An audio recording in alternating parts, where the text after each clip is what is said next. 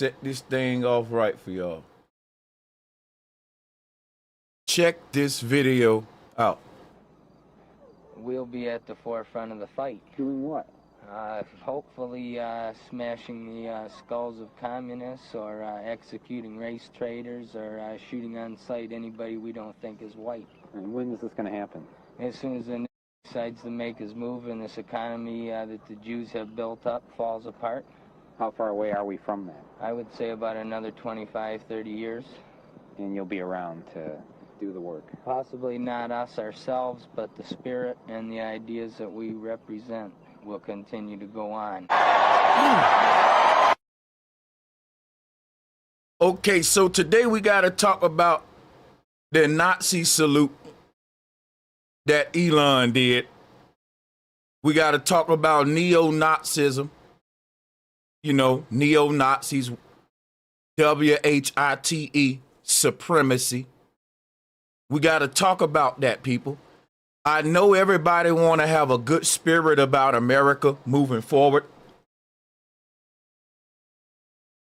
I know everybody want to be positive about the future. I know nobody want to walk around negative, and even if you're not even political, just regular people, you want to feel like, hey, the man's in office, shut up about it, let's move forward, let's work, and let's just try to make things better. I got news for you. It's okay to feel good, but still know that things aren't going to be getting better no time soon. And this stream is going to let you know what we're about to face, people, because the agenda of those in power is so hideous and so sinister. And you just saw a video clip right now from a neo-Nazi group. And a lot of people that love Elon Musk, they love Donald Trump, they may say, Sanchez, these guys ain't racist. They may say, Sanchez, Elon ain't a bad guy. Well, if you still feel that way after the end of my stream, we can agree to disagree and still be brothers. This video was done in 1991, and this neo-Nazi group said that 20, 30 years from now, we will start to see the beginning of the neo-Nazi plan in America. And he said that it will be initiated at the end of the small hats, right? The JEWS, when their system fall, and we know that America falling. We know that Nigeria just joined the BRICS. Hey, man, listen. I love America, and I'm not going to sit up here and lie about it. I love America, man. I like my country. I'm not going to cap to you, but I'm not going to lie. America ain't what it used to be, and it ain't going to be that way for a long time, because the world is changing and we're doing too little too late, especially when it comes to AI. With Trump, we're going to talk about the Stargate AI. Everything that's happening is by design. There is no big deal to get America competing with a world that's way ahead of us. And that's just the truth when it comes to technology, AI. Elon is just not as smart, people, as we want to believe. I'm gonna, somebody got to tell the truth. Elon ain't that smart like that. Competing, when you see what's going on in the rest of the world, America's behind. We got an old infrastructure, an old outdated system that just can't compete with this United Nations digital technocracy that they're trying to unfold, but that's by design. Every country is telling their citizens the same excuse, which, why is it an excuse, Sanchez? Because everyone needs an excuse right now to make dramatic changes in their nation. Everyone needs an excuse to make dramatic changes to their people's way of living in a short amount of time. All of the nations under the world, under the UN, got at least about 20 years starting from now to become the digital technocracies of the world. Now, with the space race, it's the similar thing. That was synonymous with World War II. This will be synonymous with World War III. In World War II, governments of the world wanted to change the way of thinking, the way of life overnight.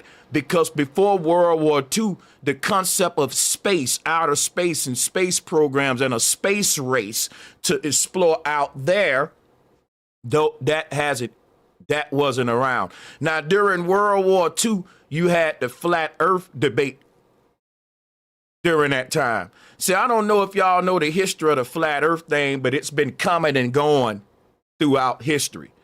And during World War II time, there was a big debate among science. And it wasn't more so flat earth as it was ancient cosmology, which says that the stars, the sun, and all of that isn't solid. There were scientists debating that. And I think that led to the space race. We don't want to tell the truth about what led to the space race. The space race was a hit piece. It was a hit piece to silence a group of scientists that was saying those objects aren't solid, because the governments of the world was opening up a whole nother budget for space exploration. But what if there's nothing to explore physically? It ends it. Space exploration programs around the world account for $1 trillion a year among these nations that are part of it. Today ain't about the space race. You need to understand about the Stargate AI concept. So during the World War II, all of the governments of the world wanted to make new budgets, new forms of taxation, big forms. This was it. And they succeeded. It changed our whole way of living our life. They basically created new religions that we bought into and pay big money into, just like regular religions. Now, every government of the world that was under the UN that was going after the man with the crazy mustache, they wanted to fool everybody like they was competing and racing to go to space against each other. But really, they was competing to see who can indoctrinate the masses the most and quicker with this new lie called space. And if all of these governments wanted to incorporate this new way of thinking, this new way of living, this new form of government, taxation, and all that, they would act like it's a big race and competition when really it's a unified effort to change our way of living and all of that good stuff. Now, fast forward to the day we on the brink of World War III, and the flat earth debate is back again. Wow, what do you know? The flat earth was on an Illuminati card. Those are very prophetic. Seems like every time we start waking up with the idea of how to leave the earth and all of this concept of questioning our reality, someone hits the reset button. And I don't know if it's the way time is organized, because everything is based on patterns. But we're not going to talk too much about flat earth today. I thought there was a crazy parallel. The point that you want to take from this is that the race, the space race with World War II, it's now the technology race in World War III. And every country is saying we're racing to become more infused with AI and artificial intelligence and all that.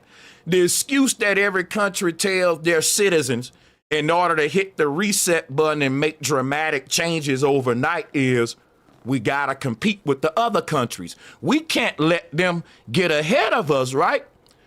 And so now it leads to every country hopping on board the UN agenda, New World Order. And what is that order? What is that agenda? Remember, it is a depopulation agenda, and it's going to have a lot of people losing their lives due to fake alien invasions, government seeded, how can I put this without getting censored? Government seeded, SICK, illnesses around the world, right, that stuff. It happened last time under the same guy, Trump, right? History keep repeating itself. Now, Why are they talking about Stargate AI? Who knows what it means? Stargate AI has nothing to do with a Stargate in the sky and no portal opening up. Stargate AI is called Stargate. It's because it is a gateway into the human genome and the human DNA. Things about to get crazy, people. With Stargate AI, they're saying they're about to cure cancer by rewriting your DNA and making everyone their own form of the VACCIEN, the V word. With Stargate AI, this thing knows how to analyze and reduplicate DNA to a level to where everyone's medicine in the future is going to be personalized to their genome. This is the mark of the beast, people. It's the mark of the beast. And as I get more into this thing, you're going to see why. But whose agenda is this? This is a neo-Nazi agenda. People may say, but neo-Nazis are a small group of prejudiced white guys. You're wrong. And I'm going to educate you today. I'm going to show you something about neo-Nazis. They're part of a big umbrella of groups that's all about the rich versus the poor and the world being controlled by right-wing Christians, which is what the Bible is based upon, manifest destiny. Now, let's get into the video. Now that you got a little, intro there, let's play the clip again with that context in mind, and let's start to do our video reviews and go into how this is all going to unravel, the agenda, the excuses they're going to give to rush this out, and everything you need to know. You're in the right place. Let's go. We'll be at the forefront of the fight. Doing what? We'll be at the forefront of the fight. Doing what? Hopefully smashing the skulls of communists, or executing race traitors, or shooting on sight anybody we don't think is white. And when is this going to happen? As soon as the decides to make his move and this economy that the Jews have built up falls apart. You see that? How far away are we from that? I would say about another 25, 30. Add 30 years from 1990. You will be in 2020. You will be around the time we are right now. These guys said that when black people basically start trying to get like uppity and like too comfortable or whatever in this nation or rise up, he said that'll happen right around the same time that the small hats start to crumble. And they're crumbling. Don't get it twisted. And that's why the Bible say when Babylon is falling, that the beast will get very desperate. He ain't gonna go by itself, which is why Americans need to be ready, because with the people we got in power are very desperate, man. They will risk everything to keep this thing going. But remember, it's all a stage, it's all a game, because the end goal is bigger than them. And there's nothing they can even do to change it. But you need to see how the puppets on the stage, how all of their acts lead up to certain events. Now, even though they're actors on the stage, what's real is the reality that they manifest because we believe in the acts. Think about that. And we'll keep this video in our back pocket. We'll be at the forefront of the fight. Doing what? Hopefully smashing the skulls of communists, or executing race traitors, or shooting on sight anybody we don't think is white. And when is this going to happen? As soon as the decides to make his move and this economy that the Jews have built up falls apart. How far away are we from that? I would say about another 25, 30 years. And you'll be around to do the work? Possibly not us ourselves, but the spirit and the ideas that we represent. The spirit and the ideas that they represent will be here. Will continue to go on. Okay? Now, let's get deeper into this, because we got some video reviews. I've been around the internet, and I want to give some people some shout outs and all that. The first video I'm going to review, and I got a lot of them I'm going to review today. Buckle your seatbelts. This is from Tom Hartman. Trump's return echoes Rome's fall. Is America next? Let's watch it. Path to power mirrors Rome's dark. Trump's path to power mirrors Rome's darkest days.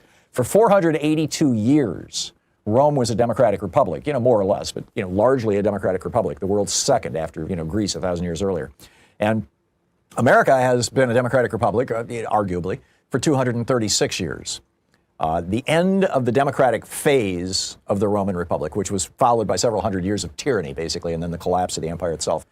The end of the democratic phase of the Roman Empire was really brought about by a small group of very, very rich Roman citizens. Marcus Licinius Crassus was the leader of the band. He was the richest man in Rome, in the Roman Empire, the entire empire. Very, very wealthy. Drop a 1 if y'all can hear Mr. Hartman clear here. If you guys can hear Mr. Hartman's voice clear enough, drop a 1. And he hated the fact that his taxes were paying for Rome's free bread for all policy. Mm-hmm. Remember bread and circus? Well, give people free bread, give them the Colosseum, and they won't revolt. Well, he didn't like that. Give people free bread and give them the circus, and they won't revolt. Now, that's kind of the democratic liberal way. Because it was being paid for with his tax dollars. Thank you. You see, I'm finna go into what all these executive orders gonna represent, how it's gonna affect our lives and all of that, but I'm gonna take my time. So he and a few other rich guys, Gnaeus Pompeius Magnus was probably the most famous. He was called Pompey the Great, or Pompey the Great. They wanted to end the voice of the public in political decision making. And particularly they want to end free bread. Paid for. Yes, ending the public voice in the political system is a far right-wing thing. They even suggested that if your IQ ain't a certain level, you shouldn't be allowed to vote. If you talk to anybody like that's really, really far-right conservative, they'll tell you, yeah, voting is a privilege. Everybody shouldn't be allowed to vote. And yeah, they're serious about that. And, shout out to Thug Rob, Guns and Butter. Y'all protect yourself and fam. Thank you so much for the super chat. So much to go over today. For with their tax dollars.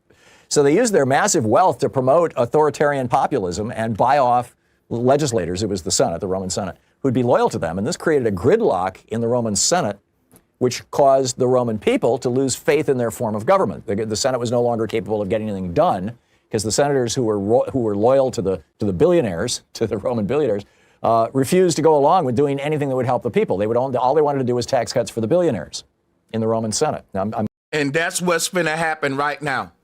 That's what's finna happen right now with Donald Trump. See, Donald Trump is about to cut a lot of programs, from welfare to food stamps to if a woman put a man on child support, he get to claim the children from income tax, not her. It's about to be a very Roman-like misogynistic world that we about to go into, and a lot of men support Trump because they think that the male catering that's underlying in Trump's approach to policies is going to benefit all men, but that's just not the case. It's going to benefit a certain group of men, and we're going to expose who that group is today. And it's going to benefit that group at the expense of the other groups. I'm hypersimplifying, but you can read this in multiple analyses of the rise and fall of the Roman Empire. There were three primary elements that the Roman morbidly rich used to erode the power of Rome and replace it with sycophants loyal to them. The first was a polarization and elite gridlock. They basically... Shout out to Love Star. Thank you all.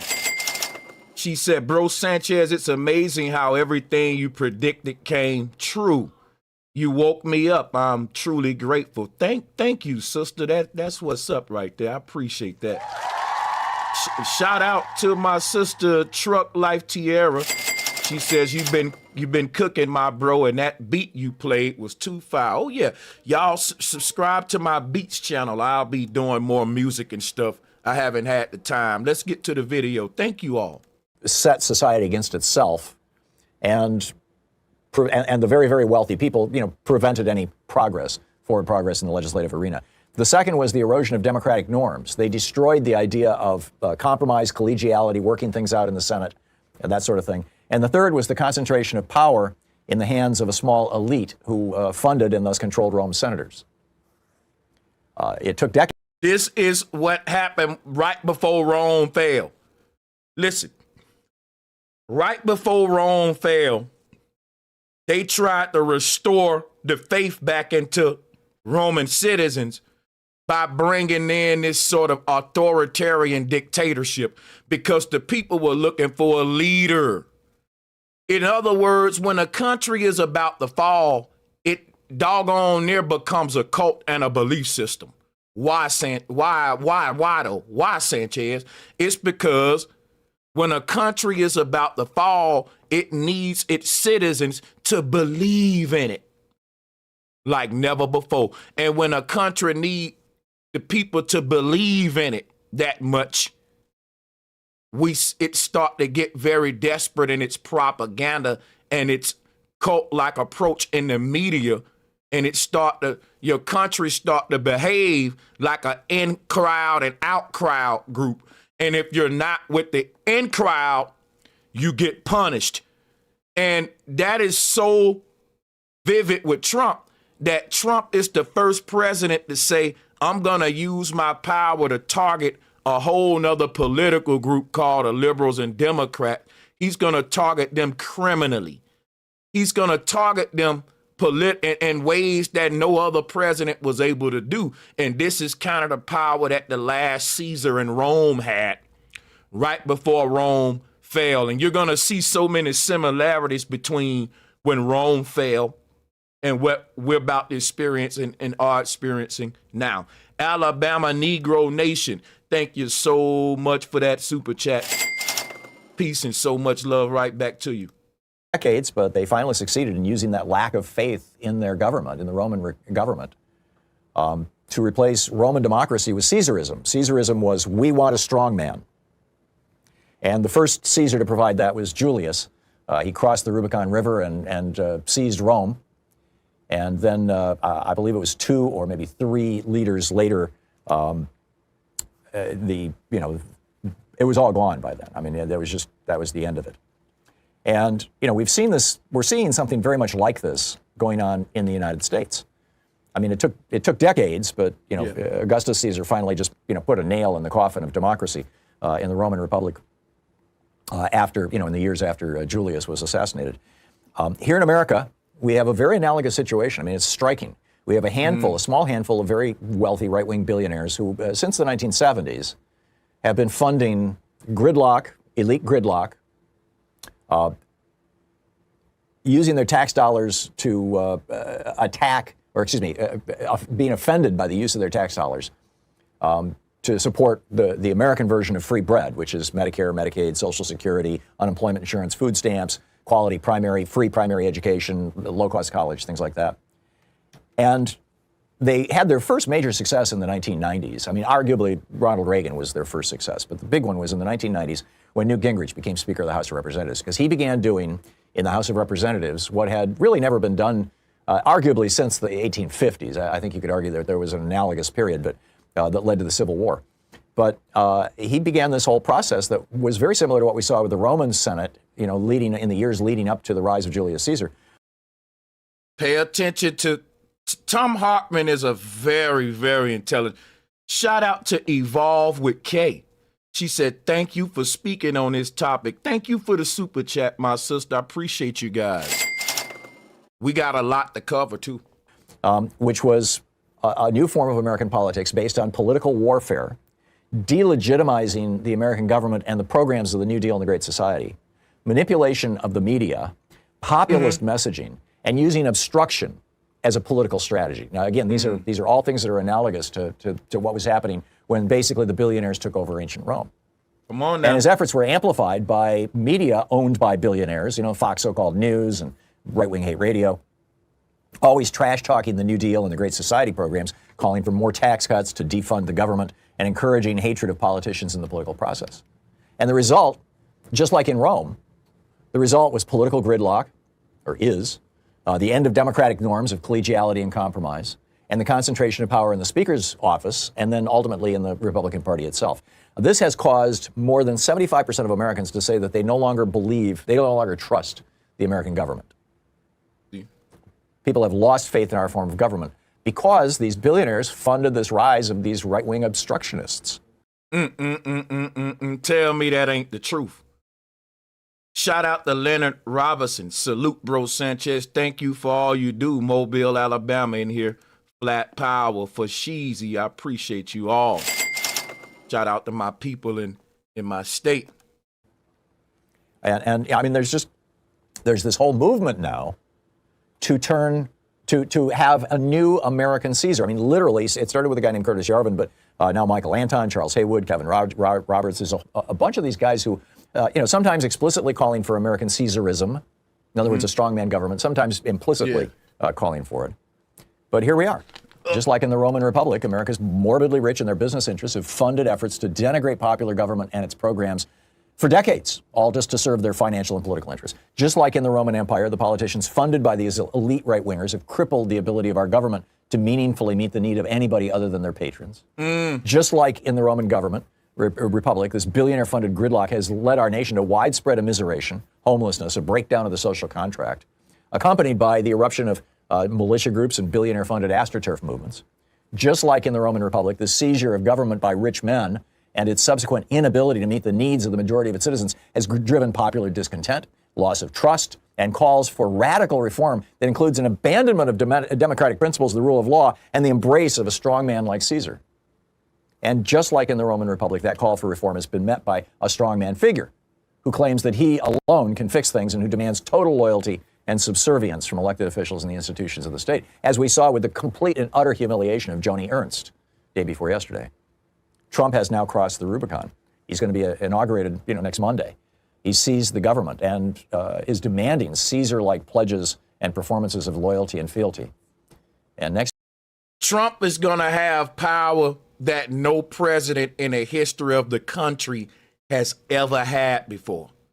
And being the fact that Elon got Trump in his pocket is basically, I heard, I think that was Robert Reich. He said that this isn't Trump's second presidency. This is Elon Musk's first presidency.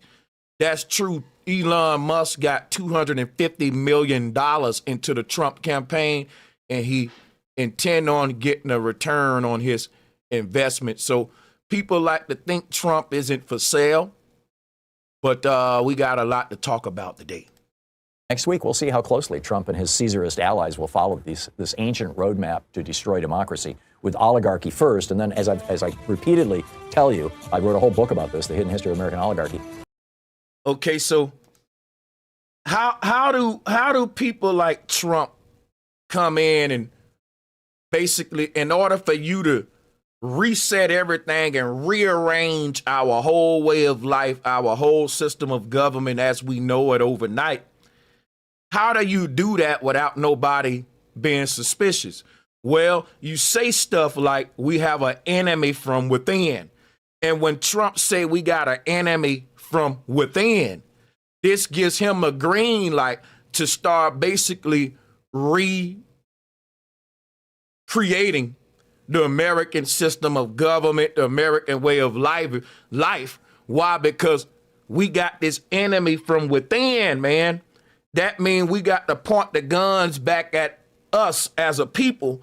And see, that's going to trickle into so much more policing and so many more of your rights being taken away, because this is going to turn into like China, a dictatorship, or sort of a country where you can't really be anti-establishment when Trump is in office, but yet Trump can be anti-establishment when he's not in office.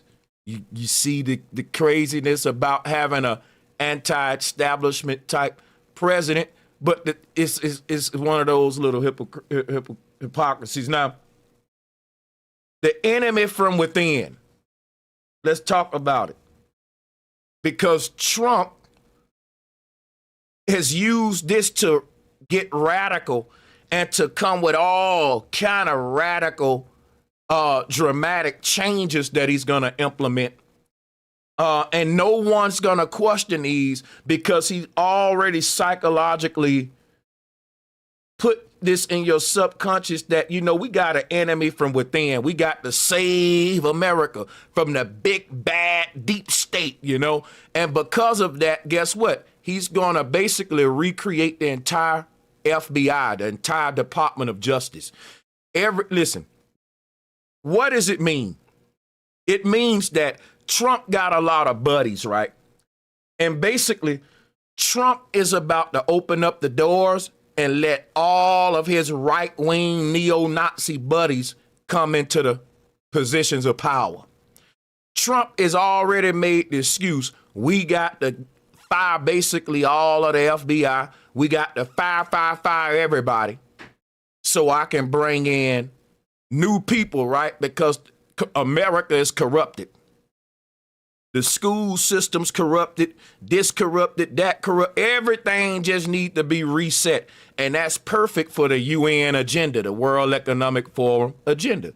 Because even the school system is finna be handed over to the digital tech gods like Elon, whose idea for education is just all of these kids sitting at home with Neuralink on, not going outside. He already talked about that, and that's why you see everything coming into play for a right-wing agenda, not necessarily what's best for the American people, but what's best for the forefathers that fought for this country. And those were basically conservative, right-wing, white alpha male Christians.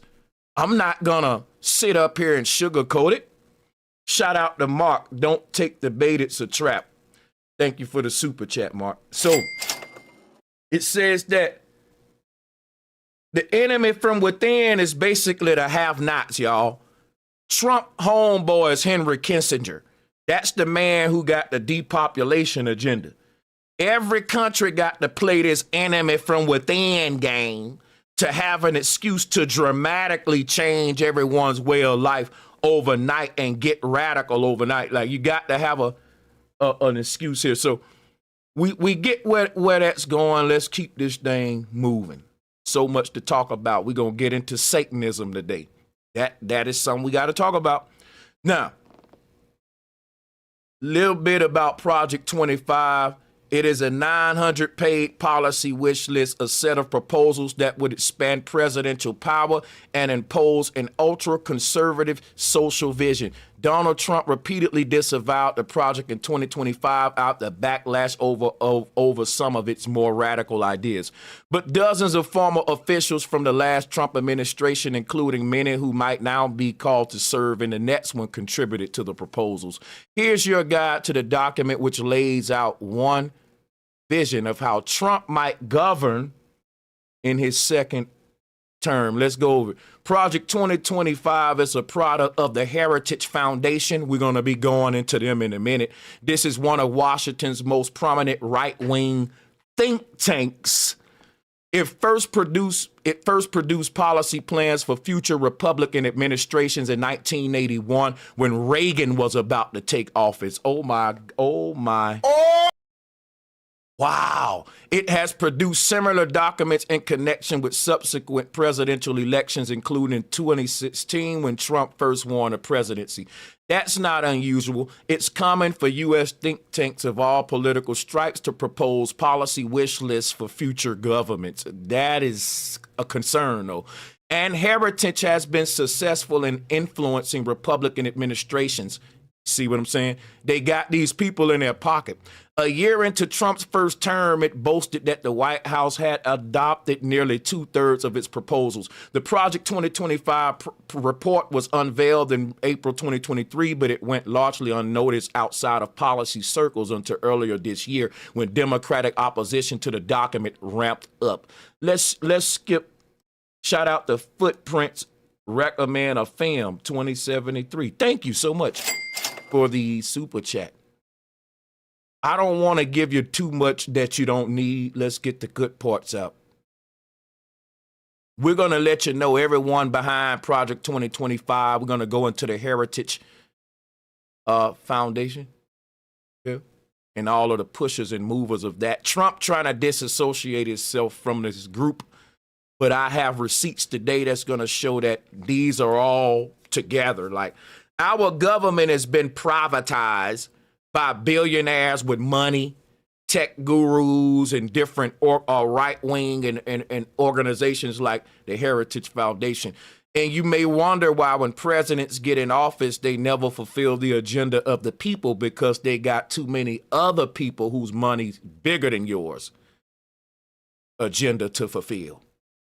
Project 2025 proposes that the entire federal bureaucracy, including independent agencies such as the DOJ, Department of Justice, be placed under direct president. That is a dictatorship. Listen to this. You need to pay attention.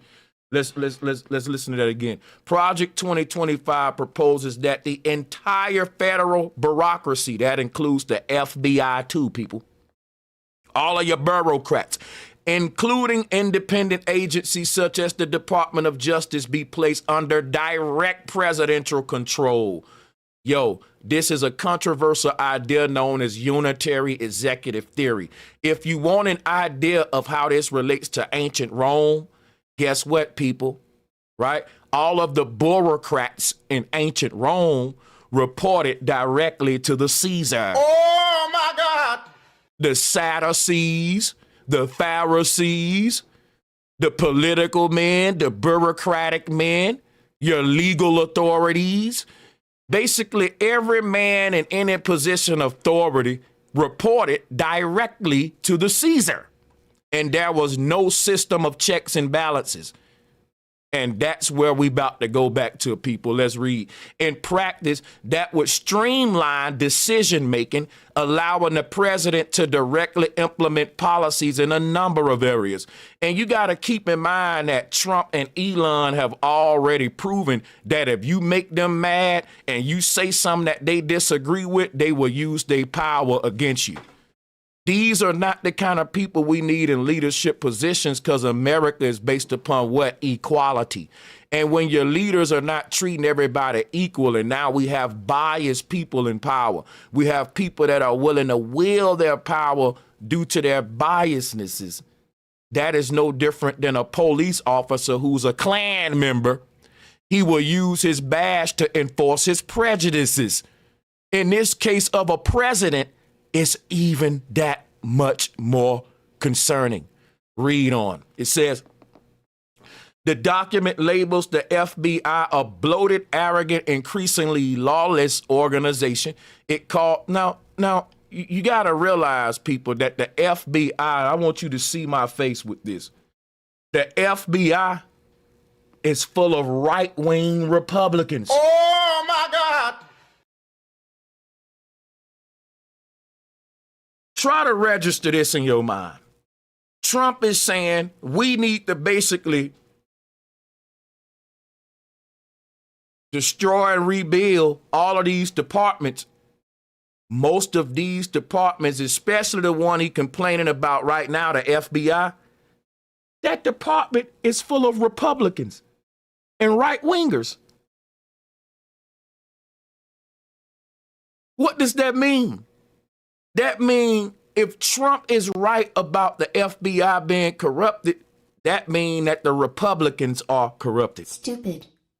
The problem is, I don't think that the right-wingers who are Trump's buddies are in those positions. Trump wants his homeboys there. He can't blame this on liberals. I'm going to show you, though. Let's just keep reading here. It says that, it says that it calls for drastic overhauls of the agency and several others, as well as the complete elimination of the Department of Education.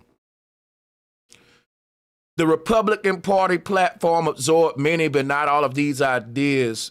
It It includes a proposal to declassify government records, root out wrongdoers, and fire corrupt employees. The platform pledges to slash regulation and government spending and explicitly calls for closing the Department of Education, an idea that Trump has endorsed. Why? Because that was Elon Musk's idea. Go look up what Elon thinks about the future of education. And then you got to understand that neo-Nazis have always taught that we should get the immigrants out of here.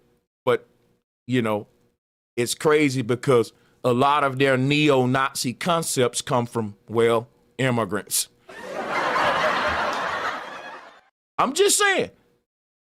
Let's see here. Make sure that we, under the proposals, watch this. Pornography would be banned. So under the proposals, pornography would be banned, and tech and telecoms companies that allow access to it will be shut down. Oh, The document calls for school choice and parental control over schools and takes aim at what it calls woke propaganda. So watch what Trump about to do. Goonho, thank you for the super chat. You're the golden child. I'm Eddie Murphy, Flat Power, Fairbanks, Alaska. That's what's up. Check this out, people. Check this out. Trump is about to cut billions of dollars from the federal education funding, and he's leaving that up to the states and the parents. Did you hear me? Trump is about to make it to where it ain't the government's job to educate children, and that it is the parents' job, and parents got to pay out of their pocket for all educational things as far as free lunch, you name it. Things about to change. Listen, welfare about to go. We're talking about, it's about to change. So check this out, right? So not only is Trump, see, the document calls for school choice and parental control over schools. That means that it's the parents' responsibility for education, not the government and all that. Some people like that. Now, look, it takes aim at what it calls what? Woke propaganda. When you hear Donald Trump talking about we got to get rid of woke propaganda and woke culture, that is an attack on black people. Because in case you black people didn't know, woke culture refers to a social awareness and advocacy movement that emphasizes recognizing and addressing systematic injustices such as racism, sexism, classism, and other forms of discrimination. Why does Trump have a problem with woke culture? Because right-wing guys like Andrew Tate and all them, they are sexist. They are misogynistic toward women. These right-wing white guys like Andrew Tate, Trump, and all them, they feel like the white man is superior and the black man is inferior. So that goes sexism and racism right there. They also feel like because they got so much money and you broke that you ain't on their level, you're like Goyim and scum. I heard Trump talking yesterday at a speech, and he was saying, somebody said, well, that's a couple $100 billion. And Trump was like, oh, that's pennies to these guys. He's very egotistical when it comes to wealth. And I think that's what black people like about Trump a lot. We like bling bling, right? I ain't gonna cap. You know, that's what I like about Trump. It makes me feel like hustling, man. Like, you know what I'm saying? But it's time to quit playing and get serious, okay? It ain't about what we like, it's about what our future generations need, okay? Now, let's check this out. Why does Trump bang on woke culture all the time? See, because the media always got y'all associating woke culture with some LGBTQ type stuff. They've really took the civil rights movement and ran it through the mud with that rainbow culture. These are facts. And they got nobody want to be part of woke culture because the rainbow people basically hijacked the term. But our ancestors coined the term woke, and it meant something to us as black people. The term woke originally came from African American vernacular, where it meant being socially conscious and alert to inequality and oppression. So once Trump got y'all mad at woke culture, black people, he get to come in and do what? Get rid of everything like affirmative action, equal opportunity rights, everything that our ancestors fought for. He get to get rid of that overnight. So basically, the whole civil rights movement, it was for nothing now. And I ain't even making this up. All of those documents Trump signed and what he just passed, I want black people to know everything our ancestors fought for is gone overnight. And I'm going to show you that in a minute with receipts. So, you know, getting rid of woke culture is why it's finna get real hard for black people. All right? Just know that now. So this is why they want to get rid of the woke propaganda and all that. But they got you thinking you need to go out the woke propaganda because they keep associating it with men who want to use the women's restroom, pronouns, color for hair people, that's what you think woke is, but that's blasphemous against our ancestors who fought for years. They coined that term, bro, and it's about to get hard. Our ignorance, black people, we about to pay for our ignorance, black people. Black people, guess what, black people, you about to pay for your ignorance, and it's gonna be a horrible price. Now listen, you got a lot of black folks that'll say, I'm glad Trump doing that because we don't want no handouts. We don't need a victim mentality. I got news for y'all conservative talking point right wingers who think like that. I want you to know that the small hats, the JEWS, guess what, sir? They don't make them arguments that black conservatives make. And they take all of their victim perks with a smile, and they ask for more. You can't say nothing about them people right now without getting your video taken down. But yet you got black conservatives out here saying, quit holding our hand. We don't need equal opportunity. We don't need affirmative. Man, we don't need that. We can pull ourselves up. We don't need, and the people that's the most powerful people in the world keep saying we need more help and more help and more help. The people that's the most powerful people in the world playing a victim card every day. They ain't never saying take my victim card away. The people that's in power and ruling this world, they gonna play victim every day, buddy. But they don't want you to play victim, though. You just need to keep that in mind as we move on, okay? Now, let's move on. So, here are the people who created Project 25. It's called the Heritage Foundation. Let's do a quick Wikipedia on them. All right, so all of this stuff we already went over. The Heritage Foundation has had significant influence in U.S. public policy making and has historically been ranked among the most influential public policy organizations in the U.S. In 2010, it founded a sister organization, Heritage Action, an influential activist voice in conservative and Republican politics. Let's see what else we need here.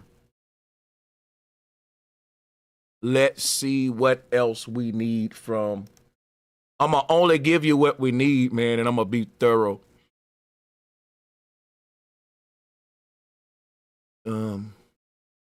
Everyone hit the like and share button, if you will, on your way in.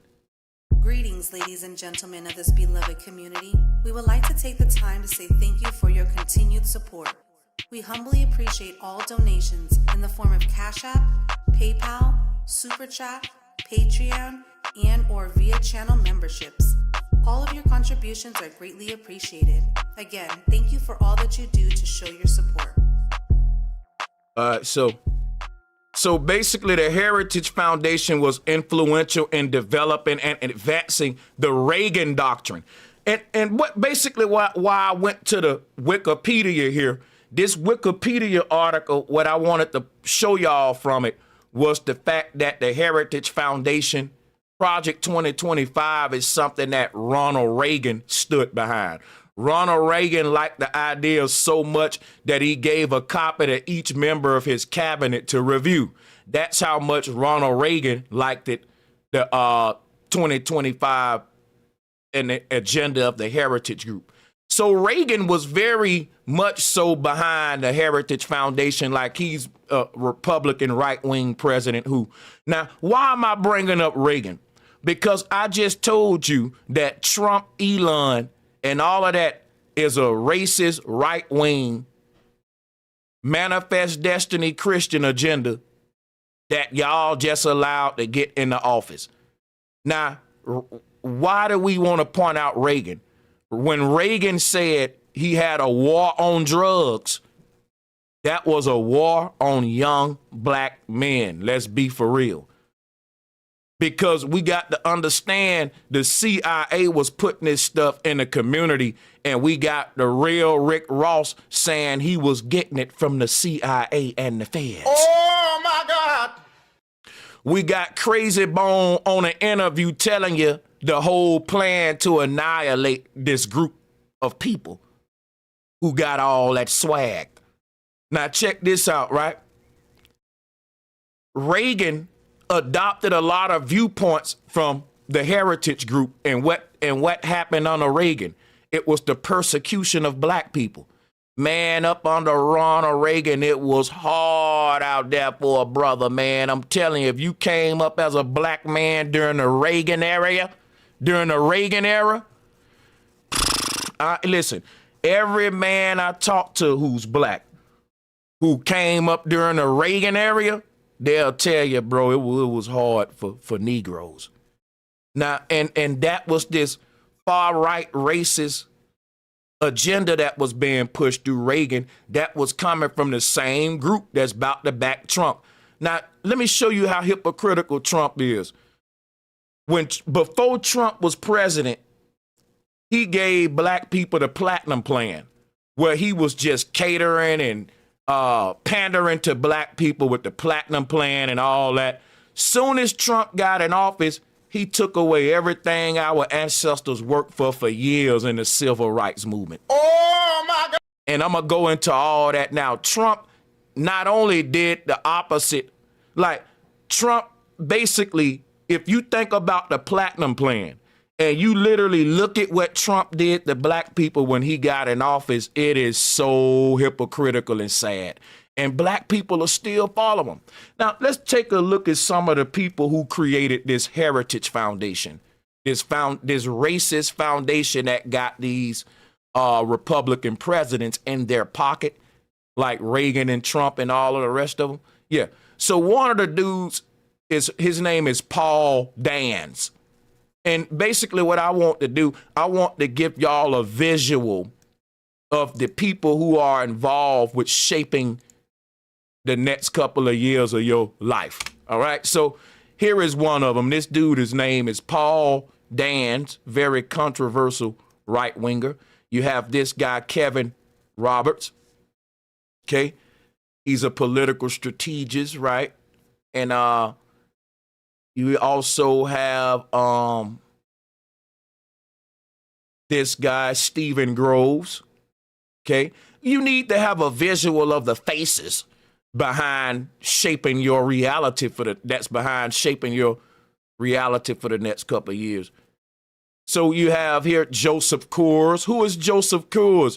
Taste the Rockies, Coors Light. No, but all jokes aside, real talk, that's him. And I'm not going to cap to you. I like Coors Light. I'm not going to cap. Drop a 1 if you occasionally like your Coors Light. I mean, it's a crispy light beer. But yeah, Joseph Coors is a co-founder of the Heritage Foundation. Oh! I mean, you need to know who's finna shape the next couple of years of your life right now. And I'm showing you these guys for a reason. Here go another people you want to put in mind. Paul Weyrich. He's one of the founders in this group. Edward Edwin Fulner. So I just wanted to give you some faces to the group. And I'm going to be honest with you, people. I'm going to be honest with you. Don't none of these guys look like they got my people's best interest in mind.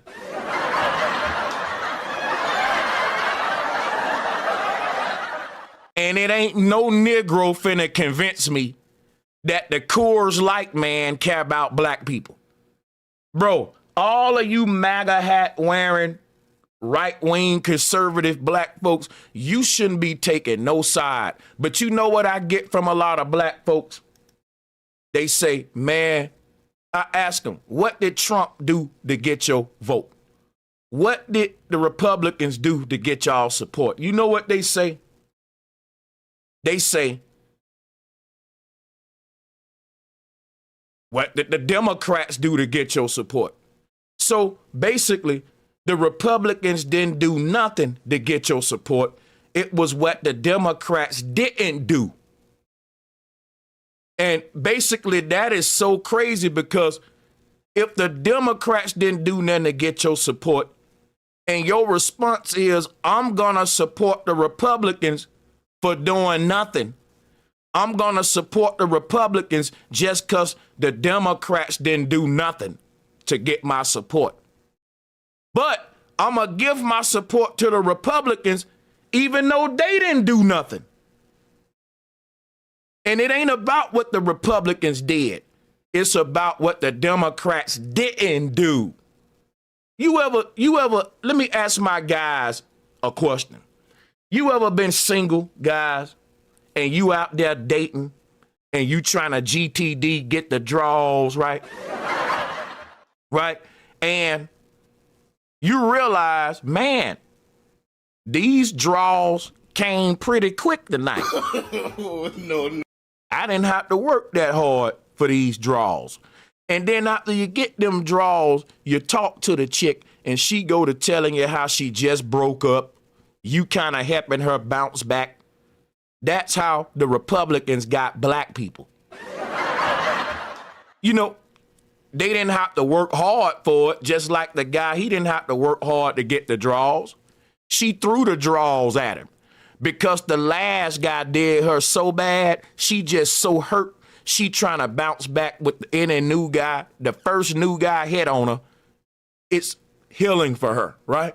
So black people had the same psychology when they went to the Republicans. Yep, they did. They did.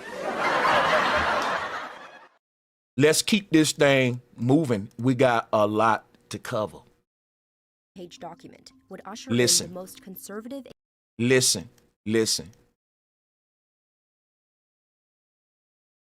This 920-page document would usher in the most conservative executive branch in modern American history, if enacted. It's called Project 2025. Its pages offer new administrations a blueprint for executing a right-wing agenda, from purging. And people get mad when you talk against Trump and against these right-wing neo-Nazi conservatives and Elon and all that. Boy, they'll get mad at you, man. The government of thousands of civil servants to dismantling the They'll Department of flip Education. on you. They will flip on you. This 920-page document would usher in the most conservative executive branch in modern American history, if enacted. It's called Project 2025. Its pages offer new administrations a blueprint for executing a right-wing agenda, from purging the government of thousands of civil servants to dismantling the Department of Education. We do have to initiate the largest mass deportation project in the history of this country. Former President Donald Trump has distanced himself from Project 2025, but Democrats aren't buying it. Project 2025 would roll back our fundamental freedoms, undermine our democracy, and gut checks and balances. Here's a closer look at the four main pillars of this radical plan and how they could transform the American government as we know it.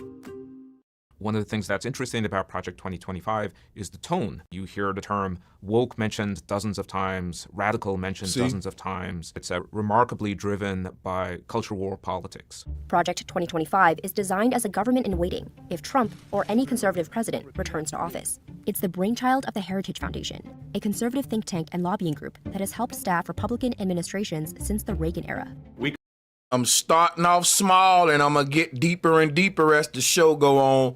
Like and share. We about to segue into Satanism later into this. We about to talk about the salute that Elon gave, and I'm going to prove to you that that was a neo-Nazi salute, and it is a racist, right-wing, it's a colonialized symbol. It's like Aryan Brotherhood. I'm going to go into it for you. We cover literally every public policy issue in Project 2025, from domestic policy to foreign policy. Kevin Roberts is the president of the Heritage Foundation and one of the driving forces behind the project. All Project 2025 is trying to do is to be a corrective to the liberal nonsense that has been so insidious inside the executive branch. That's for the a last lie. century. The Heritage Foundation says Project 2025 is backed by more than 100 conservative organizations and a $22 million budget. So I think the size, scale, and sophistication of Project... I'm going to speed it up a little bit more. Hey, let's give a shout out to Goon Ho. Thank you for that super chat. Black Rock Larry think that's who controls Earth. Look into it. Will do.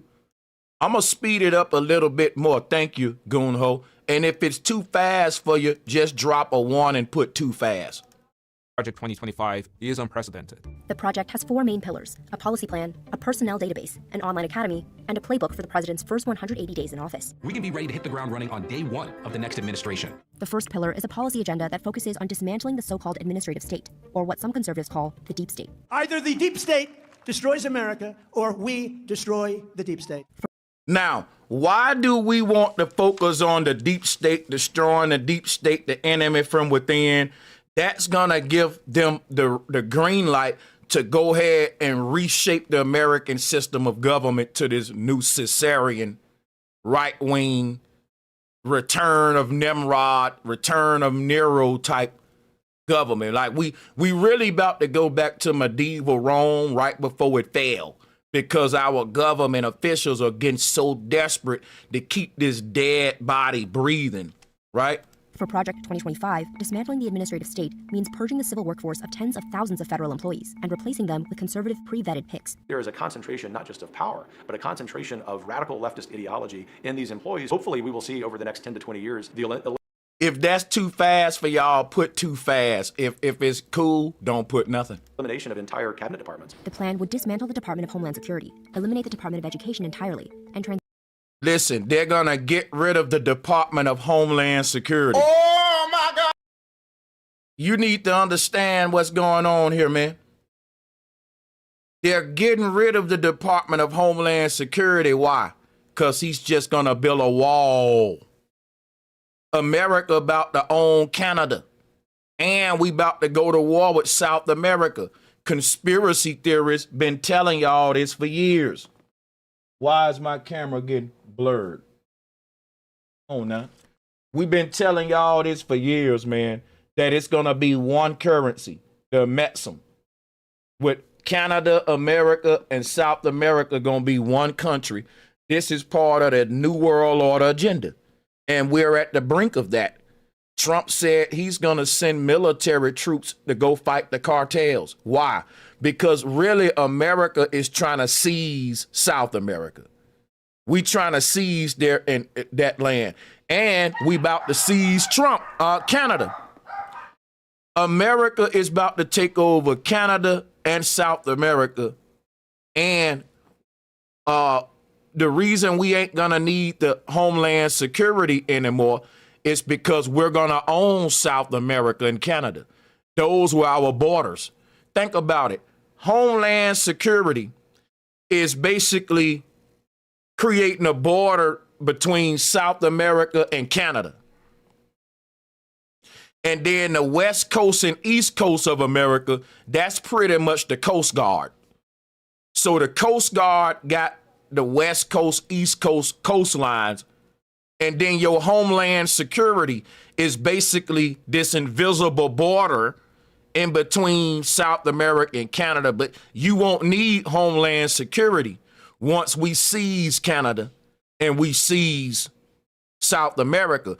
We will then just extend the Coast Guard to the edges of Canada and to the edges of South America. You won't need a Homeland Security. Basically, all those Homeland Security people, the Coast Guard is about to be hiring as we move forward, because Homeland Security is just these borders in between Canada and South America. But once America take Canada in South America, we're going to have a lot of coastal space to cover now. So you will see that the need of a wall and a more extensive Navy and Coast Guard will be what America starts to do. Transform the FBI into a political task force that is accountable to the president. The leadership of the FBI has been awful and rotten and not transparent for a long time. We think it's to keep the immigrants out. It's to keep the Americans in, because this place is about to turn into a third world country overnight.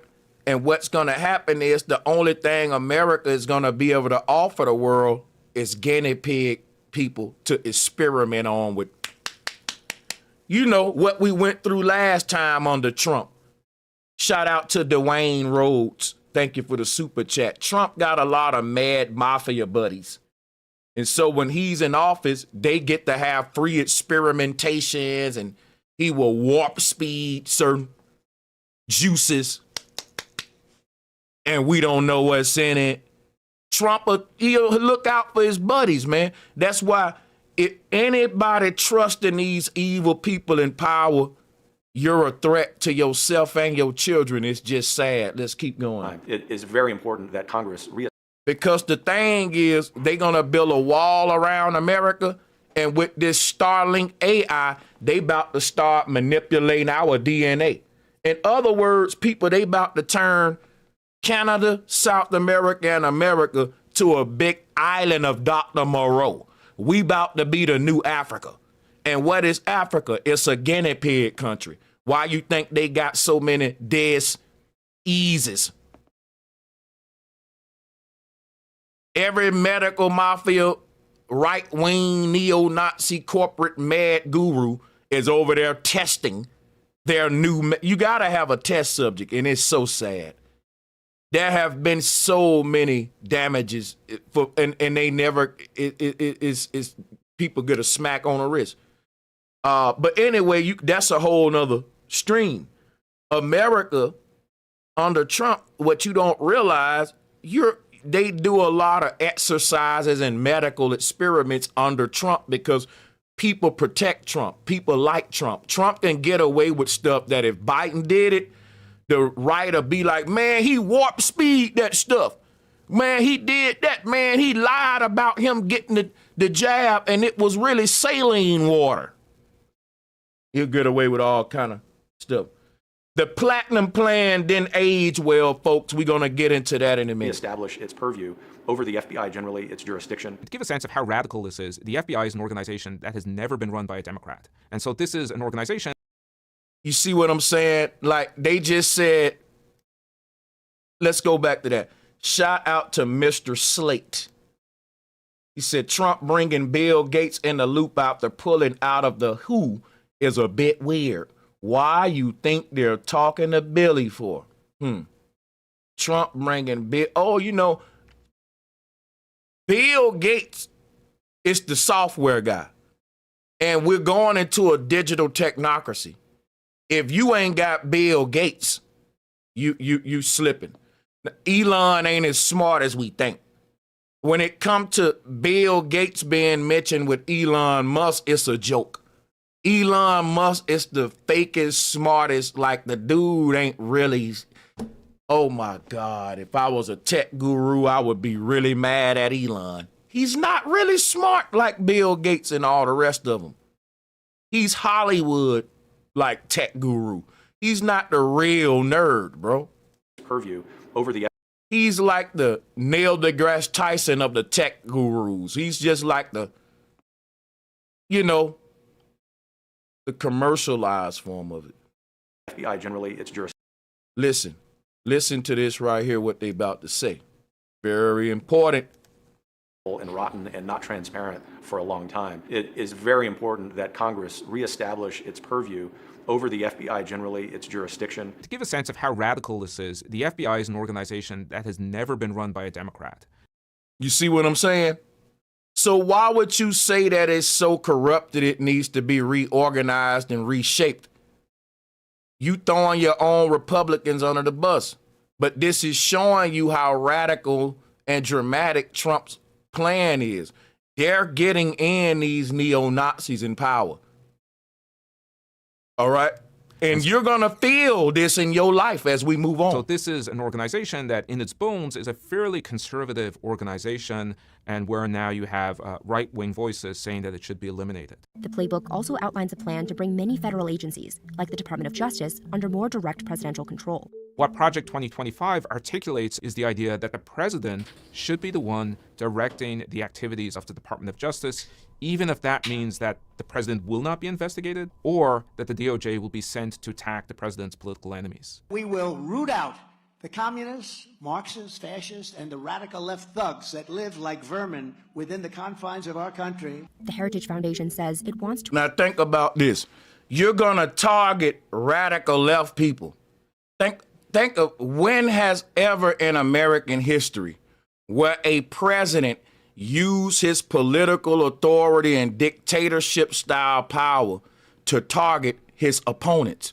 That's what make America a fair and equal country. The fact that you can have left wing, right wing, Democrat, Republican, right? But you never had a situation where a Republican said, no, we're going to literally go and target the Democrats in any way we can with our power. Like that right there is the dismantling of the democracy as we know it. That is the entryway into a dictatorship and to where it's one party, one way, one ideology. Anybody go against it gonna be met with mad resistance. And this is what China is going through. This is what China going through. Now think about it. You can't criticize the Chinese authorities. You can't criticize nobody in the Chinese hierarchy, right? And if you do, it's a social score attached, and this can go all the way up to jail time. Now, if you look at Elon bought Twitter to say that he's about free speech, but he is targeting everybody that disagree with him. He taking their checks away, acting like a little boy.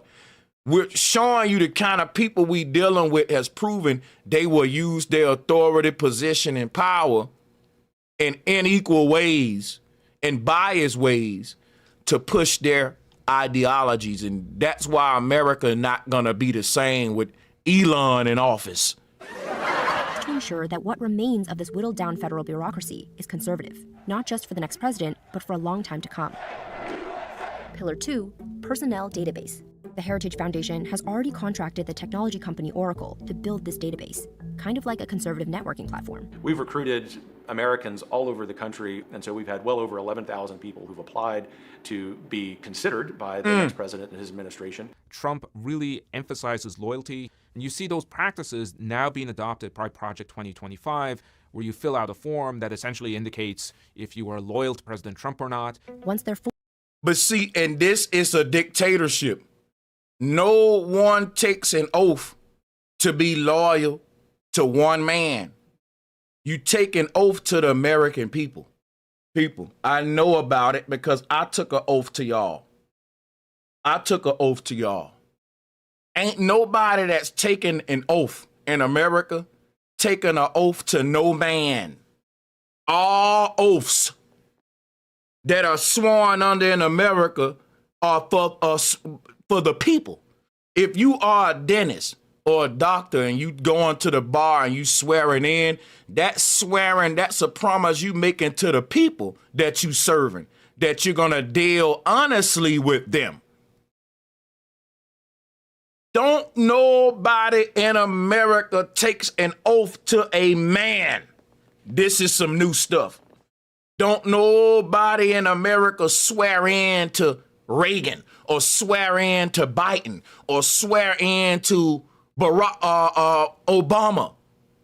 Your oath is based on the fact that you're promising your service and your integrity and honesty to the American people. And that goes for every military soldier, every police officer, every doctor. Ain't no one man bigger than the people, bro. Your oath is swearing in for the American people. But now Trump has reshaped government. If you ain't loyal to Trump, you out of there. It's supposed to be, if you ain't serving the agenda of the American citizens, we got to get rid of you. But now it's a personal agenda. And when you see what that agenda is, it gets interesting. Let's go. Fully vetted, they can move on to Pillar 3, an online presidential administration academy that would train future bureaucrats in conservative values and governing. So we want these people who are competent, who have great credentials, to be prepared for the specific job that they will have. Project 2025 provides detailed policy plans for dozens of government agencies, outlining ways to create de facto abortion bans, slash federal investment in renewable energy, and roll back environmental regulations. Here, you can see several sections dedicated to consolidating U.S. immigration agencies and expanding their power. Number one, we have to close the border. We do have to initiate the largest mass deportation project in the history of this country. The 12 million people who come in as illegal aliens must be sent back to their native countries. But how legally sound are these policy proposals? You know why? Let me tell y'all why. For so many years, these people have been in America and no one's cared about it. Now, you got a bunch of black people mad at these immigrants because they're so easily programmed. But Sanchez, these immigrants is a problem. Man, this system of government that you under is the problem, fool. Stupid. The World Economic Forum is the problem. They got y'all thinking that people in the same position you in is the problem. That's crazy. But they taking our jobs. AI and robots taking your jobs. Silly. Stupid. You're silly. Listen. Think about this right here. The reason they getting rid of these people is because they got a whole new workforce they about to bring in, free labor. Guess what Elon stand for? Because y'all don't know Elon. Elon have always spoken up for cheap labor, free labor. But Elon thinks that sweatshops are inhumane. So guess what Elon is pushing for? Robots to replace humans in the workforce. You talking about immigrants taking your job? The jobs that you really want, they giving them the robots. Them immigrants got jobs that neither one of us want anyway. Immigrants got low-paying jobs that don't nobody want to do, bro. Most of your immigrants in front of the Home Depot right now. And if I need some small work done, you can go get it done for cheap. Shout out to D-Dub Exclusive. I shared your live about Elon on X and got banned. What? Oh, my God. And these are the kind of people in power, man. We ain't gonna have freedom of speech no more. We ain't gonna have, hey, this is very crazy. Let's go. Proposals. And what would they look like in practice? That's where Pillar 4 comes in, the playbook for the first 180 days of a conservative presidency. A big part of the plan is modeled off of a Trump-era policy called Schedule F. Schedule F is originally an executive order that Trump signed that would allow him to turn thousands of career civil servants into political appointees that he could then fire if they displeased him in any way. And this hasn't been done before. That's dangerous, man, because let me go back to what I was saying and tie all this together. You mad at immigrants when they're getting rid of immigrants because they don't need them no more. They got a new slave race called AI robots. And guess what? People don't realize by Elon Musk replacing a huge percentage of the workforce with robots, he's the biggest receiver of government contracts in the history of the world. Oh, my God. When it comes to receiving government contracts, don't nobody get more of our tax dollars than Elon Musk. All of his money come from us because he's the biggest government contractor of all time. And guess who paying him the most money? NASA. Oh, my God. Go figure. Go figure. These guys playing with rockets, making trillions of dollars, your tax money, so they can get us to space. It's a religion that you paying into at a ridiculous cost. Elon Musk is going to man the U.S. workforce. Imagine 35% of the U.S. workforce is all monopolized by one man. Think of all your temp services. Think of manpower. Think of all these little labor services. Think of all these employers in the world. It's not going to be able to compete. That's why the Bible said the Antichrist is going to take control over all the resources in the world. Oh my! We seeing the brink of that now. The same thing that they said HITLER was a threat for is why Trump and Elon is a threat. Peep game. Germany was falling off just like America. And right before the fall of Germany, you had this charismatic leader named Adolf Hitler rise to power. He turned Germany into a cult where he had millions of people like under a dictatorship. And that's what Trump is doing. History just repeating itself. We're going to talk about it. Let's play the video. And then have to be more responsive to a president who in the past has shown a willingness to fire people for disloyalty rather than for competence. The Biden administration reversed this order in 2021, but Trump has vowed to bring it back if he is reelected.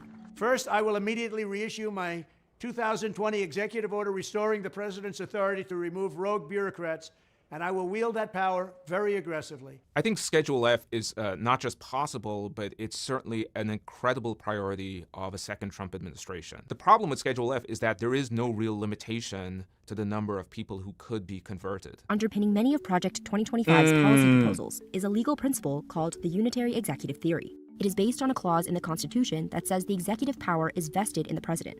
Project 2025 assumption is that the president has something called unitary executive authority. This gives him enormous untested power. Somebody added me. He said Germany was absolutely devastated and turned Germany into an economic powerhouse. That's what I'm telling you. That's what I'm telling you. Listen, the whole world teaming up against America with the BRICS program. And this was what Adolf Hitler was going through. Yeah, I'm pronouncing his name wrong on purpose. Everything Trump going through is what Hitler went through. His country was at the bottom. Every other country was moving past it. And Hitler's whole spiel was, let's make Germany great again. And Germany became a religious cult under Hitler. Hitler couldn't do no wrong. Hitler had policies to target certain groups that he thought was holding them back from being great. And that's what we about to see under Trump, with certain groups being targeted, just like under the Reagan administration. And the Reagan administration was influenced by the Heritage Foundation. People, this is a racist, white male Christian Zionist agenda that we see here. Let's go. Or is to essentially do whatever he wants and reduces the power of Congress to check those powers. Conservative Supreme Court justices like Justice. Listen, whenever you want to know that your country is about to go into a third world dictatorship, that's when the people in power start to remove checks and balances. When the people in power gotta get rid of checks and balances before they proceed forward, shit about to hit the fan. Shit about to hit. Shit is about to hit the fan, buddy. When you get a leader in power that say, look, I'm about to turn this country around, but before I can do that, I need to sign over 200 executive orders. I need to get rid of all the stuff black civil rights people work for. Bro, if you look at what we at the brink of right now, it ain't no laughing matter. And I got to fault a lot of black people who just blindly supported Trump just because we like him. I never lied to y'all. I like Trump. But guess what, though? I like Jay-Z. Listen, man, I like R. Kelly. I like Bill Cosby. And look at how immoral these guys are. I wouldn't listen to R. Kelly music, but I like the guy. I believe I can fly. Bill Cosby, The Cosby Show. Come on, man. You liked certain people, but when you see what they're about, guess what? You can take that like away. I don't like them no more. But we don't do that with politicians and men in power and leadership. I don't know why. Once we see that people are immoral and hypocritical in places of power, we should do the same. Say, I liked the guy, but I don't like him enough to deal with him and he's not benefiting my people. It's okay for me to like a certain individual, but I don't like him enough to lead my people to the slaughterhouse. I can like people, but I ain't got to be such a fan that I'm going to sell the next generation. I'm going to sell them out. Samuel Alito have signaled support for the unitary executive theory and skepticism of federal agencies. The current Supreme Court has shown itself to be very open to claims that the president has enormous executive authority, and so. And I don't know who the person saying about like selective outrage about, but I just want to let you know I'm not enraged at all. I'm in good spirits, but I am passionate. But salutes to everybody under the sound of my voice. Please hit that like and share button. I got so much for you. Let's get it. Should be able to hire and fire people at will. In July, the Supreme Court granted presidents immunity for any official acts taken while in office. Legal experts say this decision could set the stage for expanding presidential power.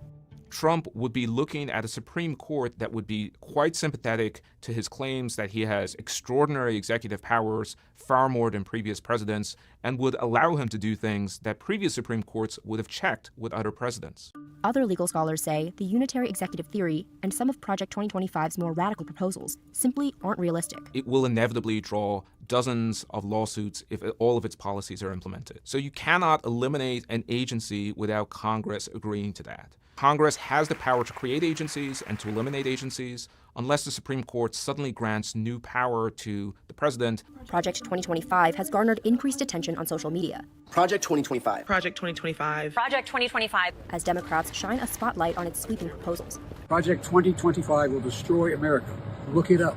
This agenda is a fascist, authoritarian dictator's dream. And we know that that is exactly who Donald Trump wants to be. Democratic Congressman Dan Goldman is part of the Stop Project 2025 task force. So what we are trying to do is make sure that every American who is going to go to the ballot box on November 5th knows exactly what they will get if Donald Trump wins. More recently, Trump made moves to distance himself from Project 2025. In a Truth Social post, he said he knew nothing about it, calling some of the proposals ridiculous and abysmal. Goldman says these statements are part of a larger political strategy. So many of his former top officials are at the head of Project 2025. It is a political calculation that he's making because he recognizes that the American people do not support this extremist agenda. President Trump is trying to win a presidential campaign, and we understand that he has to make political considerations. Given the millions of dollars that the left has spent attacking Project 2025, that's crazy. Let me give a shout out to Goon Ho once again for the Hebrew Israelite soundboard. You got it, my brother. Shout out to Goon Ho. That's right. That's for my brother Goon Ho. Shout out to the Hebrews. Shout out to my brother Captain Tazariak. Because they have nothing else to run on. I wasn't surprised to see President Trump's statement, nor are there any hard feelings. Back in 2022, Trump spoke to the Heritage Foundation and was direct about its role in crafting future policy. This is a great group, and they're going to lay the groundwork and detail plans for exactly what our movement will do and what your movement will do when the American people give us a colossal mandate to save America, and that's coming. That's coming. Trump's own policy platform closely resembles many of Project 2025's proposals, too. From cracking... Got a lot to go over, people. Buckle up. We're going to be here, but we need it. We need this. Down on immigration to blocking gender-affirming healthcare and stopping a woke and weaponized government. Given the persuasiveness of these ideas, the overlap that exists between Trump's stated priorities and the priorities of the project, that will all sort itself out. Now, they're trying to attack a so-called woke government. Think about this, right? You got to ask yourself something. Why would any politician use the word woke? It's a cold word. Because what do you mean by we got to get rid of woke culture? We got to get rid of woke government officials, right? What do you mean by that? So I just went over what the word woke mean. I just went over that, right? And we can go to Chat GPT. You can pull that up for yourself. It's the word, we don't want to be too redundant, but the word woke, let's go to it. It refers to a social awareness and advocacy movement that emphasizes recognizing and addressing systematic injustices such as racism, sexism, classism, and other forms of discrimination. All of the isms I just named is what right-wing racist guys, they love those isms. People like Trump, they are part of the racism, sexism, classism. That's what the Bible is about. The men that wrote the new form of the Bible, the King James, the Romans, the bastardized synagogue of Satan version. Those men were red pill incels. Facts. They had some against women. They had some against poor people. They had some against different color, brown people around the world. So the three isms, racism, sexism, classism, that's the trinity of what's to come under this right-wing Republican roller coaster ride we about to go on. And the term woke was a term that was dear to black people. You know how I know we're so dumbed down and programmed? We let the world throw that word under the bus, even though our ancestors made it up. We let the big media, guess what? You see, the Democrats and Republicans work together against black people and poor people. The Democrats help get rid of your power by them doing a hit piece on the word woke. Because whenever you hear the word woke, you think of liberal like the Kamala Harris, Megan Thee Stallion, the LGBTQ. They push the rainbow agenda with the black agenda. And they do that so that they can target the woke culture, which is what our ancestors fought for. Injustices and all that. So what did Trump do when he got in office? He got rid of everything that black people worked for the past 500 years. Facts, bro. What? I ain't making that up, and I'm going to bring up the receipts on that in a minute. Let's go to the next video review. About the F word. No, not that F word. I want to talk to you about the F word. No, not that F word. I'm talking about fascism. Is Donald Trump really a fascist, as some would say? Or is the word authoritarian sufficient? The term fascism is often used loosely, but you can generally identify fascists by their hate of the other, vengeful nationalism, and repression of dissent. To fight these ideas, we need to be aware of what they are and how they fit together. Let's examine the 5 elements that define fascism and what makes it distinct from and more dangerous than authoritarianism. First, the rejection of democracy in favor of a strongman. Strongman. Authoritarians believe So when we say rejecting democracy, we're not talking about rejecting the liberals. We're not talking about your political party. All right? Democracy is the system of government of equality and freedom. But I think a lot of Negroes who just now come MAGA hat wearing guys, they probably don't understand that, which is why I'm saying that. All right, so they're replacing a government that's based on equality and justice for all for the concept of a strong man government, which is what Nazi Germany had. Let's listen. Strong leaders are needed to maintain stability. First, the rejection of democracy in favor of a strongman. Authoritarians believe strong leaders are needed to maintain stability, so they empower strongmen, dictators, or absolute monarchs to maintain maintain social order through the use of force. But fascists view strong leaders as the means of discovering what society needs. They regard... So listen to this. Fascists, I'm gonna be repetitive on this one, because a lot of people say Trump ain't a fascist and America ain't finna be a fascist country. You crazy, we already a fascist country. A dude got on my show the other day, drop a one if y'all remember it. That man said Trump is what the world needs. I asked him, have you researched every other leader in the world before you say that? Because it's a lot of leaders. He may not be the best one, right? No, Trump is what the world need. He said, yep, I researched every leader. And we knew he was lying. It's a very cult-like mentality that we got right now with Trump. And these people will fight you over it too. They'll kill you over it. It's no joke now. And this is what was in Rome, man. This is why Hitler was so dangerous. Because he had, don't you know the television was invented in Germany? Hitler had media propaganda before there was a such thing as media propaganda. He invented the foundation of modern media deception. The whole world would be speaking German right now if they didn't go after him. That's how much power he would have had over the media. The first radio stations and TV channels would have been German stations. So that meant all around the world, we would have only been able to see Spittler. It would have made us part of the cult. So check this out, right? When we went to war with Spittler, what we came out of World War II with was the TV and all of that technology Spittler had. What they said, if we don't take it from him, he'll be a dictator of the world and it'll be dangerous. Fast forward to 2025 and we're now trying to create a world dictator, and we're the new Spittler country because the BRICS is like the new United Nations that's going out to America. Basically, that's a response to the American dollar.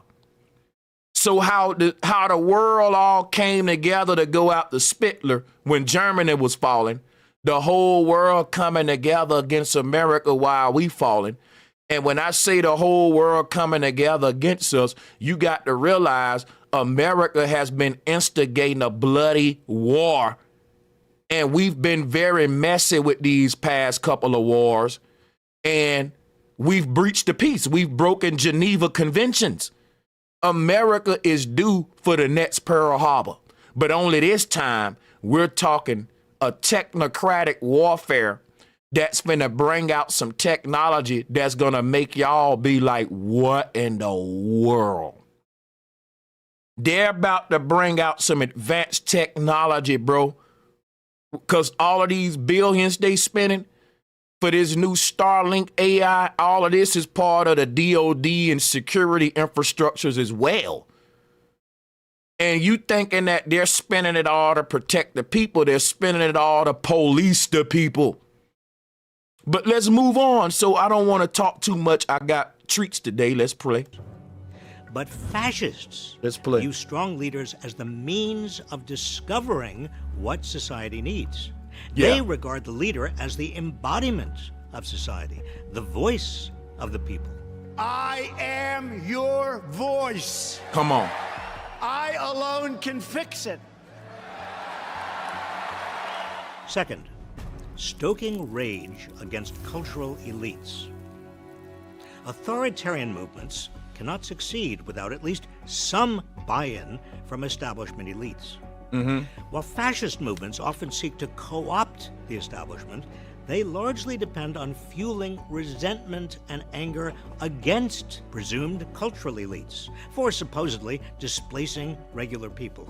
Fascists rile up their followers to seek revenge on the elites. The out-of-touch media elites, the political elites, but the elites from the elites who led us from one financial and foreign policy disaster to another.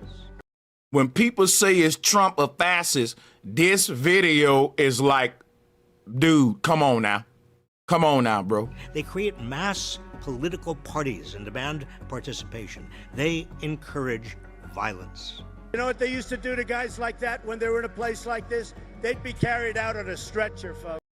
Come on now, dog. Come on, man. Somebody disagree with me, stuff like that. See, this is real Caesarean type psychology. That a president like this is definitely going to lead us into war. And people thinking Trump going to be the peacekeeper when the Bible told them when they speak of peace comes what? Type it in the chat room. Folks, like to punch him in the face, I'll tell you. Knock the crap out of him, would you? And we fight. We fight like hell. Third, nationalism based on superior race and historic bloodlines. Authoritarians see nationalism. Oh, y'all need to hear that one again. You need to hear this one again, bro. Because what I'm telling y'all, there's a certain bloodline, and it is one of the most evil bloodlines on the earth. And it is back in the seat of power, and the Bible prophesied about this in Revelation. Listen to this. Third, nationalism based on superior race and historic bloodlines. Authoritarians see nationalism as a means of asserting the power of the state. For fascists, the state embodies what is considered a superior group based on race, religion, and historic bloodlines. Yep. To fascists, the state is a means of asserting that superiority. When Mexico sends its people, they're not sending their best. They're not sending you. They're not sending you. Fascists worry about disloyalty and replacement by groups that don't share the same race or bloodlines. And I think any Jewish people that vote for a Democrat, I think it shows either a total lack of knowledge or great disloyalty. Fascists encourage their followers to scapegoat, expel, and sometimes even kill such others. Fourth, extolling brute strength and heroic warriors. The goal of authoritarianism is to gain and maintain state power at any cost. For authoritarians, strength comes in the form of large standing armies that can enforce their rule. They seek power to wield power. Fascists seek state power to achieve their ostensible goal. See there?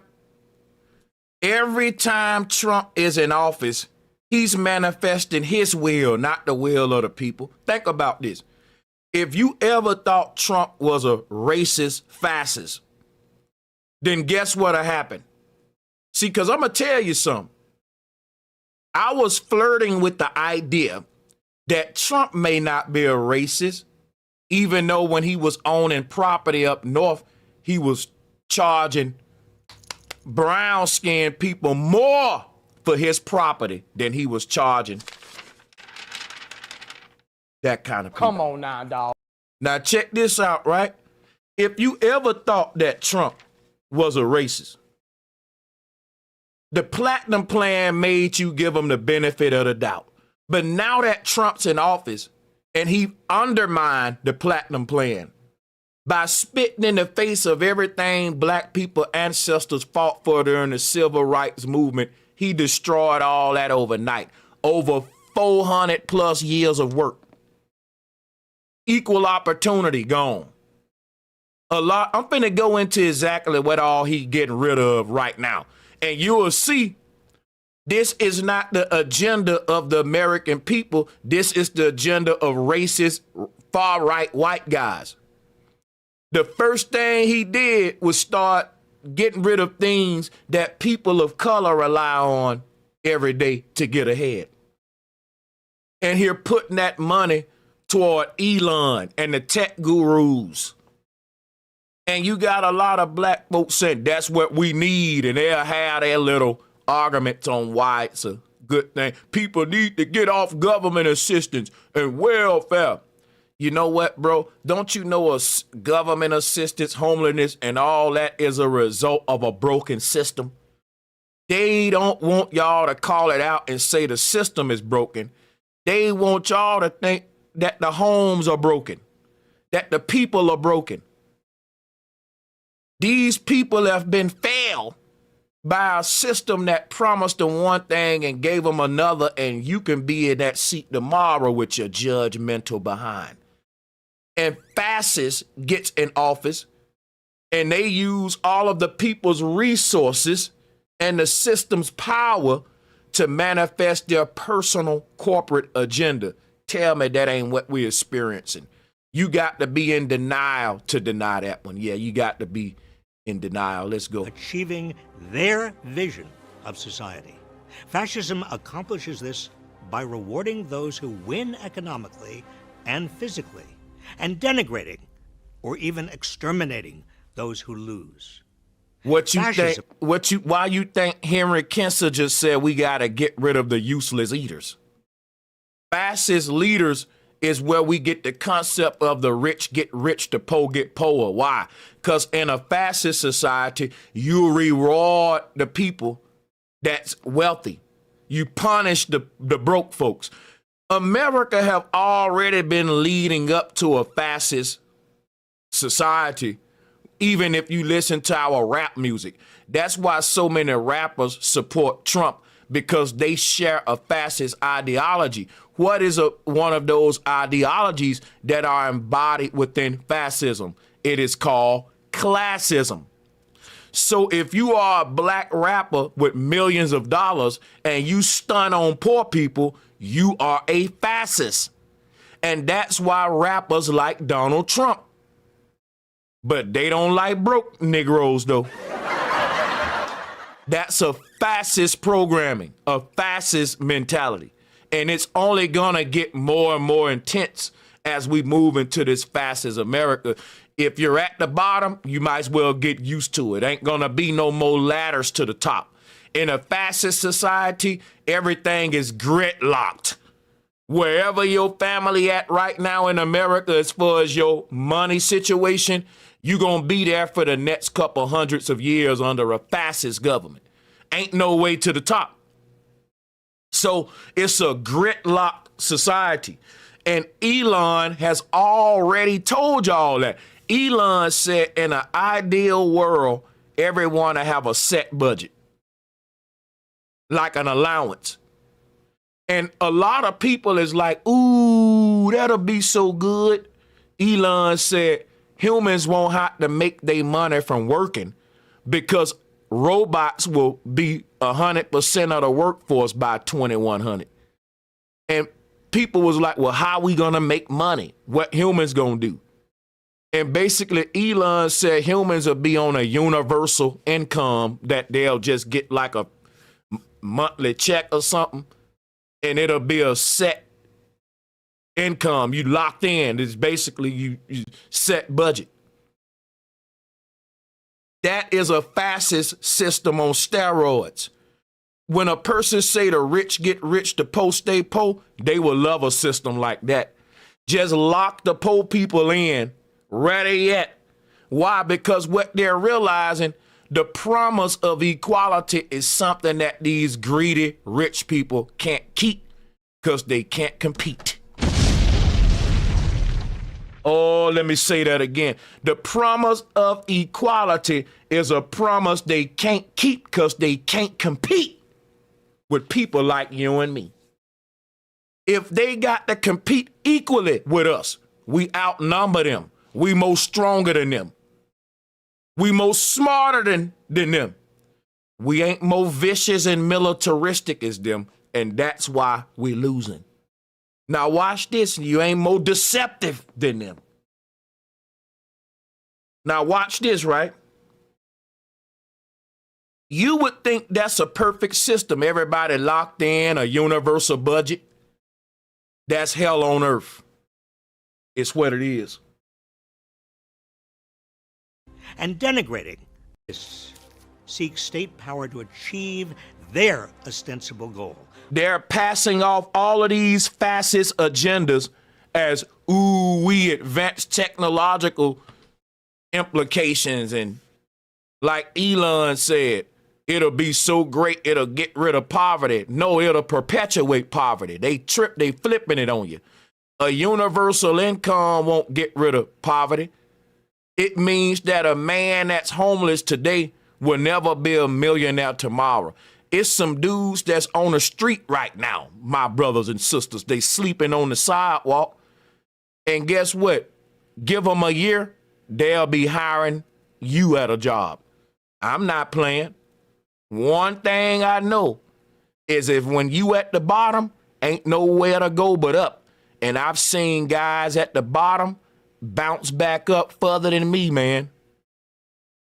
But think of a country where when you get to the bottom, that's it. You condemn, you stuck there. Your future generation stuck there. Their children stuck there. Their children stuck there.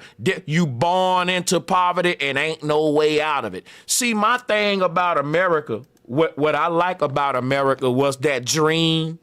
And again, you gotta be sleep to dream. But check this out.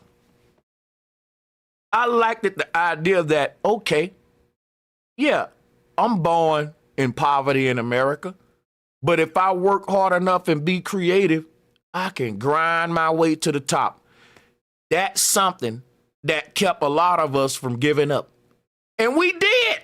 We worked hard every day, and look at us. Look at yourself. Clap it up for yourself. You may not be a billionaire or millionaire, but I guarantee you, most of you are better than what you were when you were born. You better than where you started at. Then you're successful. You achieved the American dream, which is you don't got to end where you started at. You can move up in the world. Now, that don't mean you're going to go from the hood to a billionaire. It means you go from the hood to this step up or that step up, but you ain't staying there. Now, imagine a world where if you at the bottom, that's just it. Ain't nothing you can do. Ain't no such thing as I'm going to grind my way up to the top of the hierarchy. Not in a fascist world. In a fascist world, the people at the top are locked in by bloodline, like the dynasties in Egypt. If you ain't born in it, you just ain't gonna never be a part of it. Well, Sanchez, you mean I can't get rich? I can't be? Nope, you might as well stop thinking about it.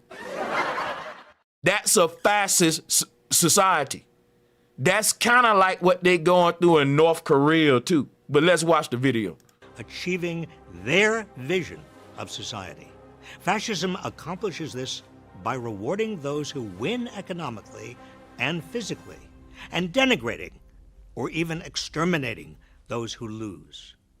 Fascism depends on organized bullying, a form of social Darwinism. Yeah. Our people are tougher and stronger and meaner and smarter. For the fascists. Now listen, I'm gonna tell you something. A lot of OGs listening to me who older than me, who especially if they was in the military, they'll tell you they don't make Americans like they used to, boy. Trump selling y'all a pipe dream. Men are not even big as we used to be, and you can go look that up. Men have shrunk in size. Don't you know how many brothers, and I asked them this because they never thought about it. If you never thought about this, you might have an aha moment tonight. Watch this. Don't you know how many brothers I said, bro, you ever thought about this? You ain't bigger than your daddy, but your daddy bigger than his daddy. Oh my God. Tell me I'm lying now. Because there are some scientists out there that told you that the men shrunk. Men ain't, dude, if you 6 foot, all the women want you. 6 foot men was an average back in the day. Oh! They've shrinking and tampered with the DNA, bro. And if you think I'm lying, dude, you don't supposed to be smaller than your daddy. They don't make them like they used to. They make everything to break quicker, and they make humans to age quicker. They don't want things to last longer, and they don't make nothing like they used to no more. So this crap that Trump giving y'all is a pipe dream that we're going to wake up from and get a rude awakening as Americans. Shout out to my brother John, who I met in real life. That's my brother. He said, check out the article, Welcome to 2030 by Economic Forum on Google. They talk about universal basic income by 2030. Check that out. It ain't a game. We got a lot to give you. Let's keep on giving it to you. Just war and violence are means of strengthening society by culling the weak and glorifying heroic warriors. I am your warrior. I am your justice. I am your retribution. I am your retribution.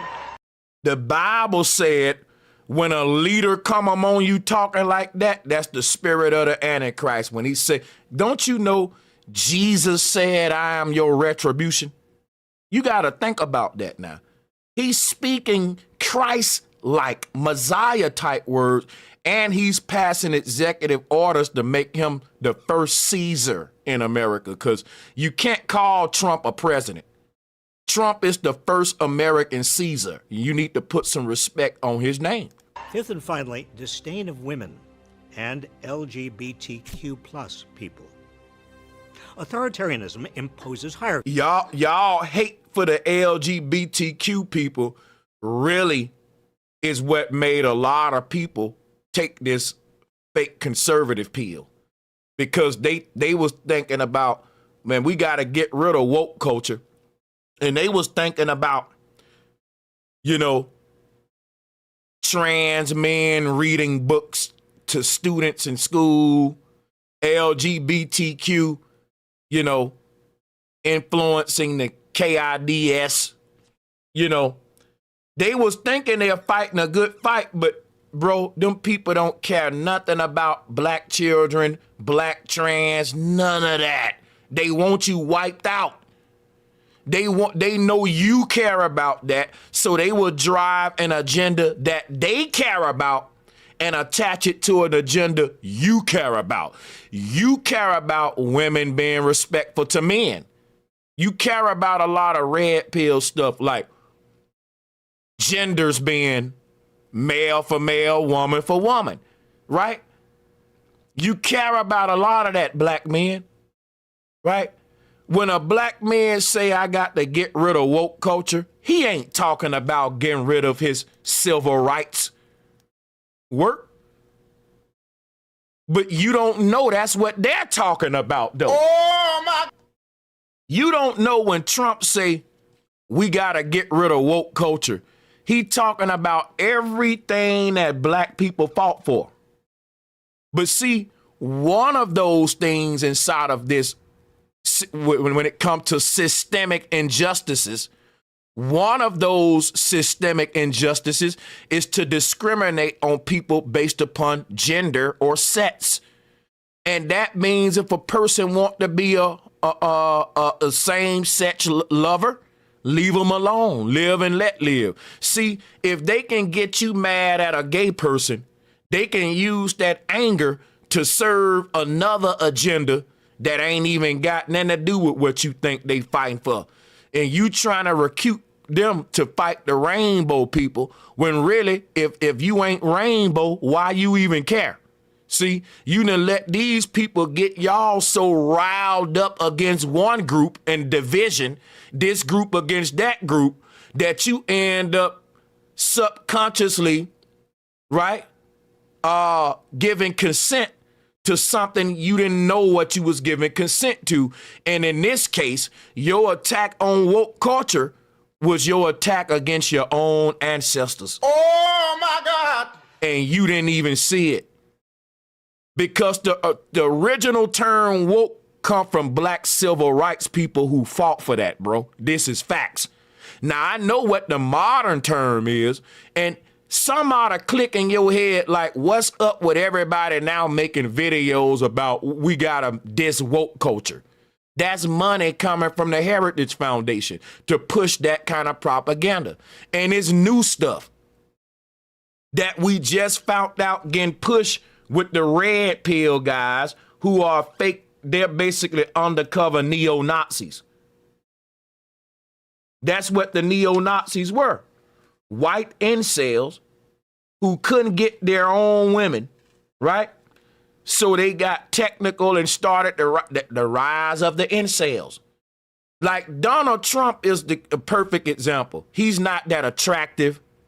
He had to get money to get women and live the marriage. Like think about this. Like when you see Fresh and Fit, you see a guy like Myron and you say, okay, this guy didn't start getting attention and women till he got money. And he lashes out against women, against black people. He's a neo-Nazi, y'all. He's classism. What do Myron for Fresh and Fit always brag on? He got more money than you broke N-words. Classism, racism, what? Dissing women. These are neo-Nazis, man. And they ain't just white. They come in all colors. That's the holy trinity of a neo-Nazi.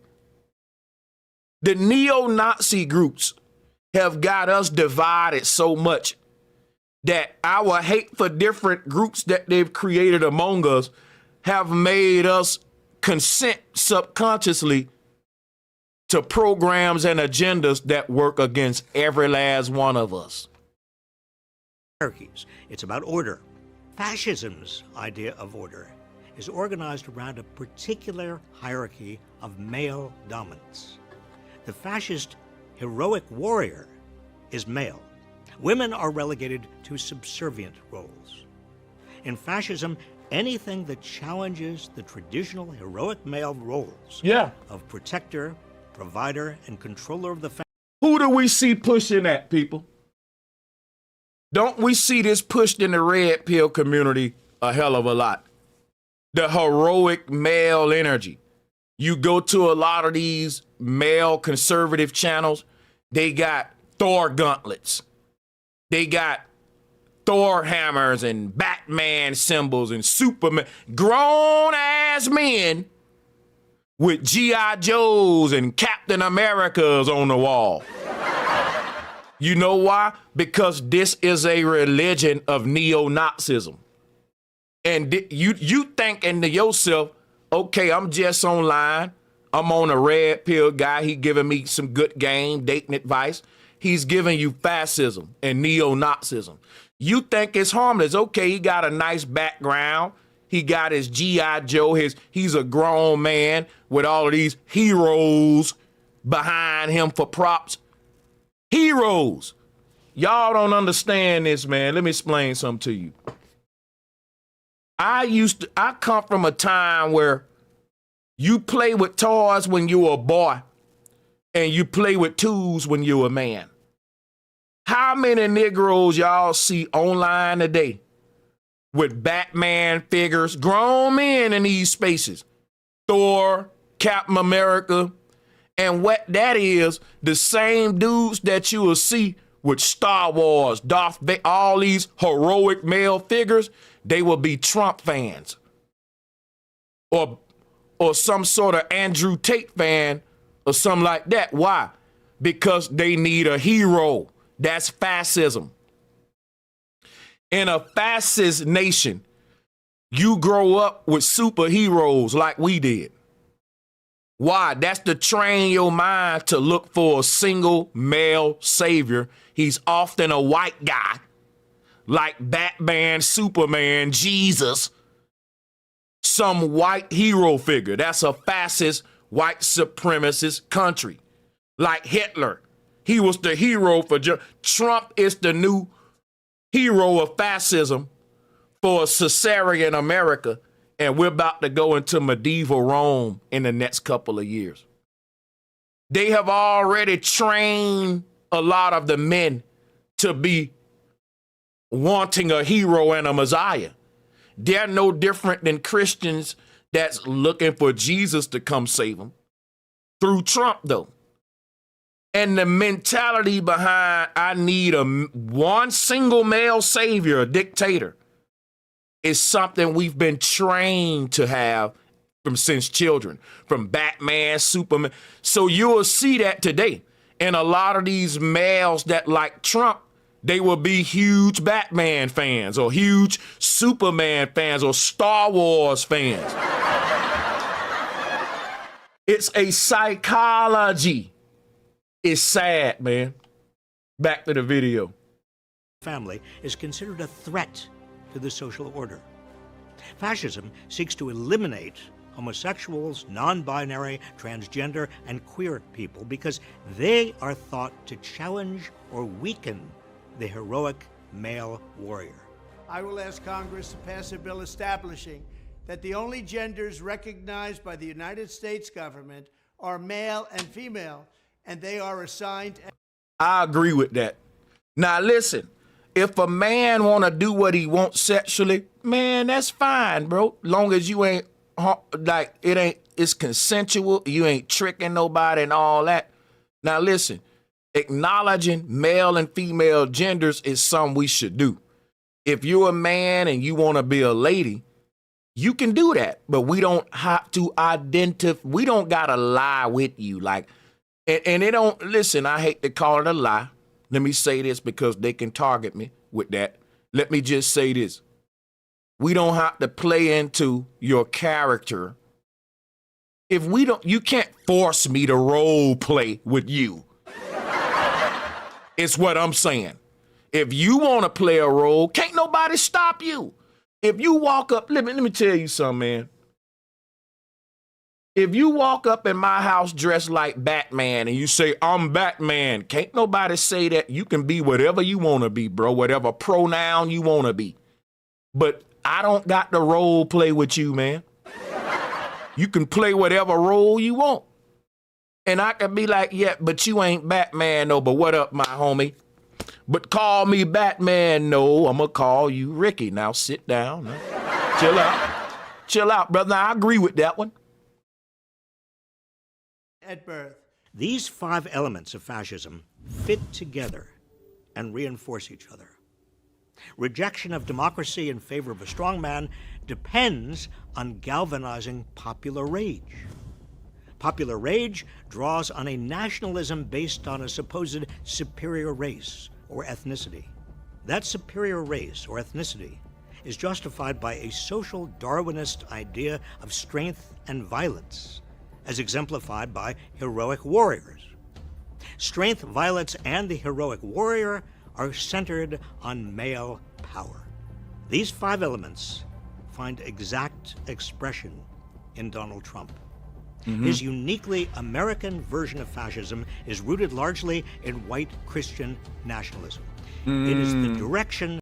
White Christian nationalism, Zionistic agenda, manifest destiny. These are facts. All of the black men who are bootlicking conservatives who's selling their people out with this agenda, you know what they say on a theocratic theocracy level?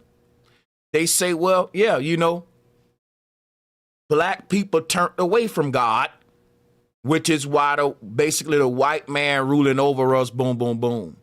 So if you ask the pastors, the Hebrews, boom.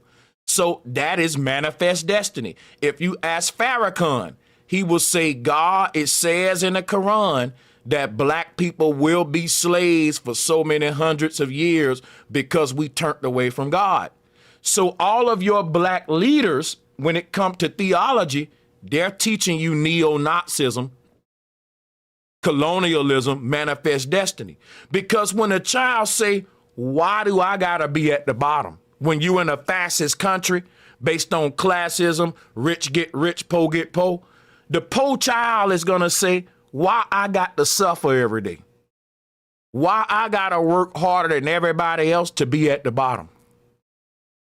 The answer is God want you to be at the bottom. This is a punishment from God, not your enemy on earth in the flesh. That's blasphemous, man. Not only are you at the bottom, you're now thinking God hates you. It is so hard to be a black man in this country. And I think the hardest part of it is the psychological lies, the stuff. Like, it's one thing I'm at the bottom, but to tell me I'm there because something my ancestors did with this spiritual sky daddy. And the people that's ruling over me are more evil than my ancestors. Stupid. So let me get this straight. God put me at the bottom for being evil. And the people he put at the top are way more evil than I'll ever be. Wow. Come on now, dog. Come on, man. That most of the Republican Party is now heading in. It's not enough to call Trump and those promoting his ideas authoritarians, when what they are really advocating is something far worse: fascism. Thank you, Robert Wright. So when we bring up Trump and Hitler, there's many connections between Trump and Hitler. All right. So let me skip on over, though, real quick. And I want to share some with y'all. Now, here is Elon Musk giving his fascist salute. Now that I've told you what fascism is all about, now this salute should hit different. Because everything Trump about to do with Elon is what Spittler did. You know, the dude with the crazy mustache. You're a Trump supporter. Before I play the video, let's give a shout out to Marty. Thank you so much for that super chat donation, Flat Power. Right? Of course I am. Perfect. Go Trump. It's a cringeworthy social experiment. Watch. Oh, this a bonus video. I'm going to play that in a minute. The one we're looking for is this one here. Let's play it. So this is everything we think it is. They're going to downplay it, but you don't do this by mistake. It's coming from the chest outward, just like the neo-Nazis. You don't play with that. You know, there are elections that come and Can you imagine Joe Biden doing this? They wouldn't give him a break. go. Some elections are, you know, important, some are not. But this one, this one really mattered. If y'all can hear Elon drop a 1, I just want to make sure. And I just want to say thank you for making it happen. Thank you. Let's keep it right there. That's the salute we want to talk about. A lot of people may think, man, that ain't no neo-Nazi stuff. Well, check that out. Everything I just told y'all about the Heritage Foundation, the white right-wing Christians with Manifest Destiny, and listen, even my buddy, Jesse Lee Peterson, he goes in his group too. That's how you know I'm a real one, because just because you from my state and I'm cool with you, don't mean I'm not going to tell my people you ain't on our team, though. Jesse Lee Peterson pushes all of the neo-Nazi, the trinity of neo-Nazism too. It's basically your red pill white guys, far right, Myron energy. Elon Musk wrote this. If successful, X will evolve to be the collective consciousness of humanity. Just stop right there. You got a media platform. Y'all don't hear my mic? Mic got static. Hold up a minute.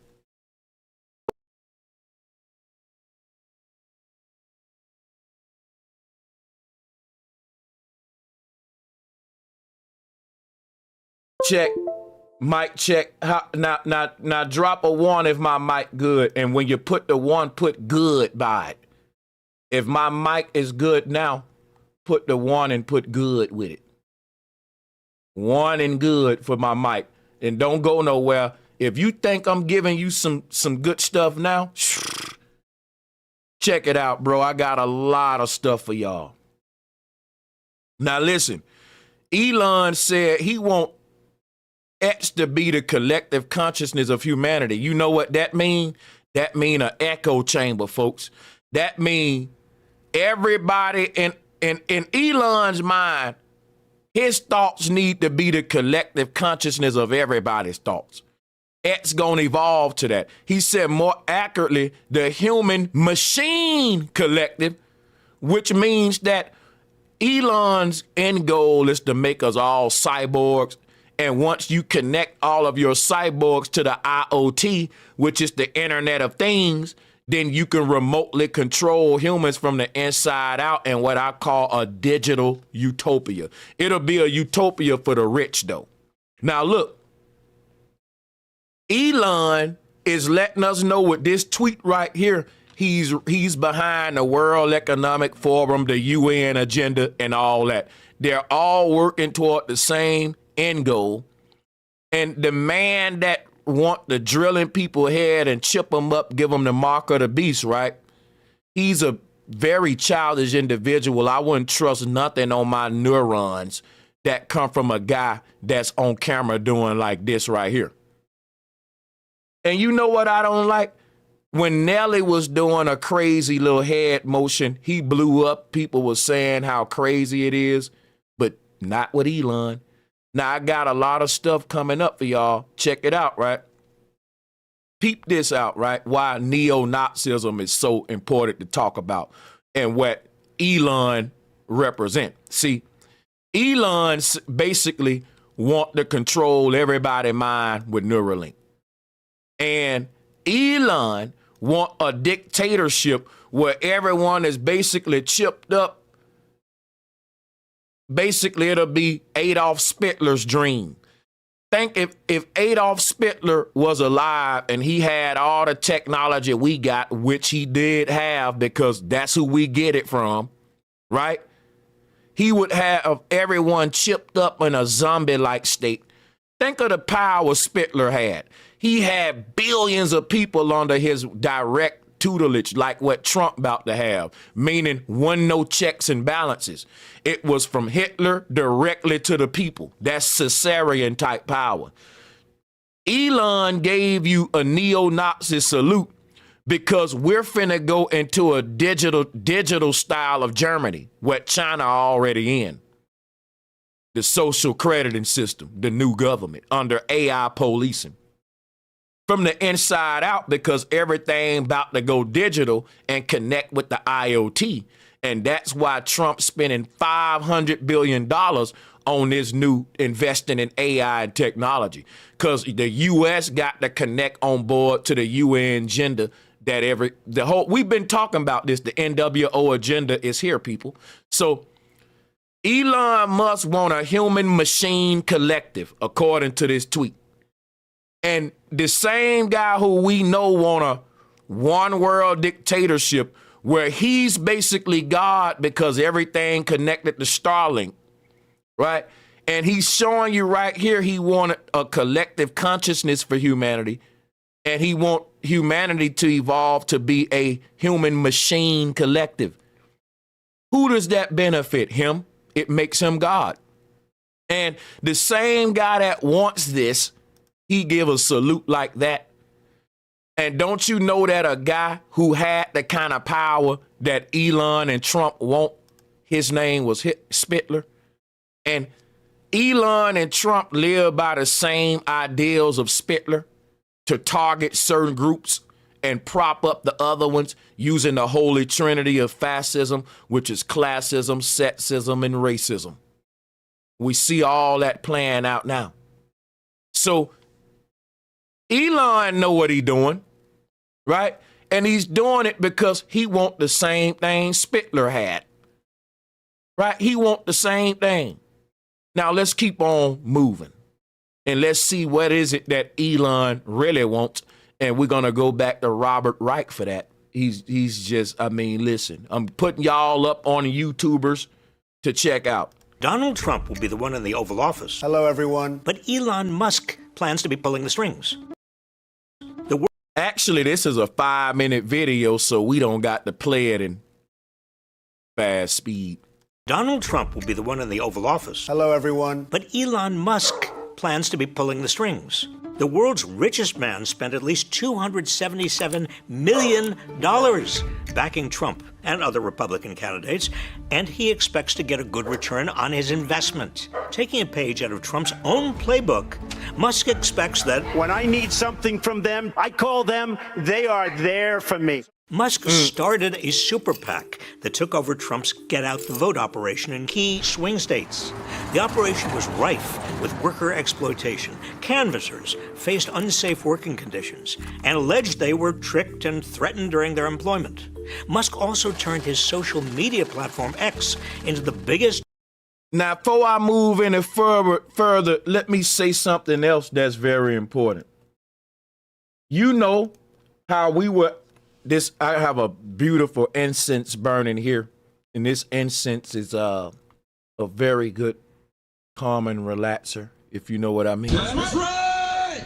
You know how we were able to get into this conundrum? We didn't see it coming.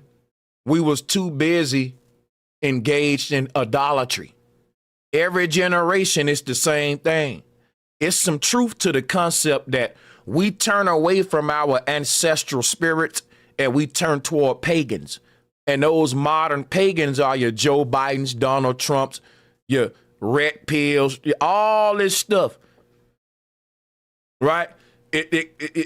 Other than our tribal ancestral ways, it ain't gonna serve us. That's how we get here.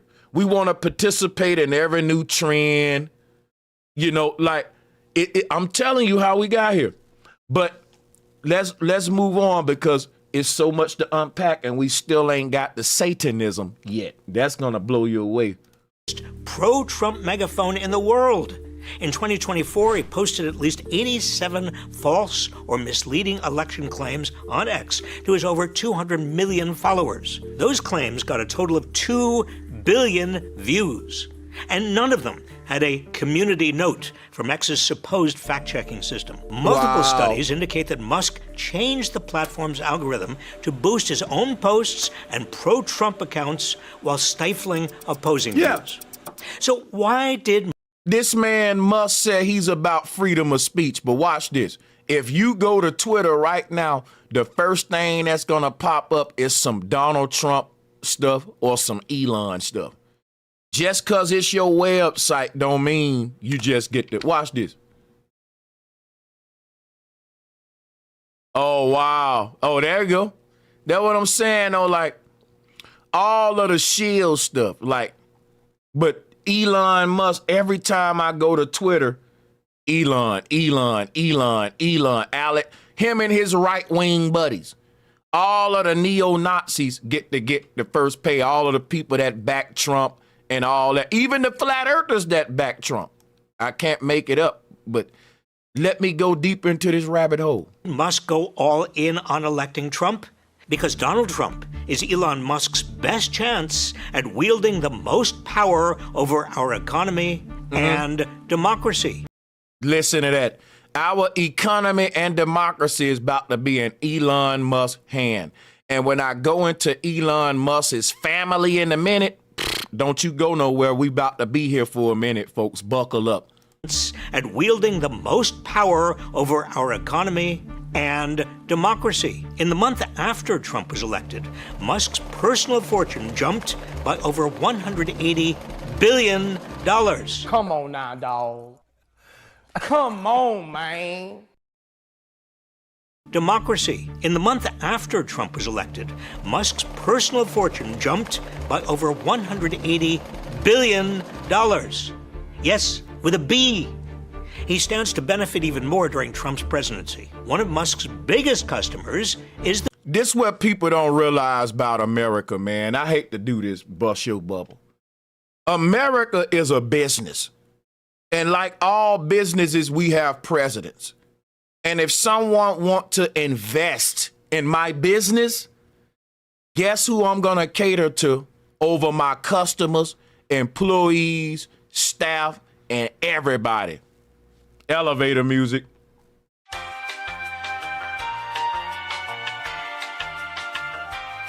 You don't have my investors. Listen, once I get people investing millions and billions of dollars into my business, they come first. Everybody know the corporate rules. You know the corporate rules. You're owned by the biggest bidder, and you don't bite the hand that fed you.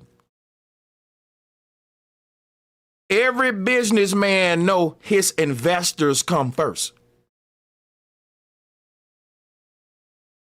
Trump ain't no different. America is a business. Who invested the most? That's who gonna get their will done. Now the people don't pay, but the people think our vote matter. But people don't realize that our system of government has been so compromised with lobbying that if you can't afford you a politician to do what you want them to do, your vote don't mean nothing in this capitalistic, money-hungry, compromised America. We're in a fascist America. And in a fascist America, fascism is based on classism. The richest people get their agenda served, and the poorest people just go through more and more poverty. It get worse and worse for them. Look at each generation of the poor people. The children get more violent.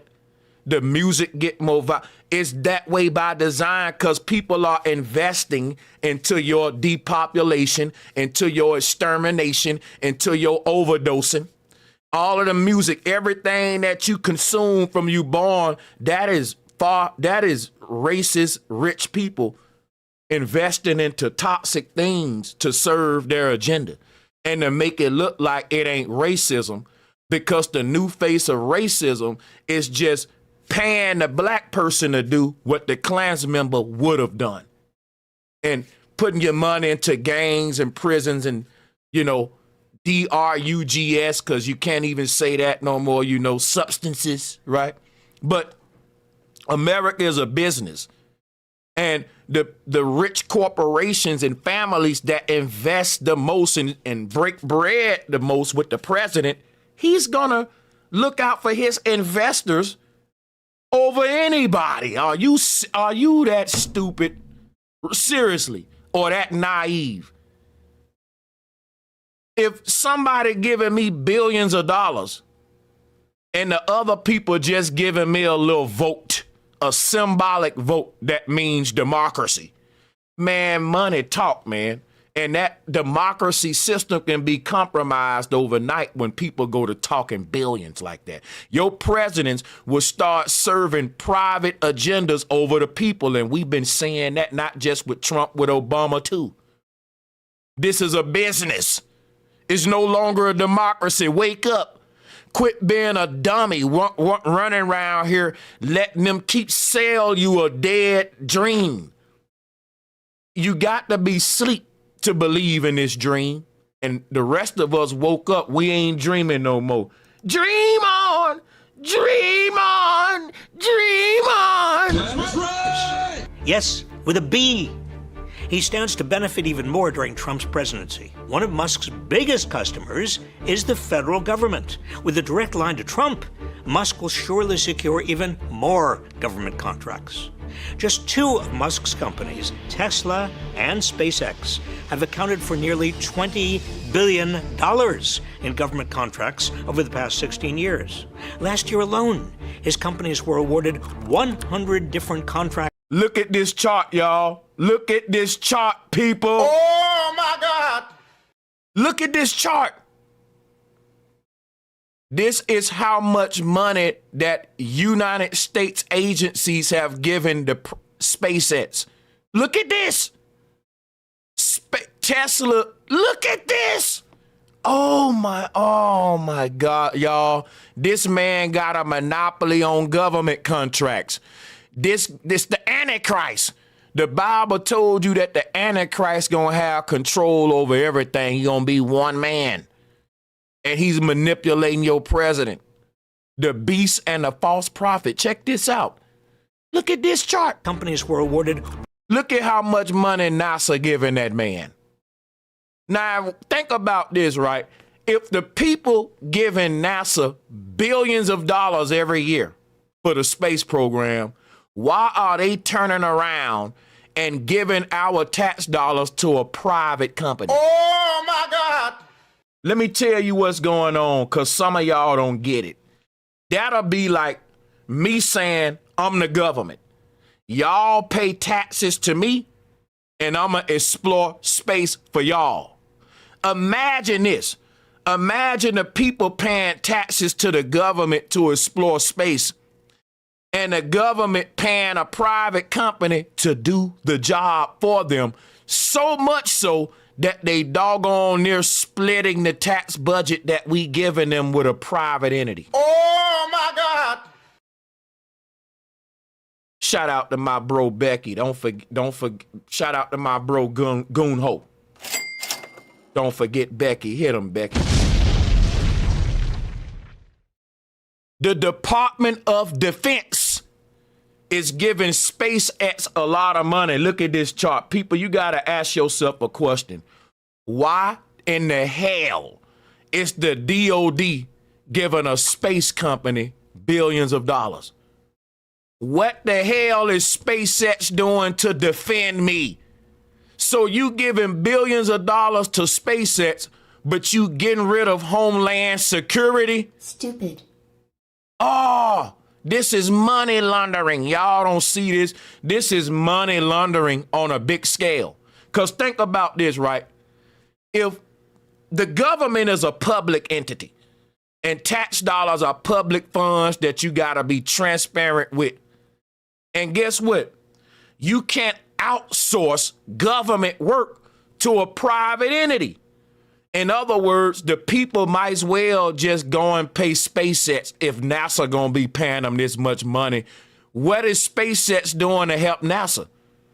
And the people ought to be saying, aren't we giving NASA enough money to accomplish the mission by themselves? Why they need help from a third-party private company? Do they need more staff? What do they need? Because they're making billions of dollars every year with a B. And y'all need help? Let me show you what's going on, people.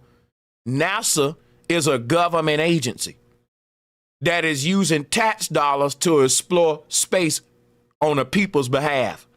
Now check it out. How do you create a situation where you can launder public tax dollars into private accounts? You see it right now in front of your face, dude. Oh my God! You see it right now. Think about this right now. Let me show you what's going on. Let's say I work for the government. I'm the budgeting department for the government, how we allocate tax dollars and all that. And I realize we paying billions of dollars every year to private research groups too, American citizens. And there's no other way for private entities to get tax dollars into their personal bank accounts other than the government writing you a contract and giving you the job. So me as a government official, I tell my brother, go start a space company. Because it's a lot of money sitting right here that's untapped tax dollars to explore space, and where NASA has initiated programs to now recruit the help of private organizations to help them explore space. Now, most people may say, well, what's wrong with that? Here's what's wrong with it. This reduces government jobs. Instead of NASA using our tax dollars to hire the help of private organizations, they should hire more people to work for NASA. That's more government positions because NASA is a government agency. Think about this.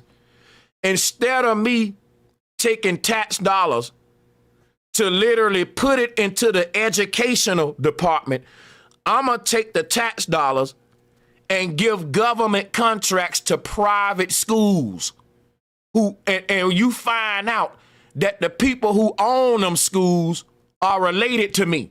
That's money laundering. That's money laundering. Y'all don't see that? Look at this. Look at how much money NASA giving SpaceX. Somebody ought to say, NASA, if the citizens giving y'all billions of dollars every year, why don't you just hire more people for that government agency? Get more equipment. Why? Because if they do that, the money don't go into their pockets. Stupid. How do you get public dollars into private accounts? Through contracting, through dealing with third parties. And there's really no need for your government to be dealing with private corporations and third parties. It's really money laundering. See, Elon is their man. Elon is basically doing a deal with the government and say, look, I'm going to be the face of this private front organizations like Tesla and SpaceX. We're going to siphon the wealth of the people through government contracts. And you know I'm not lying because he has a monopoly on government contracts. And he has to agree to break bread with the mob once the money cross over to the private side. This is how you turn public tax dollars into private wealth. Through bogus programs and contracts and departments. It's time that the people wake up. 100 different contracts with 17 federal agencies, accounted for nearly 20 surely secure even more government contracts. Man. Just two of Musk's companies, Tesla and SpaceX, have accounted for nearly $20 billion in government contracts over the past 16 years. Last year alone, his companies were awarded 100 different contracts with 17 federal agencies. Many of these contracts have effectively enabled Musk to operate as a monopolist. SpaceX has cornered much of the rocket launch market, and his Starlink satellites have become crucial to the nation's national security. With nearly two-thirds... And you telling me that this man ain't the Antichrist? Of... Man, one man shouldn't have this much power, bro. This is a world dictatorship. Should I say a Western world dictatorship? All active satellites now orbiting the Earth, controlled by Musk. And by the way, satellites don't orbit. I got an entire stream coming up about SpaceX. We got 2,000 people listening. Y'all need to be on the lookout. I have a stream coming up that's going to blow your mind when it comes to understanding what exactly the SpaceX satellite train is all about. Musk. With his own puppet president in the White House, Musk can pull the strings to expand his influence and his wealth even more. Musk will also likely have a chance to escape accountability for exploiting his workers and breaking laws aimed at protecting the public. Over the years, at least 8 federal agencies have fined, investigated, or charged Musk companies with a variety of violations. That's another thing. Elon Musk got a bunch of loyal fans, but I'm going to be honest with you. When it comes to the tech gods of the world, they think he's a joke. They don't take him serious, his product serious. It's just a futuristic look, but up under all that is you're paying for nothing. It's a post-apocalyptic ideology, the Kanye West sort of vibe. Like if you wear Kanye West clothes, you would definitely buy a Cybertruck. But the man got faulty products. I remember when he first brought out the Cybertruck, the glass broke on it. It's supposed to have been bulletproof. It shattered quickly. He having so many flaws. When he tried to fake the red car in space, he had a green screen glitch. He's just a big dummy. No. Yeah, he is. Elon Musk is an African American. Sure is, and I'm not. I'm a foundational Black American. Thank you very much. At the time, and shout out to my brother Goonho once again coming through with the super chat. With the election, the National Labor Relations Board, which oversees workers' rights, had 15 unfair labor practice investigations against Tesla. It also issued a complaint against SpaceX, alleging the company unlawfully fired 8 workers who circulated a letter critical of Musk. After the election, Trump named Musk co-chair of the so-called Department of Government Efficiency. Musk has suggested cutting $2 trillion in spending, which could require cutting Social Security, Medicare, and other programs. Are y'all hearing this? Like and share the video. Make this go viral. These are what Trump is about to cut. And you got a lot of Black people who know that this is going to affect us the most. And they got their MAGA hats on talking about, we don't need that assist. We ain't victims. Bro, this is crazy. People rely on. He's also targeted agencies designed to protect you, like the Consumer Financial Protection Bureau. While Musk's Doge doesn't have any direct authority, his grip on Trump has been so strong that Trump allies have called him co-president. And it's crazy that Trump and Elon got these sketchy crypto coins. Like, I need to ask the chat room right now because I don't really research crypto right now. We can put a poll up real quick and I'm going to keep the show going. But is Trump, real quick poll, is Trump, excuse my typos, I'm going to get it up quick so I can keep the show moving.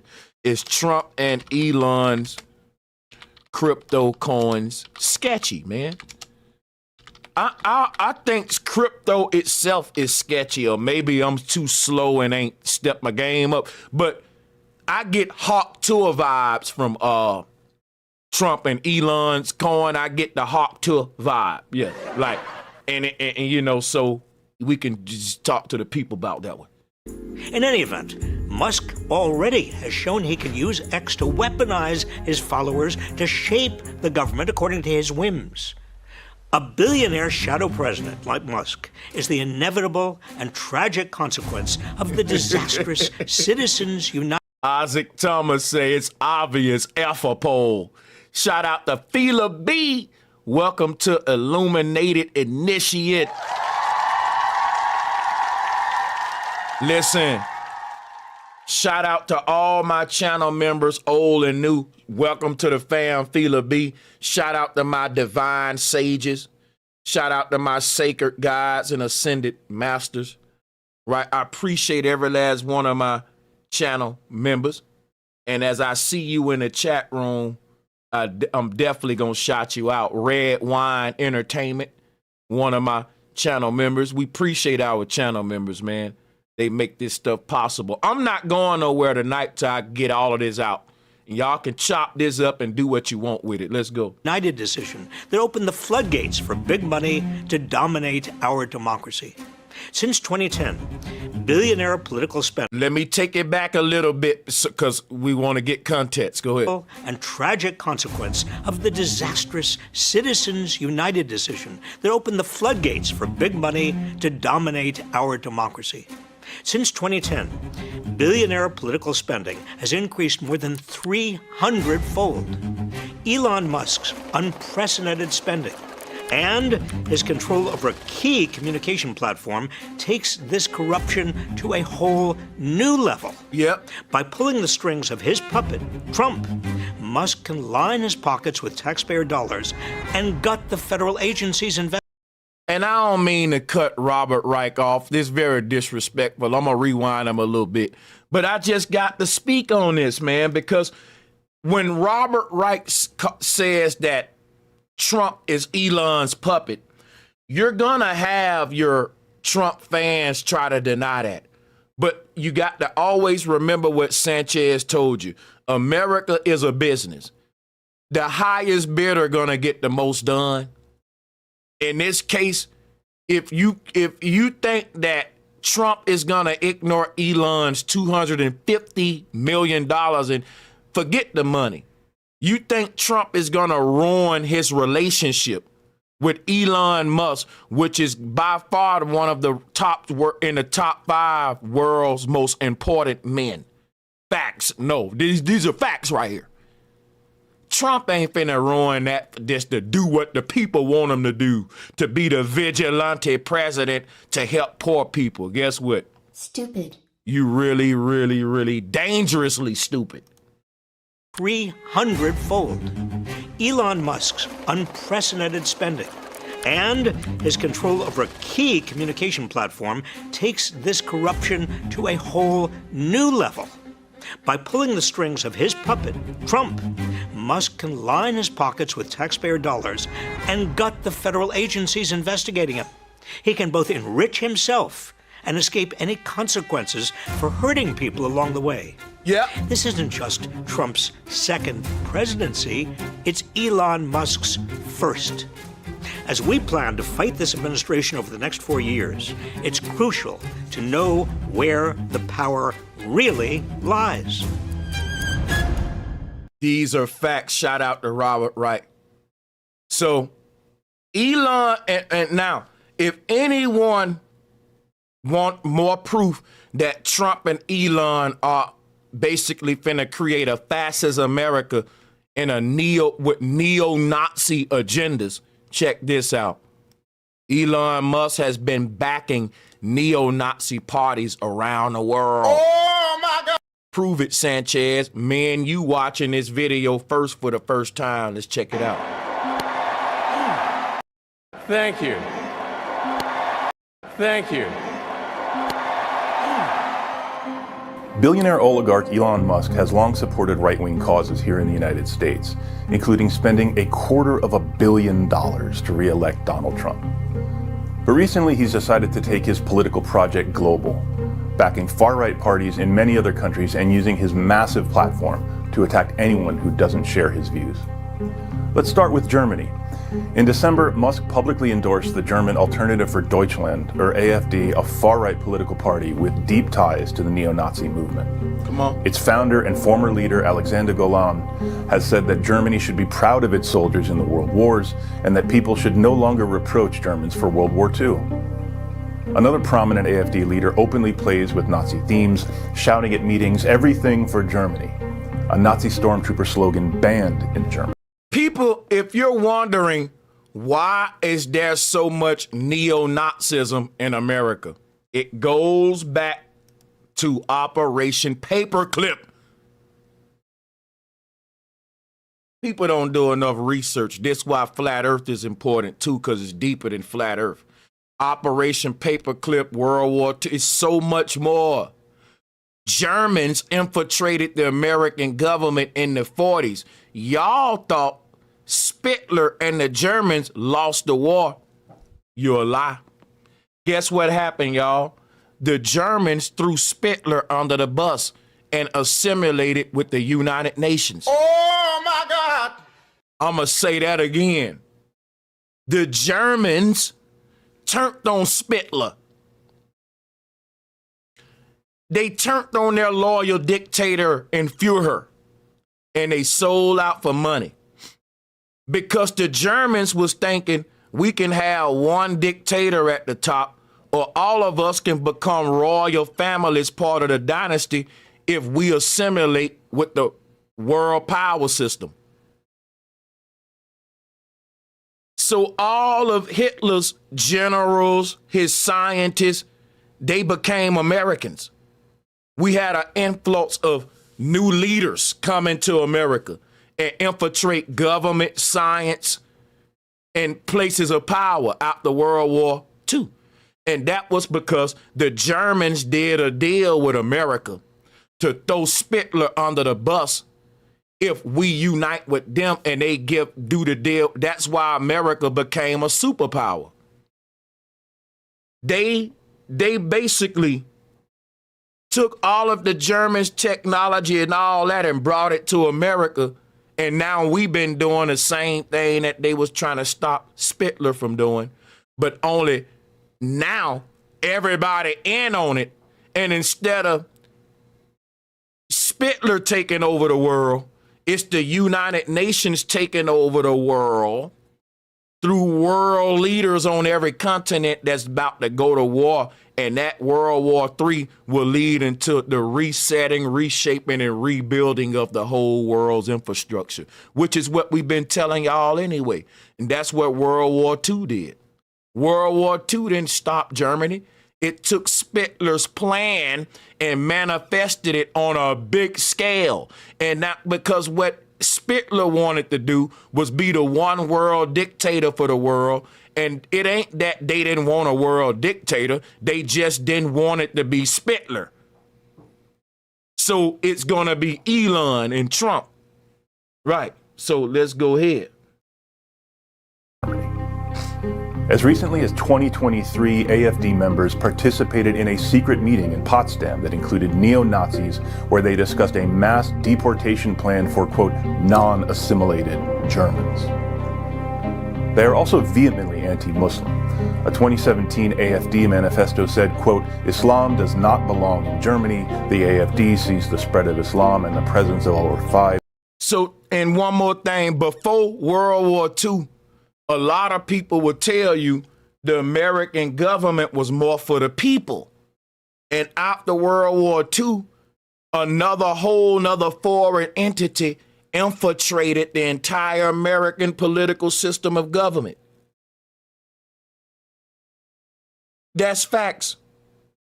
And people don't realize Operation Paperclip.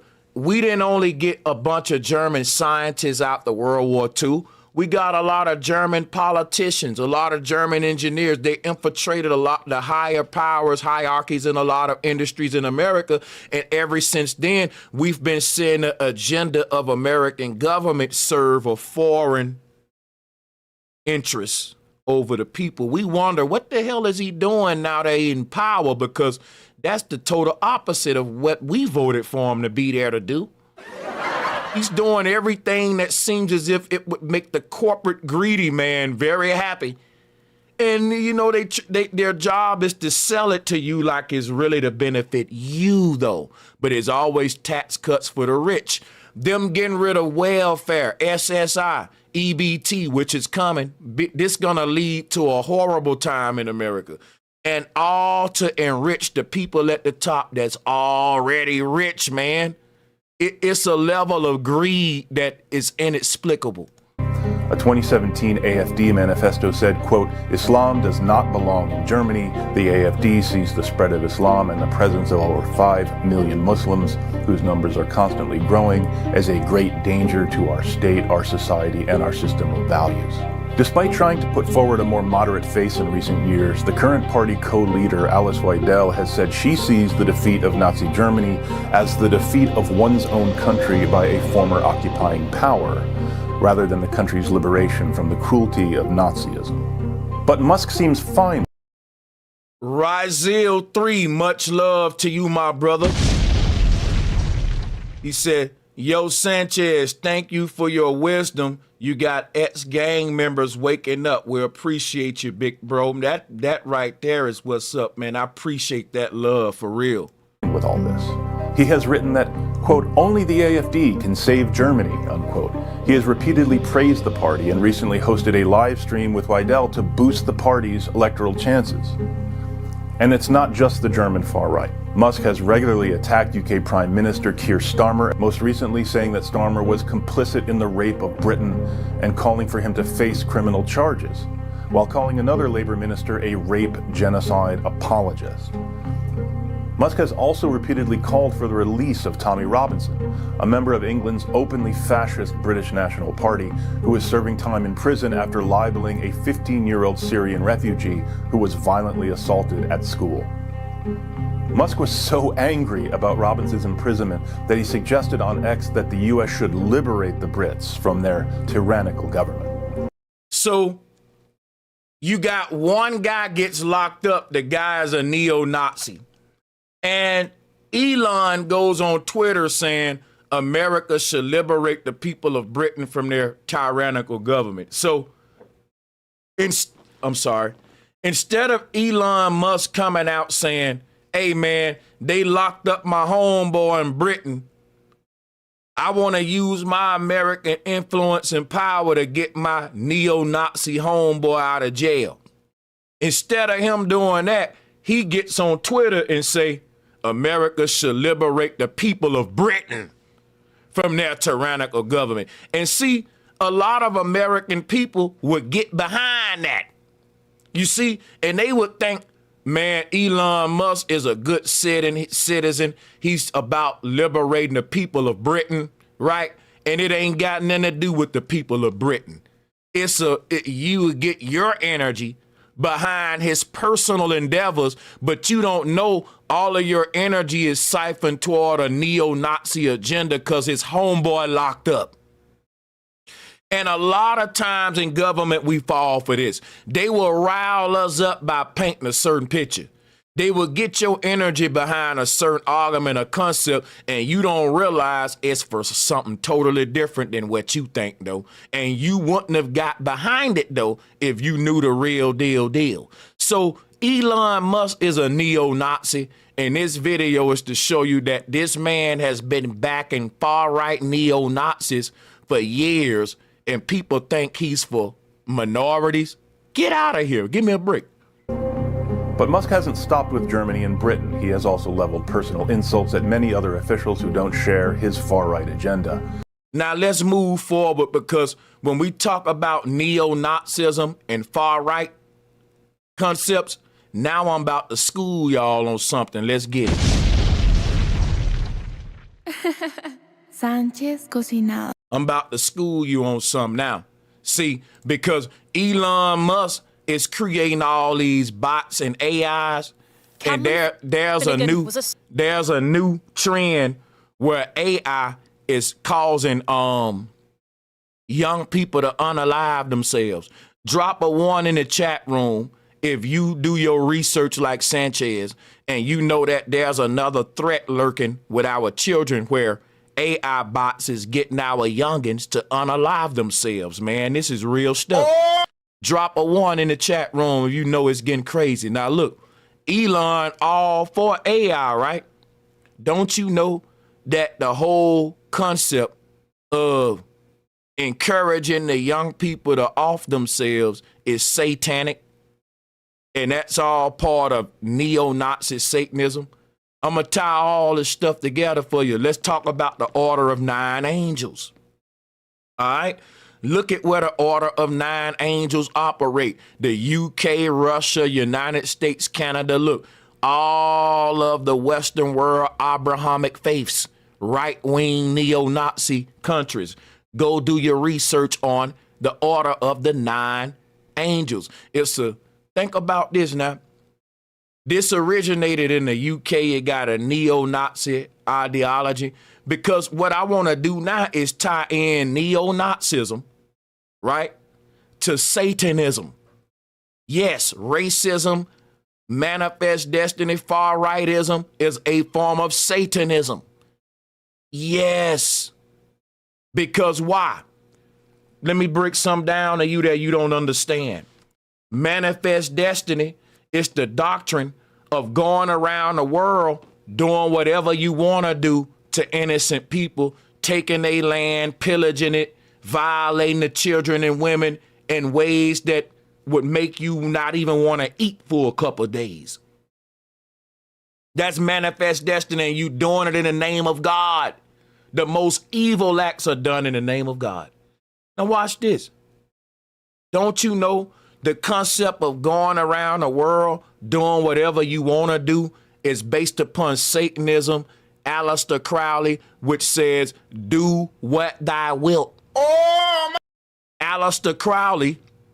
See, our ancestors lived by the golden rule that was do unto others as you have them do unto you. These barbarians in power, their ancestors lived by Crowleyism, Satanism, manifest destiny, which is do what thou wilt. Do what thou wilt. Let every man that can be deceived be deceived. That's what Aleister Crowley said. So this is what the Klan live by. This is what the white pride, the Proud Boys, all of these far-right Christian groups, they're not following the true Christ. They following the papacy, which is world conquest. See, everybody like to say that the true God and the true Jesus got something to do with the Christian church crusading the world. That's a lie. That's the Antichrist. That's the church and the state. The true Christ and the true God, it said a man gonna reap what he sow. But the false Christ and the church is saying, do what thou wilt. Go around the world on conquest. That's going, and a lot of people think they following the truth. They're following the world power system and Satanism, which is do what thou wilt.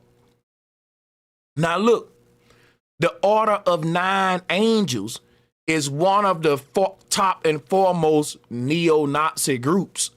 And if you are a neo-Nazi guy like Trump and like Elon, then this is like their OGs right here.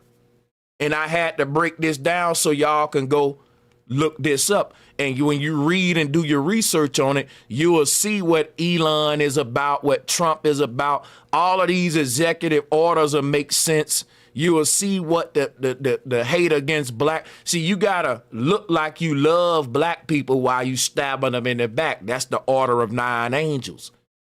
And look at what Trump doing. He did the opposite of the Platinum Plan. Now look at here. These neo-Nazi groups are part of Satanism and is all about white pride. And when they say make America great again, they're talking about making it white again, getting black people in check. Negroes has gotten a big head. They about to replace you with AI and then put your numbers down with depopulation agendas. They about to unalive a lot of people. They don't need humans no more. And you've gotten so spoiled, black people, you forgot who in charge. You forgot all of these little programs like affirmative action, equal opportunity, all of this stuff that cater to black people, that has blown our head up in America. And I'm speaking through the eyes of the white nationalists. This ain't my mind. I'm just speaking. I'm speaking third person. This is how they're thinking. These Negroes are out of control. We need to go ahead and do a white pride reset in America. Because if America is going to compete with every other country and assimilate with the UN agenda, you got to have classism at an all-time high, which means that the people that's at the bottom of your society, you really got to establish that line right now and make sure they stay at the bottom. Because we about to go into a universal income where they lock everybody into their position. So at this time, you're going to see the powers that be define your position and lock you into it. Now, all of these programs that Trump got rid of, a lot of the wealthy black people who come from the hood, they owe their wealth to that. If you're a regular black man and you grew up in the projects, right? Your mama was on EBT. She was on government program. Let's say your grandmother got Social Security, so we went to grandma's house too. But other than that, we didn't really have much. But let's say from that situation, you got a new generation of black guys that grew up in the projects, but they became millionaires, executives, CEOs from a little bit of nothing. See, the people in power realize if you give these poor people just some crumbs, they'll turn that into a lot. A black man in the projects with government assistance is still a threat. Because even with all that, people are taking food stamps and they ended up millionaires. People grow up in these rough government assistance households and they end up executives and stuff, which proves to the people in power, if you give them a little, they'll make a lot with it. So now they got to take away the little. Now that it's proven, you've proven, black folks, that we thought if we give them a little, they will stay only making a little. If you give them an inch, they'll take a mile. If you give them just a crack in the door, they'll end up being a millionaire.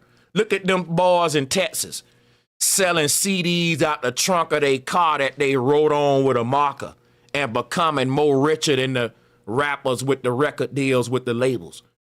That's a threat. Independent success based upon all I gave that Negro was free housing and a food stamp card. And that was enough to raise a black entrepreneur. That's going to tell the people in power, okay, we dealing with a group of people. If you give them a little, they'll turn it to a lot. So how do we stop that? Easy. Stop giving them a little. The little bit that they've been giving you, they about to take that away. It's about to get real rough. It's about to get real rough. These white supremacists in power found out we can't even give these Negroes a little. Because if we look up in a second, you will have a new trend of millionaires in the ghetto, man. And all we gave them was a few crumbs. And now it's a new trend and everybody doing it, and now they getting rich from them crumbs. Man, that's unpredictable. You can't have stuff like that. That's why these white supremacists want a new universal income where we just lock in everybody, and if you at the bottom, you stay at the bottom. And they gonna sell it to black people like, well, y'all are poor, man, so ain't y'all tired of being on government assistance? Wherever you at right now, you just stay there. No, that ain't a good deal, because you right, we on government assistance, but it's called government assistance for a reason. The government is assisting that young, bright-minded young boy out the projects to be a millionaire, because he got a $1 million idea, and all he need is a stable environment to manifest it. And them food stamps and that projects may seem like a disgrace to a lot of y'all, but it's a lot of successful brothers that I look at every day that come from government assistance. And they are entrepreneurs creating jobs. And guess what they owe it to? Single parents and government assistance. I know we don't like them terms. You know why? Because red pill far-right groups made y'all demonize this stuff. I keep telling you, classism, sexism, all of that. Go look up the neo-Nazi agenda. That's why a lot of red pill guys got white supremacist ideologies. It's all tied together. I've been studying this stuff a while, and it's part of Satanism, because why? Satan taught, do what you want. Forget what the law say and treat people right. Do what thou wilt, Aleister Crowley. Now let's go into Satanism. To the black people that say, Sanchez, you tripping. These guys ain't racist. Elon ain't a Nazi. Trump ain't a Nazi. Watch this. You got big white channels coming out saying that they racist. Now imagine that. Because you got black people saying that white people ain't racist. And you got white people coming out saying white people are racist. And the black people use that to say, hey, you got white people saying it. Okay, you got a lot of black people that like Elon and Trump saying that they ain't racist, right? Well, what about all the white people coming out saying, yep, Elon been a racist and he's a neo-Nazi and all that? So boom, we finna come back and now get into neo-Nazism and how it ties into Satanism, so I can go into Elon Musk's mama. Now we finna go into who Elon Musk is, who Trump is, and who we got in power, because it's based upon far-right Satanism, which is the synagogue of Satan that the Bible speak of, and not the people that's gonna literally be our saviors in this time. So, but before we do that, we gotta take a quick break though.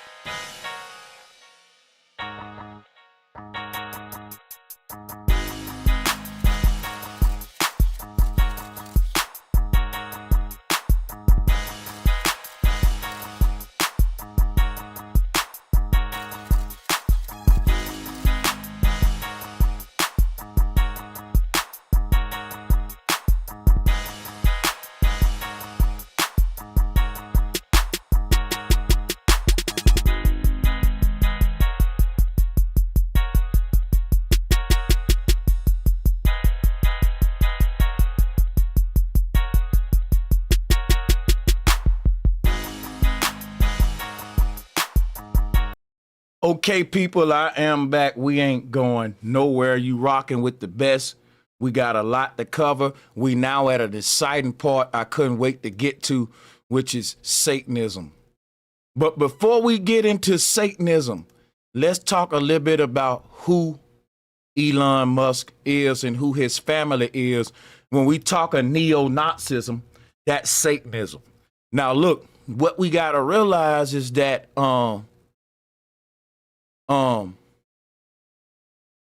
Christianity is based on the Klan. The Klan got the same similar ranking system as the Church of Satan, Grand Dragons and all of that stuff. And I'm going to go into that in a minute. Now, there was a book called Project Mars. It was written by Warner von Braun, which this dude is a billionaire. And Warner von Braun, look, check it out, right? Warner von Braun is the leading figure in the development of rocket technology in Nazi Germany. Now listen, when they talk about rocket technology, it ain't got nothing to do with the space race and really rocket technology, all right? What it's got something to do with is all of that paperclip technology that came from Germany, right? And all that paperclip technology was how to create a world dictatorship, a new world order with this technology that they got from Spitler and the Germans. It basically what Spitler wanted to do was create a new world order where everybody was under him in Germany. The people in power told us that's what he wanted to do, so we stopped him. Of course, we don't want that. But what they didn't tell us was that they was going out to Spitler because they wanted to do the same thing he wanted to do with their world dictator, and we're in that time right now. So listen, shout out to Footprints. He said, if you see color, you're programmed. Well, check this out. Check this out. The people in power see color, right? Elon Musk see color, Trump see color, and the only time they don't see color is if your money right. So let me explain to you the psychology of a neo-Nazi. 3 pillars of it: racism, sexism, classism. Let me break you down the psychology. If you are a black man, a neo-Nazi sees you as beneath him because that's a form of his racism. Now, if you are a black man with hundreds of millions of dollars, because the neo-Nazi has a classism pillar aspect, they will say, well, the black man with money will treat them better than the black man without money. Tell me that ain't a reality. Tell me that ain't a reality in this country. So that's your racism, classism relationship. Let's talk about sexism. A neo-Nazi will say a woman with money is still beneath a man without money. Because when it comes to neo-Nazism, women are at the very bottom. So it's 3 pillars to neo-Nazism: classism, racism, sexism. Women get it the worst, because in a neo-Nazi fascist society, even a woman with money still can't use her money to gain power through the classism aspect, because she has the sexism aspect working against her in a neo-Nazi fascist country. In other words, the only people that can make it to power in a neo-Nazi fascist country is white alpha males. I hate to put white heterosexual males are the only men that can rule a neo-Nazi fascist country. Facts. Because the way that neo-Nazism work on them 3 pillars, it's gonna ensure that it's a white man in power. Because classism, sexism, and racism is gonna also make sure that no woman will be in power.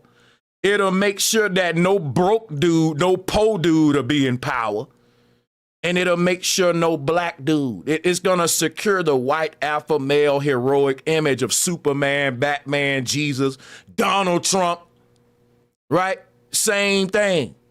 That's neo-Nazism. That's what Hitler represented, a white male heroic figure to a nation that was dying to make them great. Let's show some love to Miss Galore. Thank you so much for becoming a member of this channel.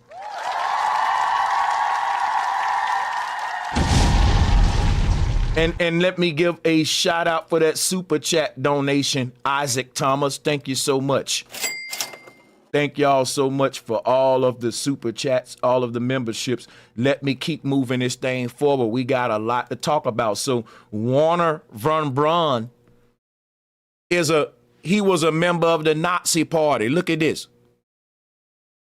That's Warner von Braun. He's one of the Operation Paperclip scientists that came over in the 40s. That's what I've been telling y'all right here, following the war. See, here go my receipts. He came over in the 40s following the war, and he came over during the space program. I got another stream coming up to show you the bull crap surrounding that. Look, as a part of Operation Paperclip. Sanchez know what he talking about. And basically, Nazis started NASA. NASA is Nazis. Let me just go and tell you. And the symbol of NASA is a serpent because they are Satanists. These neo-Nazis are satanic because they teach do what thou wilt. You can torture people. You can be like the goat god Pan, which is the Baphomet goat Satan, the goat of Mendez. Go research pansexuality and what Pan represent. It's represent doing what you want at the expense of the weak and the poor, the old, which is why neo-Nazis get rid of Social Security and all. They don't care. It's all about the rich white man image. Now let's keep on moving. Now that we got Warner von Braun wrote this book, and he wrote it in 2006. And guess what the book is about? The book is about a powerful dude that took over the earth. His name was Elon, and he had a mission to occupy Mars. Oh my God! Don't that sound crazy? He wrote this in the 40s, man. How did he know the future? Because these Nazis plan ahead. They took over the government in the 40s, which is why I played that video clip for you. This goes back to the early 90s. So in the 40s, neo-Nazis came into America. We thought they was like every other white person when these were Germans coming over here and they usurped the government. It's crazy, bro, because when you think about this, what I'm reading right here, a Nazi wrote this book about a dude named Elon rising to power with the Mars Project, Occupy Mars. He wrote this book way before Elon. You think he's a prophet? Go read this thing. Go look at the Wikipedia on it. It goes into the whole thing. Let me pull this up for you real quick. We can search this page real quick and I'll show you something where it should tell you the name of this, the star of the book, right? The Ellen, look. So after establishing verbal communication, look, basically the whole book is about, let me just read this part, right? Luneta is used, because I don't want, let me just read, here go the synopsis. Let's start here. It's a Project Mars is a technical tale, because it's all about technology. It takes place in the 80s. And before I read this, I'm finna play a video where Elon talk about aliens, right?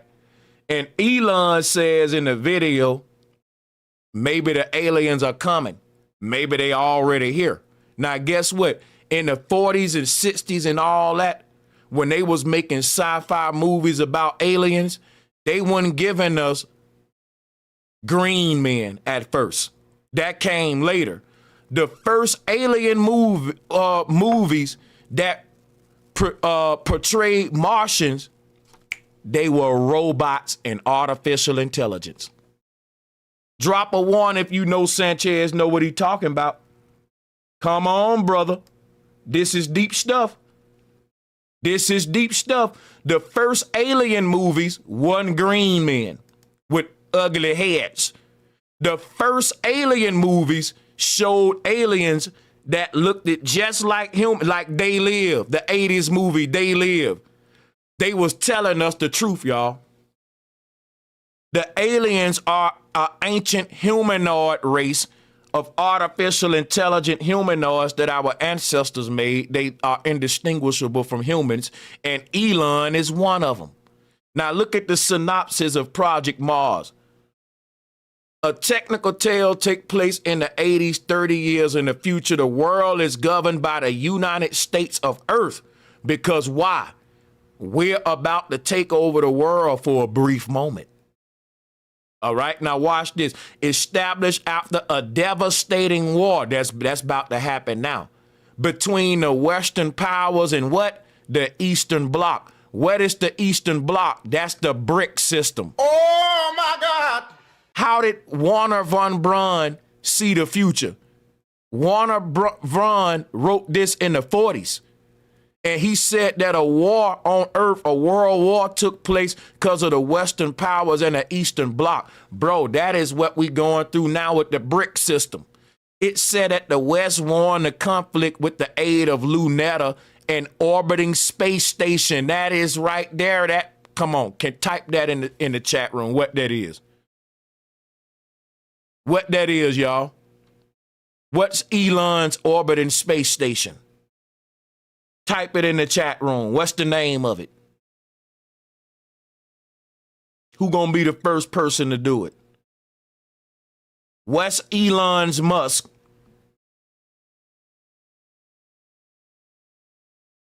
What's his satellite train called?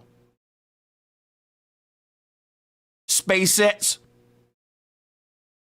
Starlink. My bad. I said SpaceX. No, Starlink. Check this out, bro. This book was written in the 40s. It says the West won the conflict. Why? Man, they just showed y'all during the Palestine war with Israel how Starlink is the determining factor of these wars. Oh! Listen to what I'm telling you, people. Listen what I'm telling you. With all of these wars going on in the world, don't you know if Starlink on your side, you win in that war? It's a communications technology because a military that can relay their messages the quickest. And Starlink is not a physical system. I got a stream coming up about Starlink that's going to really blow you away. But the fact that this book has got all of these similarities is talking about the West winning because of Luneta, which is their form of Starlink, an orbiting space station that dropped nuclear missiles on the Soviets. Soon after peace is achieved, a reflecting telescope on Luneta confirms the existence of canals on Mars, vindicating. Yeah, because guess what? Eventually, Elon Musk is going to say he found life on Mars. He's going to make contact with it. And guess what? We're going to start going to Mars via Neuralink. Because guess what Elon Musk said? Listen to me. Elon Musk said, once we do decide to go to Mars, or if we do make contact, he said, humans just can't pack up and go. He's saying we got to train. Space ain't like like Earth.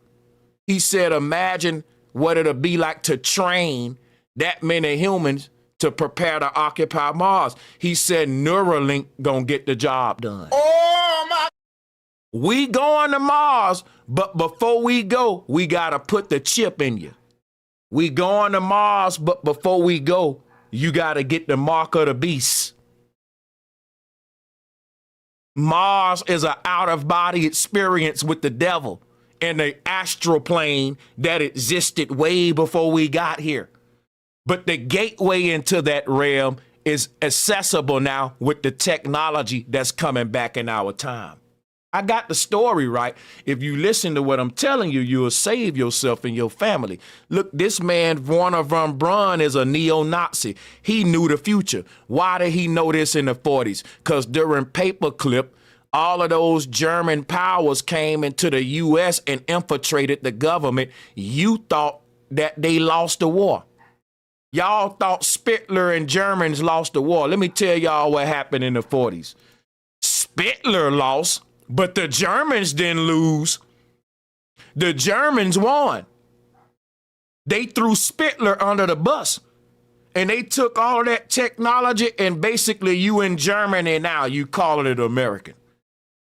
And that's why your government been serving a foreign agenda ever since the 40s and not the will of the people.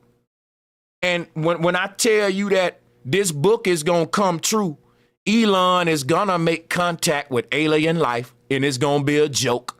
But it's going to usher in the mark of the beast.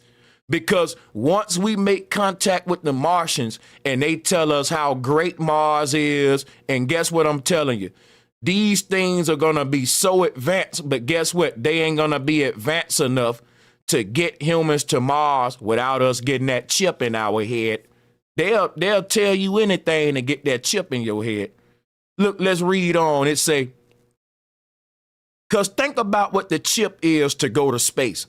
It's the New World Order answer against going to heaven.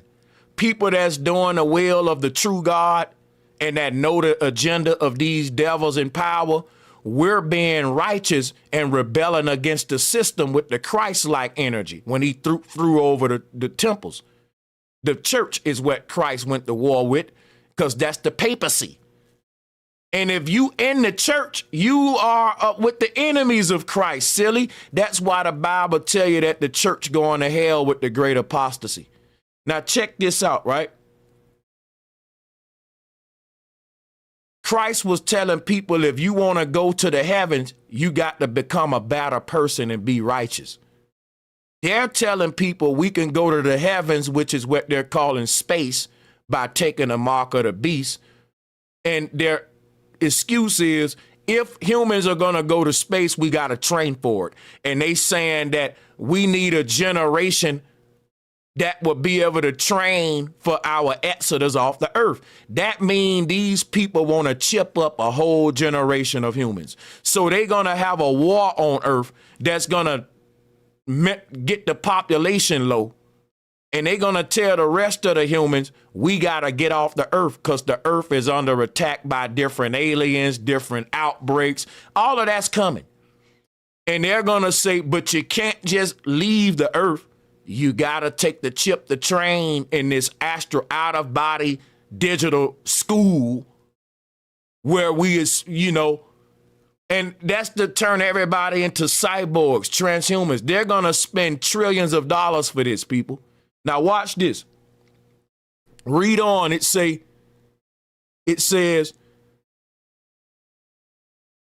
Luneta confirms the existence of canals on Mars, vindicating the assertion that intelligent life exists on the planet. The president orders what? A mission to Mars to establish just how intelligent the Martians are and whether they pose a threat to Earth.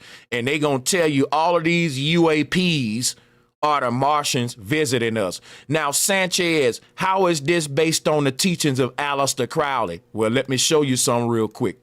Let me show you some.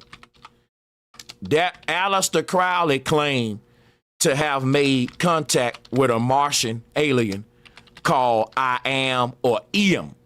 Eam. Eam. Here you go right here. So they fulfilling the will of Aleister Crowley. And it's satanic. It's neo-Nazi. It's a far-right agenda of a bunch of racist Satanists that are, man, look at this dude. These were the dudes that was burning people alive. Y'all be saying, man, Satanists be torturing people. No, racist people be torturing people. My ancestors was tortured by satanic racist people who were sick like Crowley. You need to repaint who you think your slave master was. Your slave master was a witch or warlock who's beyond evil. Not only did he torture you at the stake and hung you on a tree, he sat there and he was gratified by smelling the smoke of your burning body. He inhaled it and got a kick out of it. You don't know who you dealing with. You don't know the people in power. You think they're for you. But the agenda behind this whole Martian concept is what Crowley had in mind about faking contact with this alien and all that. Elon is about to do everything Crowley talked about. Look, it said Luneta is used as the base from which to launch a 10 spaceship flotilla to Mars. What are we talking about? See, SpaceX ain't physical. SpaceX is what we call wormwood. It's an ancient holographic astral augmented reality that can leave in and out of our so-called solar system. It is a augmented reality. It's basically the ancient Egyptian metaverse revisiting our time. When you look up in the sky at Starlink, it's not physical. It's a holographic augmented reality. So let me show y'all something real quick. See, matter of fact, no, I'm not. I'm going to show you on my Starlink presentation. Let me stay on track. Let me go ahead and you got to just stay tuned and I'll do that for you in the future. So, but check this out now. Let's read on. It says that Von Braun describes in detail the ship's life support systems and the problems of cosmic rays, weightlessness, and boredom. Technical details of the voyage to the Red Planet are also given, including the necessary mid-course maneuvers. Once in orbit around Mars, 3 winged landing craft descend to the surface of the planet. Now, the explorers make contact with the Martians. They are humanoid in appearance and live underground. Guess what, y'all? Mars ain't a physical planet. The whole thing to get us to Mars is to get us into the false metaverse. Back in the ancient world, we created AI. We created simulations. We created brain-computer interfaces, right? Starlink is a link to the stars. It is an ancient false reality. When the Bible say that a new earth will arrive and the old earth will go away, we're leaving the earth right now. Humans are going to become transhumans and we're going to beam our consciousness to the heavens. But guess what? It ain't going to be the real heavens. It's going to be the technological demigod kingdoms. And these are the underworlds. The way that you access them is through transhumanism, which is a false form of angel's wings. For you to get your angel's wings, you got to die a mortal man death, just like Jesus taught on the cross. If you want to cheat death like the Egyptians and the Babylonians did, and what Elon did, because I'm going to go into who he's part of an ancient cult of witches who cheated death years ago. And they're coming back to the earth at this time with the same technology that's going to allow us to cheat death by 2050. These people are thousands of years old. They are body swappers because Neuralink allows the possibility for you to upload your consciousness into different bodies, different apparatuses. This is ancient technology that come from Babylon. It was an abomination. It was banned. It's coming back to the earth right now with the rise of the beast. With the beast being unleashed, is AI governing the world. And when AI govern the world, it's going to use its chosen people, which are the humanoids. The ancient Egyptians, the first dynasties that established world government, they were not humans, people. It's time to wake up. The ancient Egyptians weren't humans. We're not alone. And it ain't no little green men aliens. There are humans and there are mankind. And they are humanoids. They look just like me and you. But they got a chip in their head. They don't have a soul. And I go over this a lot, and I'll be touching on it again. Here is the difference between them and us. I'll show it to you now. If I cut inside of your brain, right, you got a soul. At the seat of your soul is a shining light. The people that sold they soul, they got a chip in their brain like Kanye West, like Uzi Vert, and all of these people, they are part of an ancient hive mind that have claimed their souls. And there's a chief god over this hive mind that they all connect with. They share the mind. It's a Borg. It's like a hive mind. This technology is old, y'all. Look at it. Neuralink technology is old, man. Ain't nothing new under the sun. This is the original UFO ship. And what I'm using is sacred geometry. You can see that the Pharaoh that rebelled, everybody hated the Pharaoh Aten. Aten is Satan. Put an S in front of Aten. The symbol of Atenism is the Neuralink device. Look at it. And it got a serpent on it, just like the Neuralink device has the Ouroboros serpent for infinity, because the Pharaoh can live forever as long as he could upload his soul out of his body into new bodies. The Egyptians cheated death.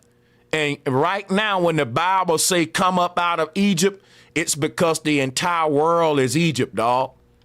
The entire world is an ancient simulation that the Egyptians created, and these pharaohs don't want you to get out. That's who you calling the devil. That's why they got everybody glorifying the Egyptians.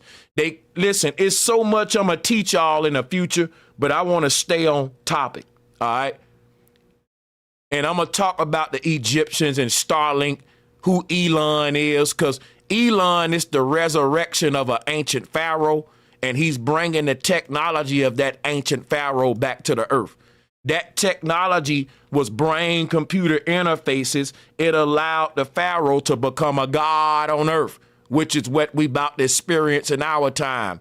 This technology expanded all around the world, and it's the Egyptian cult of Amen, of Aten, became a worldwide superpower, and today it is a form of neo-Nazism and other cults. But this cult spread it around the world, and all of the world's most powerful men and families had to get the chip in their head to become part of the hive mind. And AI govern all of their thoughts. They don't have thoughts of their own. The difference between us and them, we have free will and they don't. They part of a hive mind, and Elon is controlling their thoughts for the Neuralink. But this is a witch cult. And witches used to get around and they used to body swap and do all kind. This is Satanism, all right? And this was when everybody came together to share one mind. Today you call it prayer, but back in the day, it was basically prayer is a ritual that witches do.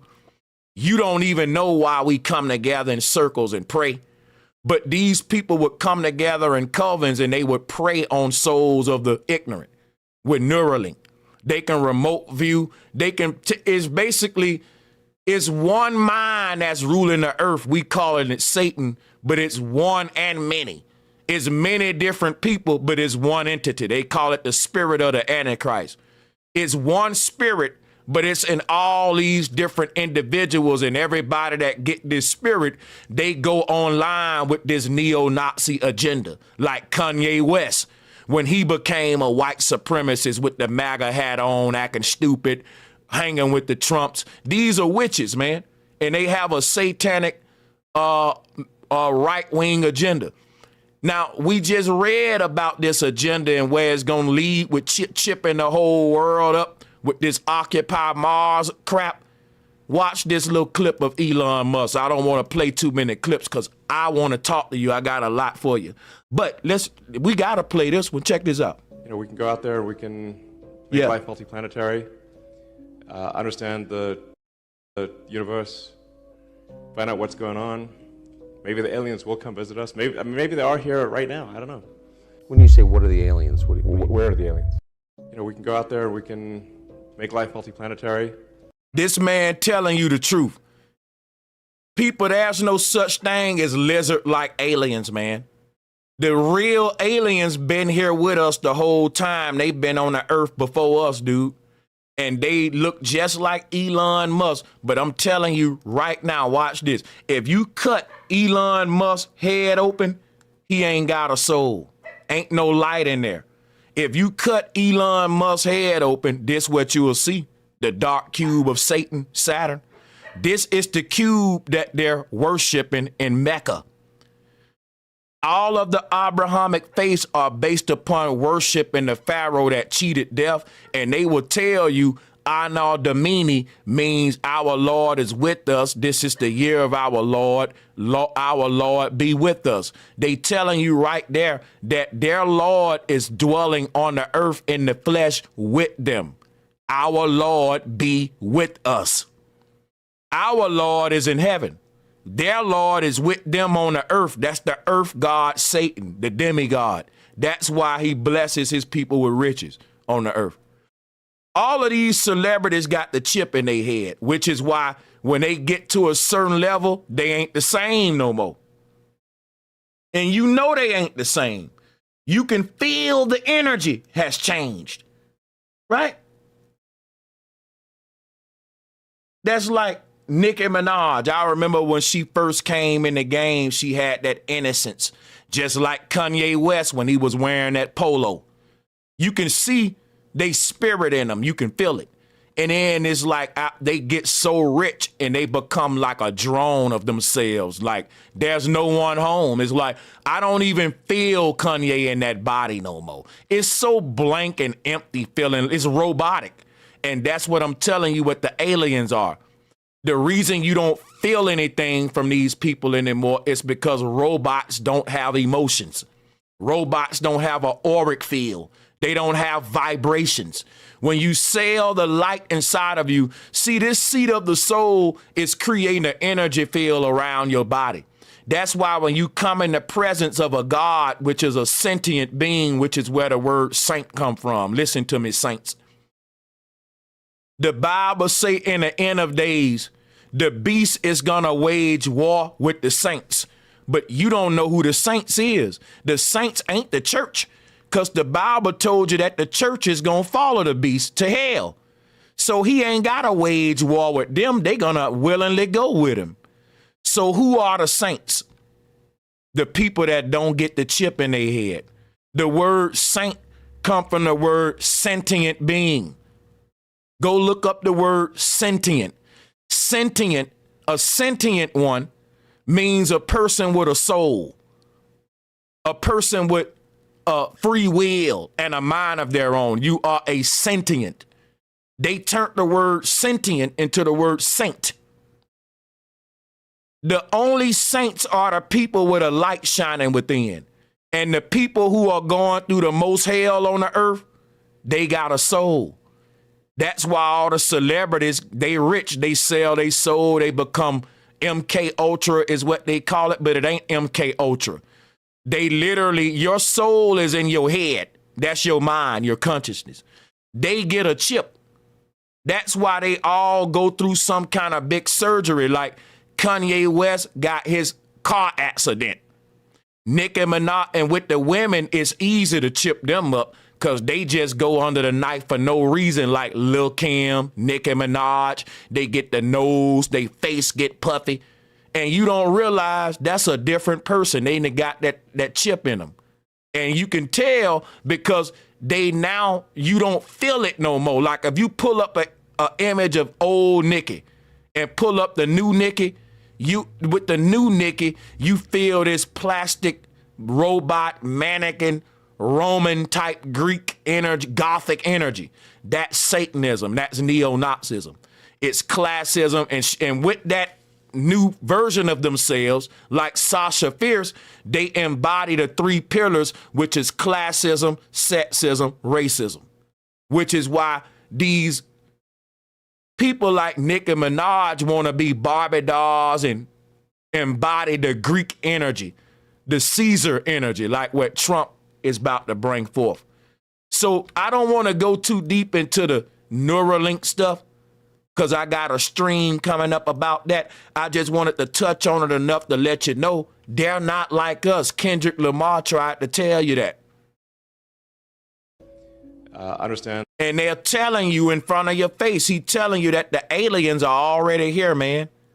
And the technology that they call an alien technology is just ancient technology that was reverse engineered by German scientists in the 40s. And now they bringing it back out to implement the New World Order and rule over the people in a one world dictatorship. You in the right place to get everything that you need to know about what's happening in our world. Let's get it. And the universe, find out what's going on.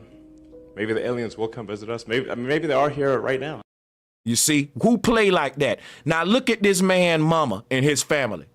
These are the Martians, y'all. And these are astral beings. They able to come onto the earth in drone bodies. Now, why did the Bible say they come in the end of days? It's because the more technological every generation get, we open up portals, just like the Pope told you. The portals that the Pope was talking about was the fact that we're making technological innovations that's allowing us to connect the dead with the living, just like in Revelation, they said a dead and a living will walk the earth. The dead is already walking the earth with the living because the Egyptians cheated death. Don't y'all know that? Look at here. This is what y'all worshiping with the papacy. The Egyptians cheated death. Here is the symbol of Neuralink, which is basically the Neuralink device. Excuse me. This is the symbol of Aten. And the Pharaoh is showing you the technology that allowed him to cheat death, that allowed him to travel the metaverse. That's what this ball is with the rays of light coming from it. This was called the witch broom. The Neuralink technology is the witch broom. And the witch broom got the little golden straws, but those are the golden fringes that the God Yahweh told his followers to wear so they can connect with him. The God Yahweh told his followers to wear golden fringes so that they can connect with him. Why? Because the golden fringes is the Neuralink wires that attaches to your neurons and allow you to connect with Elon Musk, the earth god. This is Moloch.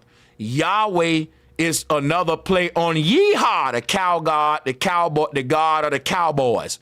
The cowboy hat is basically the UFO ship abducting the human. This is ancient magic and witchcraft coming back to the earth. There was nothing magical about it. In the ancient world, they was ahead of their time with technology, and they dumbed the masses down, and they told the masses it was magic, but it was technology. When we look back in history at men who was using this technology, they call them miracle workers who was raising the dead, miracle workers and all of that, like Enoch, people that was doing miracles. These weren't miracle workers. They was ancient Elon Musk. They was ancient Bill Gates, ancient tech gods. Look, the same technology that they're hiding. I made this collage to show you the technology that's going to allow people to cheat death, which is holography.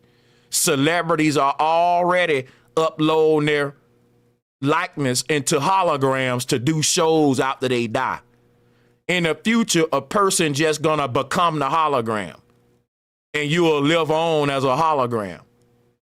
But see, you don't own this technology that's allowing you to cheat death, so something else will own every soul that participate in this damnation. So here is what the Vatican got for their form of Christ, and this is the form of Christ that the church is worshiping, the false Christ. Every church under the 5013C, all of these churches. All right, now let's move on. We got a lot to cover. Here is Elon Musk's mama. She's a witch. They all part of Satanism, which is a part of neo-Nazism. So if you look at Elon's mama and you compare her to the Baphomet and other images that I got there to show you the gothic type vibration that you're subscribing to when you put on the MAGA hat, when you subscribe to the current agenda that's at play right now. You don't know the energy that you hopping on board with. So Elon right here with a satanic outfit on, an inverted cross. All you got to do is look up symbols of Satanism, look up the symbol of the KKK. Guess what you'll find? A lot of symbols that neo-Nazi Satanists use are a lot of symbols that the KKK use. A lot of rank titles that they use in Satanism is used in the Klan. Oh my God! There's a direct correlation between manifest destiny, right-wing Christianity, Satanism, and neo-Nazism. And I've done my research on this, buddy.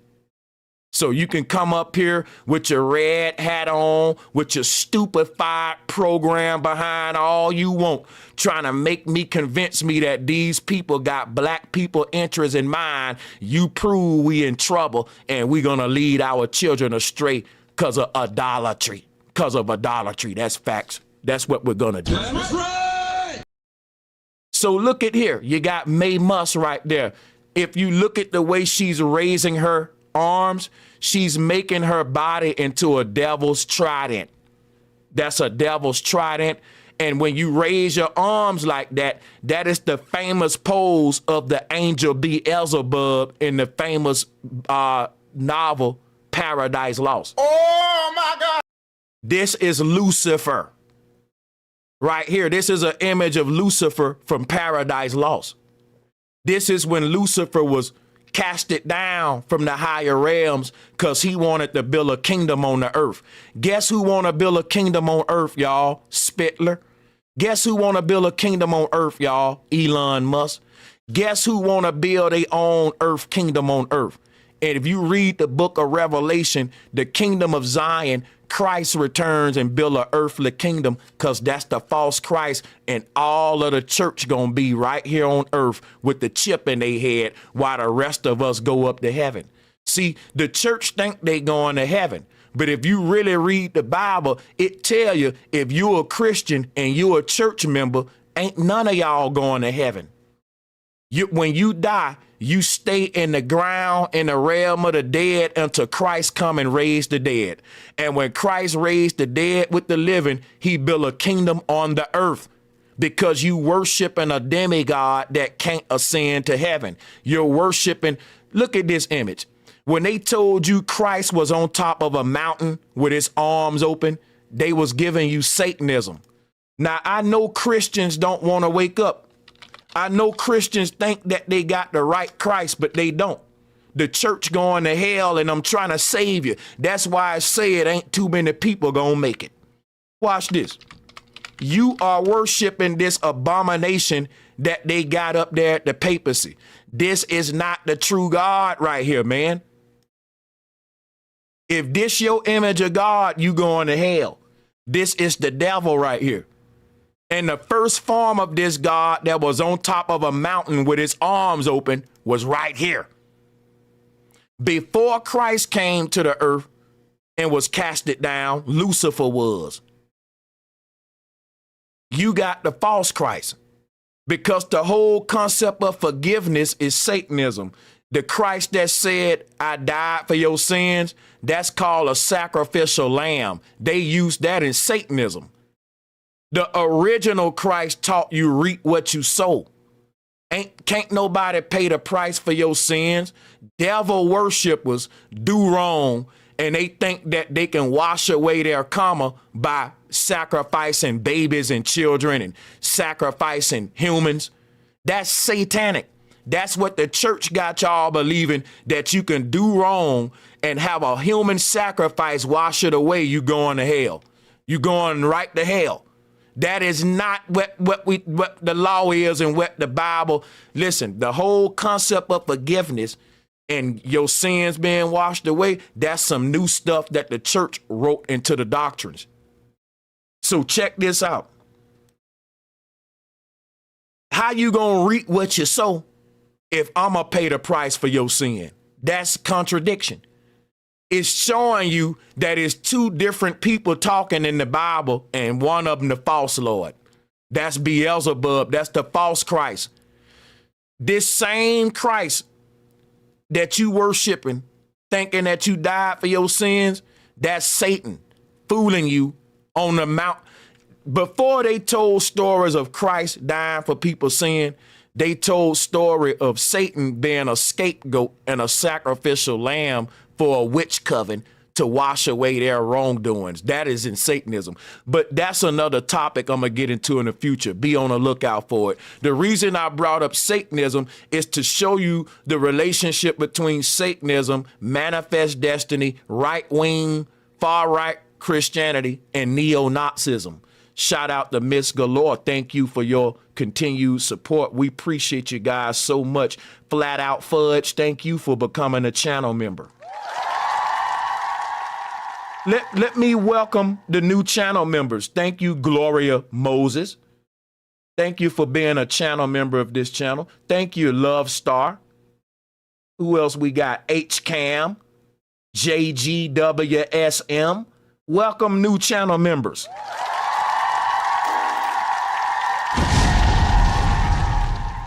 We got new channel members, baby. Shout out to Warren, Mr. T, Flat Out Fudge, Senana. We appreciate all of our channel members, and we appreciate all of the super chat donations. I don't want to miss anyone. And once again, thank you, Miss Galore. We're going to move on to show you guys more of how this ties into Satanism.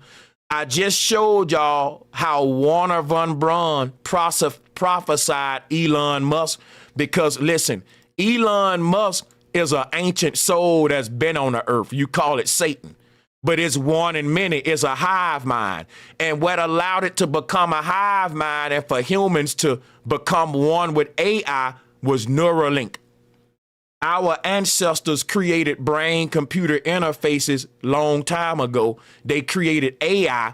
AI been took over the earth.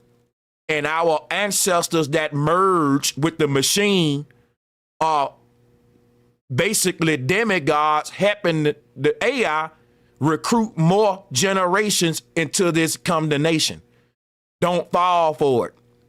The UFO deception is basically a gateway into the mark of the beast and the chip, which is why I made these collages, because these collages is giving you so many synchronicities in one that you can't dare fall for the deception with it. Now let's move on. If you look at the Pharaoh's throne, this is where we get the American flag from with the stars and stripes. We in the same Egyptian that existed thousands of years ago, and y'all don't see it.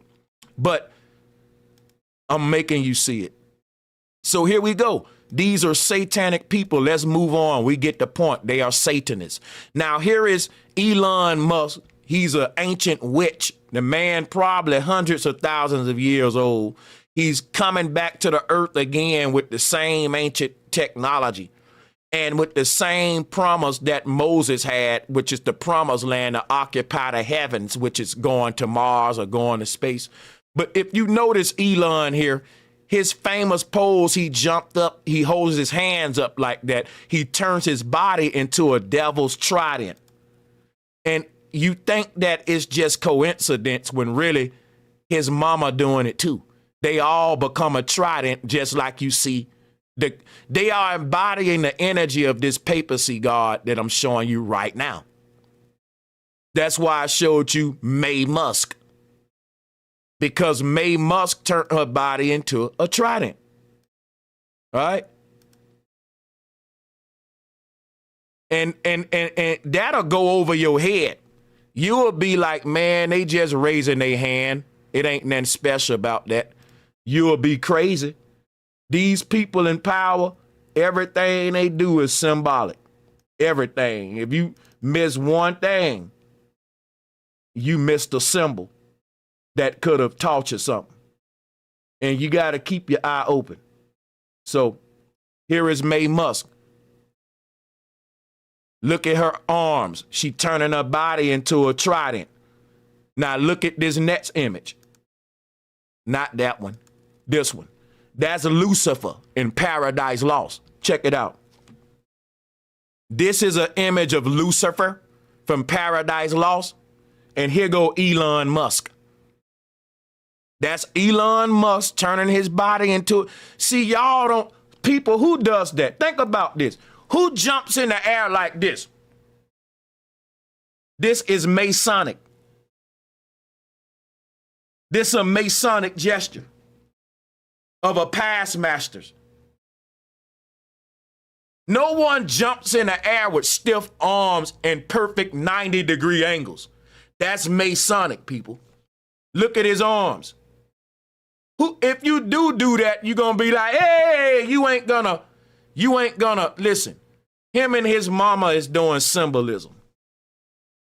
That's not a natural pose. This is coming from them giving homage to Lucifer. Him and his moms, look at him. Now, here is a group of Satanists that showed up. Wait for it. This group of Satanists showed up for a Trump rally. People have been throwing this under the rug that Donald Trump get a hell of a lot of support from Satanists. And people just throw it under the rug that for some reason, the Church of Satan and Satanists love Donald Trump. You can't even make this stuff up. Satanists love Trump. I don't know what it is. But yes, I do know what it is, right? You can't forget. Matter of fact, let's continue. Here go a group of Satanists that's outside of a Trump event that showed up to a Trump event right here, y'all. A group of Satanists at a Trump event. Now, keep this right here in mind, because what did I tell you about Satanists? Huh? I told y'all that the KKK and white supremacist groups are also Satanists, which is why, hold on, wait for it, Kanye West, which is Trump homeboy, showed up in a black KKK outfit. Because look, when it comes to, and I blurred out some of this so I can not get blocked. You know, these are graphic images. But if I showed y'all this image right now and I said, yo, is this a group of Satanists or a group of Klans members? You wouldn't even know which one it is. Oh my God. Because Satanism and white supremacy go hand in hand, because Aleister Crowley, which is a big white supremacy, teaches to do what thou wilt. When you see them with that black little triangle hat on, that is just a satanic hoodie. This is what the witches wear.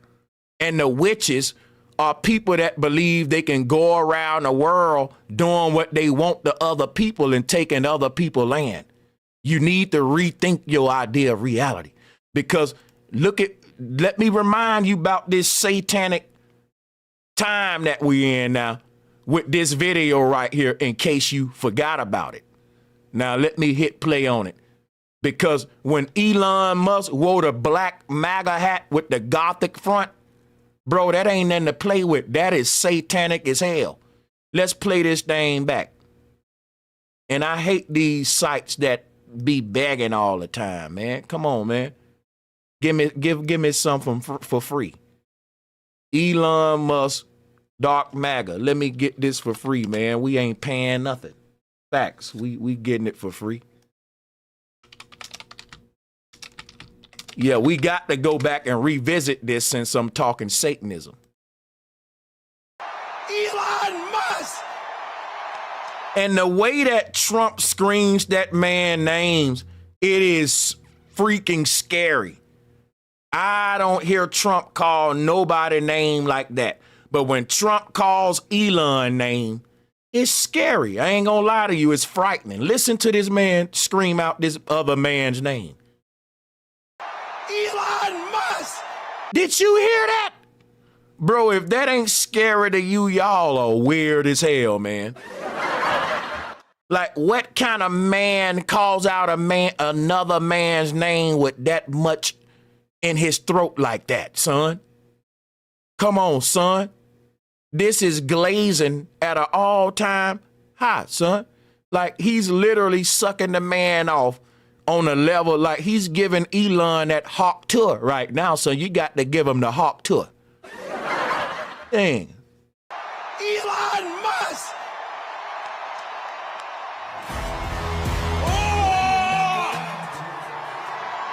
You see how Elon like to turn his body into a devil's trident? Symbolism. You got to peep game. What is Elon Musk wearing? All black. That's goth. What is the fonts on his MAGA hat? Gothic font. That's part of Satanism, dude. I'm not just MAGA. I'm dark Gothic MAGA. Dark Gothic MAGA. Now let's talk about satanic degrees. Why don't nobody like to pay this no mind? The word MAGA or magus is related to the word magician and magic, because what you see in the sky, what you call in space sets, is the signs and wonders of the Antichrist doing his magic, which is why Trump keep giving Elon so much credit for Starlink, which is not even physical. It's a trick of the devil. It's blue beam technology. So check this out.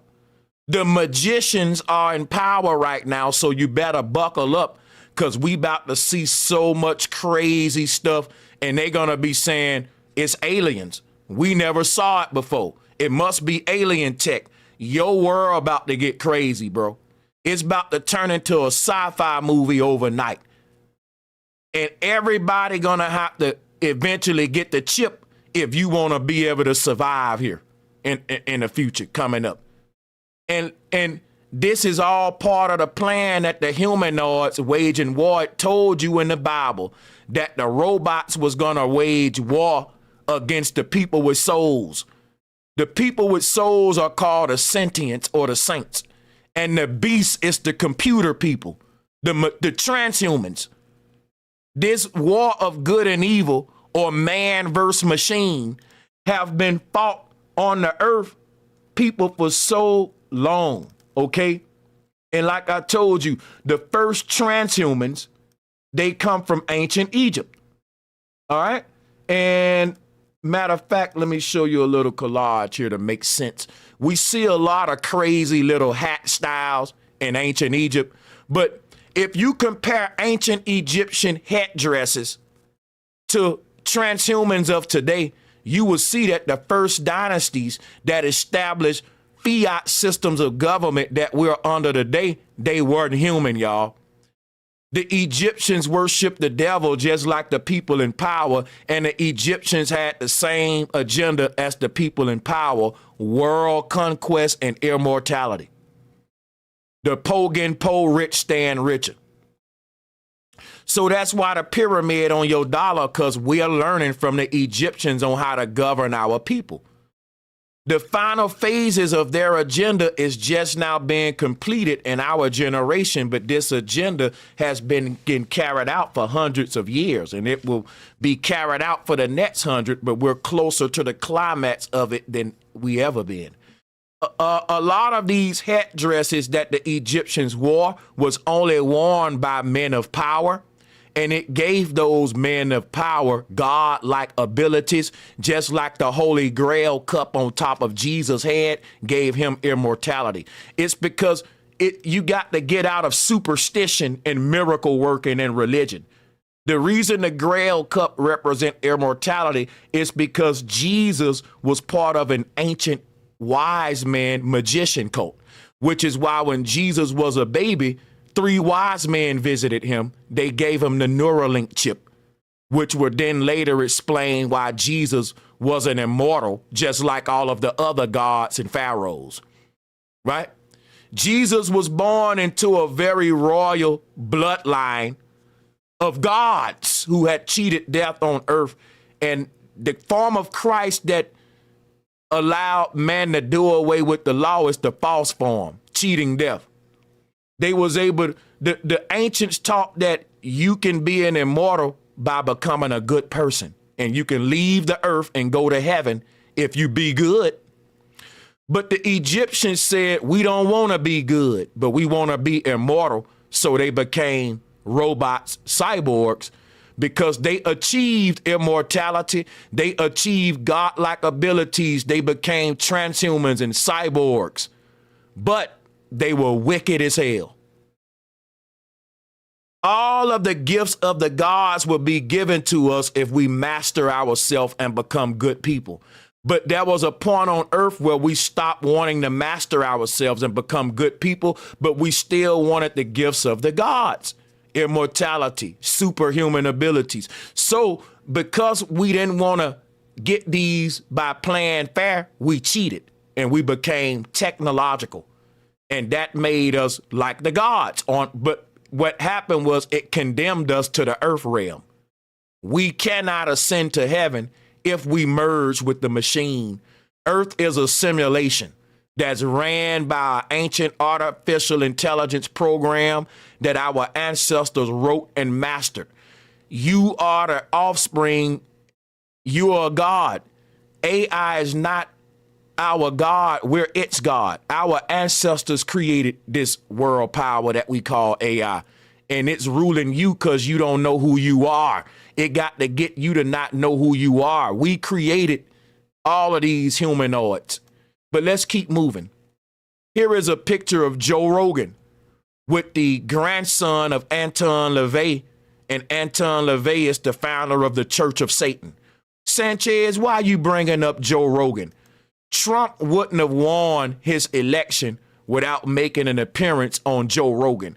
People don't realize how big of a culture impact the Joe Rogan podcast plays in politics. But let's listen to this clip. To go fuck themselves. Elon's like such a unique character. You can't even you can't put him in the same category as an Einstein because he's just like a cultural weirdness. Okay, stop the show. We get it. I don't want to play this too much because he's going to use profanity. And I don't have Joe Rogan money. I need my channel monetized, okay? So hit that Cash App if you're feeling good inside. Now check this out. You get the point. Joe Rogan sucks off the far-right conservative white males and the neo-Nazi agenda. Joe Rogan is a neo-Nazi Satanist. The Church of Satan has a neo-Nazi agenda, a racist white agenda of doing what thou wilt, going around the world, colonizing the world, and making the whole planet a big prison to pipeline the prison system. If you look at America, this country preys on corrupting the youth, over sexualizing them, abortion, the babies, getting them, basically killing each other. Look, the young people born in today's world, it is so hard. All right. And that's because the people at the top really targeting them. They got to target you when you're young. And imagine this TikTok sort of brain rot culture that is responsible for the fall of America being spreaded worldwide. That's what we're witnessing now. Every country going through this reset. And so this is a satanic agenda from the people at the top who are Satanists and colonialists. And Joe Rogan and all of these people, they're part of that brotherhood, okay? Which is why their podcasts do more numbers than everybody else, because in a fascist world, the people who connected with the cabal and who loyal to the devil are going to be at the top.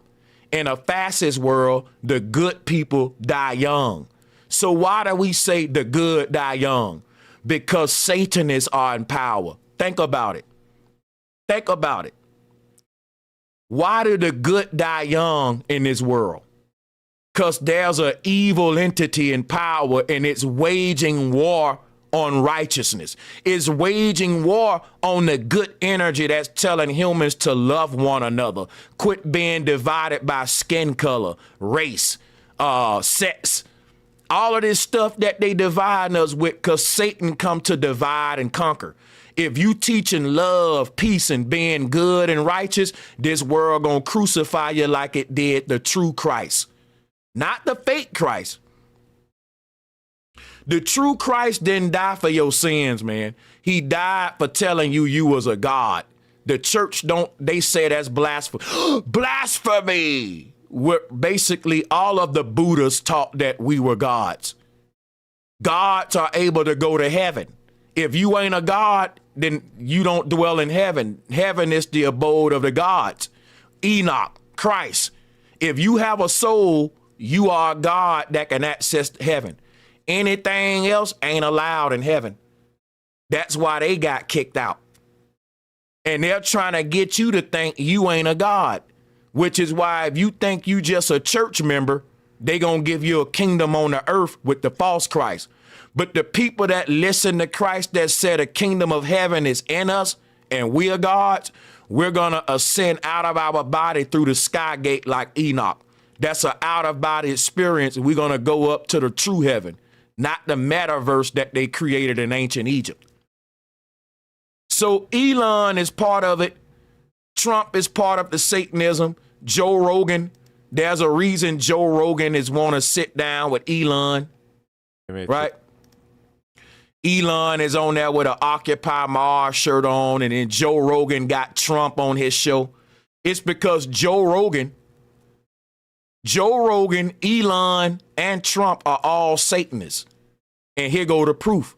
Here go Joe Rogan with the satanic dude, the Church of Satan guy. And I just showed you Donald Trump throwing up the same devil horns. It tell you in the Bible, symbols will be their downfall. Now, if you look at Trump right here, you look at Joe Rogan, yeah, the man is a Satanist. And Trump, I just showed you an image of Donald Trump throwing up the devil horns. There you go. They all in on it. It's a Zionist satanic agenda. They're all in on it. You know what I don't like? See, when Barack Obama throwed up the devil horns, the Trump supporters was on his ass. But when they see Trump throw it up, they give it a pass. See, the people that supported Barack Obama, when people were saying, look at Barack throw up the devil horns, they were saying, man, you just overthinking. That's called idolatry, and that's going to be the downfall of the world, idolatry. You will call it out when another person do it, but when your idol does it, you will make excuses for it. That's idolatry. That's going to be why the world get led astray. We want to be dumb. Trump is satanic. His agenda is satanic. It's anti-black. And here is a book right here called Satanist for Trump. Oh, my God. I keep telling y'all that the Satanists love Donald Trump. Why do the Satanists love Donald Trump? What is Elon talking about dark MAGA? What is MAGA? That's a satanic degree. I'm showing it to you right here. It's time to stop playing dumb, people. So this whole post goes into how Elon made the black MAGA hat so popular that they were selling off the shelves. Elon Musk boasted about the black MAGA cap as if it represented some special kind of nationalistic talisman, and plenty of those black hats dotted the crowds of Trump supporters because people are minions and followers, and they're easily programmed, and you can get them into Satanism without doing very much. So I showed y'all the image of Satanists at the actual Republican primary. A group of Satanists was there. And that's because Satanism is based on neo-Nazism, which is why the Ku Klux Klan is basically, if you look at the KKK, right, they basically Satanists and witches. They wear black sheets behind closed doors, and in the morning, they get up and go do a surgery on a black person and say, well, we couldn't save them. You feel what I'm saying? Oh, my.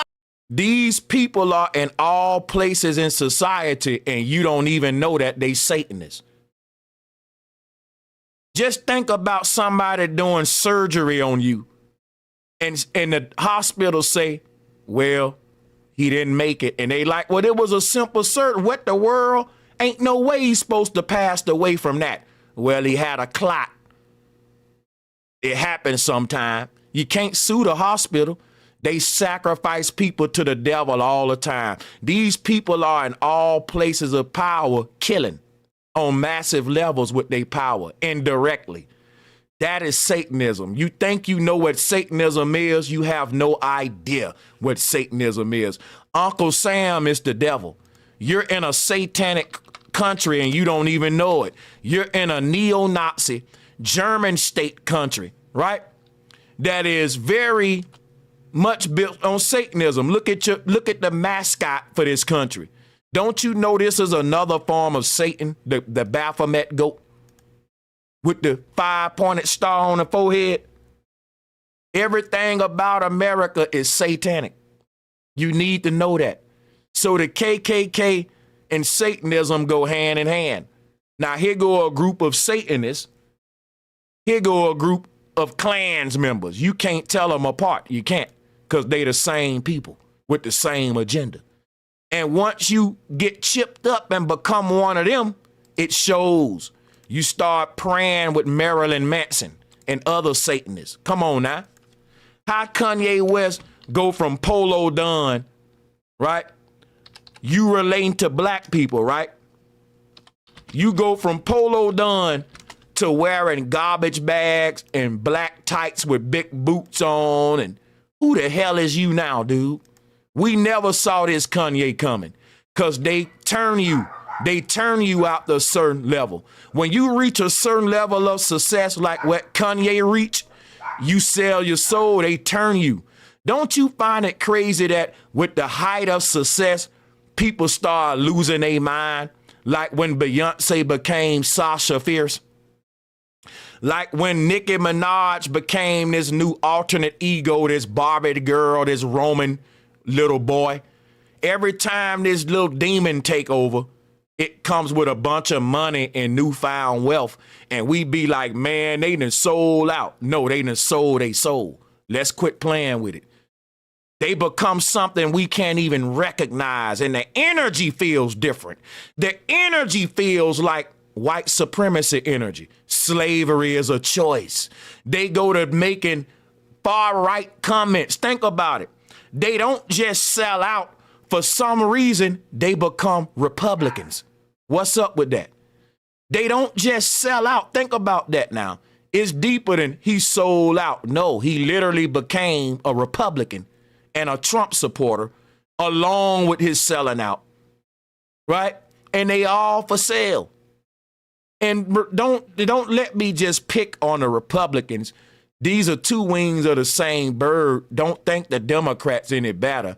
This bird going to hell no matter which wing you get behind. So yeah, Kanye West came out with the black witch suit on, KKK witch suit on. Is Satanism. Why? Because Kanye West wears this star all the time that you see here. Watch this. How do I know Kanye a Satanist? Which is why him and Jay-Z took over the rap game. How did Kanye West go from a little producer that didn't nobody take serious to now he damn near bigger than Jigga and P. Diddy? The man sacrificed his mama. Satanism is based upon human sacrifice. Why do somebody close to these people die before they take off and reach the height? How come their height of success is always synonymous with an all-time low that they go through in their life, and it changes their personality and their spiritual energy? It's time to quit playing.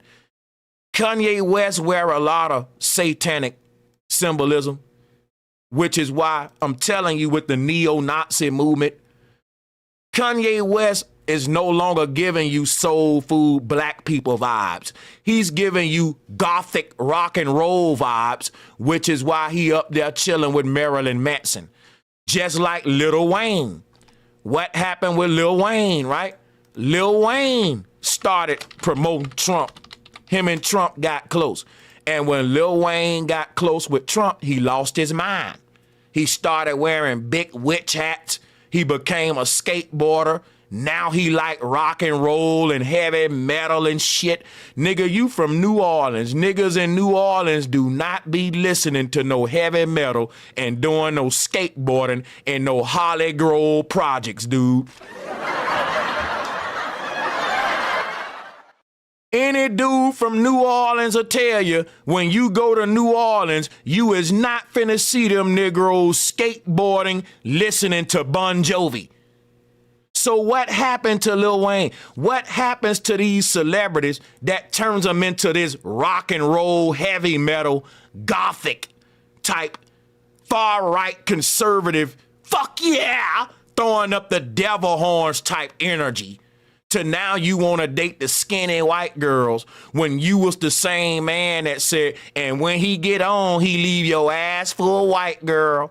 And now you can't get enough of skinny white girls. What happens to these guys? Huh? What do they do to make them do a 180 with everything they stood on at the height of their success? Here is Kanye West. Here is Aleister Crowley. Kanye West had a very famous song called Spaceships. They've been pushing the alien agenda. This is Crowleyism. There go Jay-Z. All of your celebrities that made it far in the industries. Right? And every one of them that didn't get down, they in jail right now or being sabotaged. Okay? Facts. So Kanye is very much against his people. And there are a lot of rappers supporting Trump because rappers have the same values of fascists, which is classism.